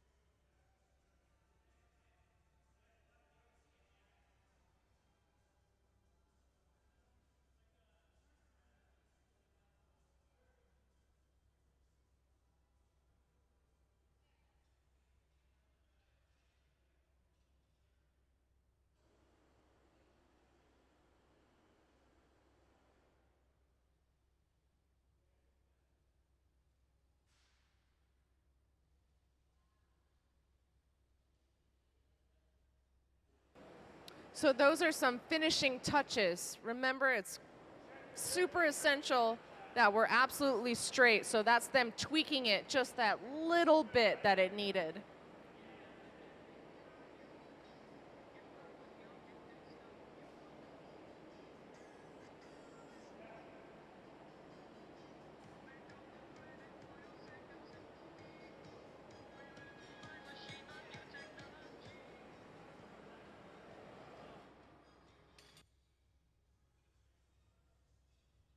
So when Sarah was heating up the middle of that sculpture, she was essentially telling the glass where she wanted it to move. So they actually pivoted and straightened the piece out from the middle, right in between that diamond and the sphere.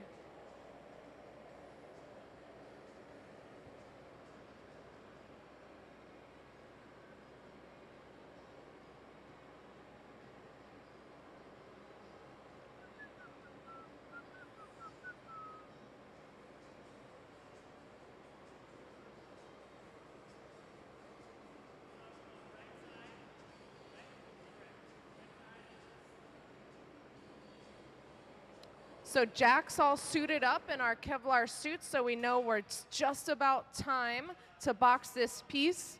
It is Gabe's final piece of his 5-day residency, so that's quite special. Thanks for sticking around and watching it all go down. It's been the toughest piece of the residency, of course.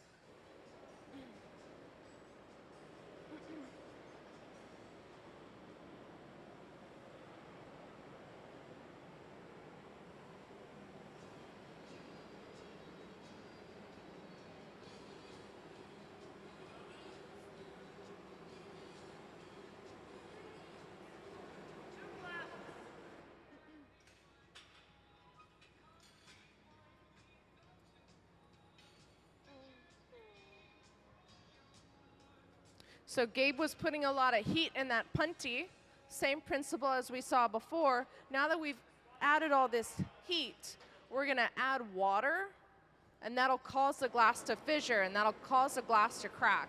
And that's how we're gonna break it off this pipe.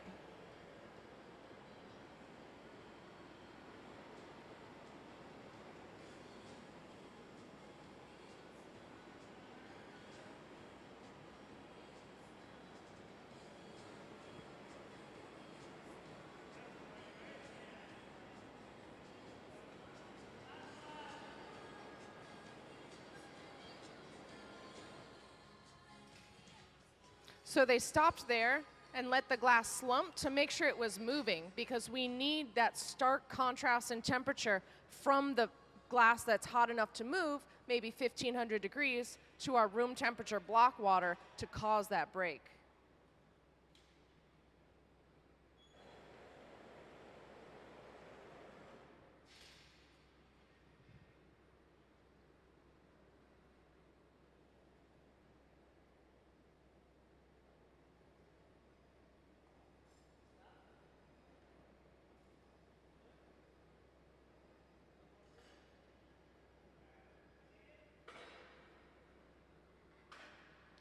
Awesome. Can we give Gabe a round of applause? Final piece of the final day.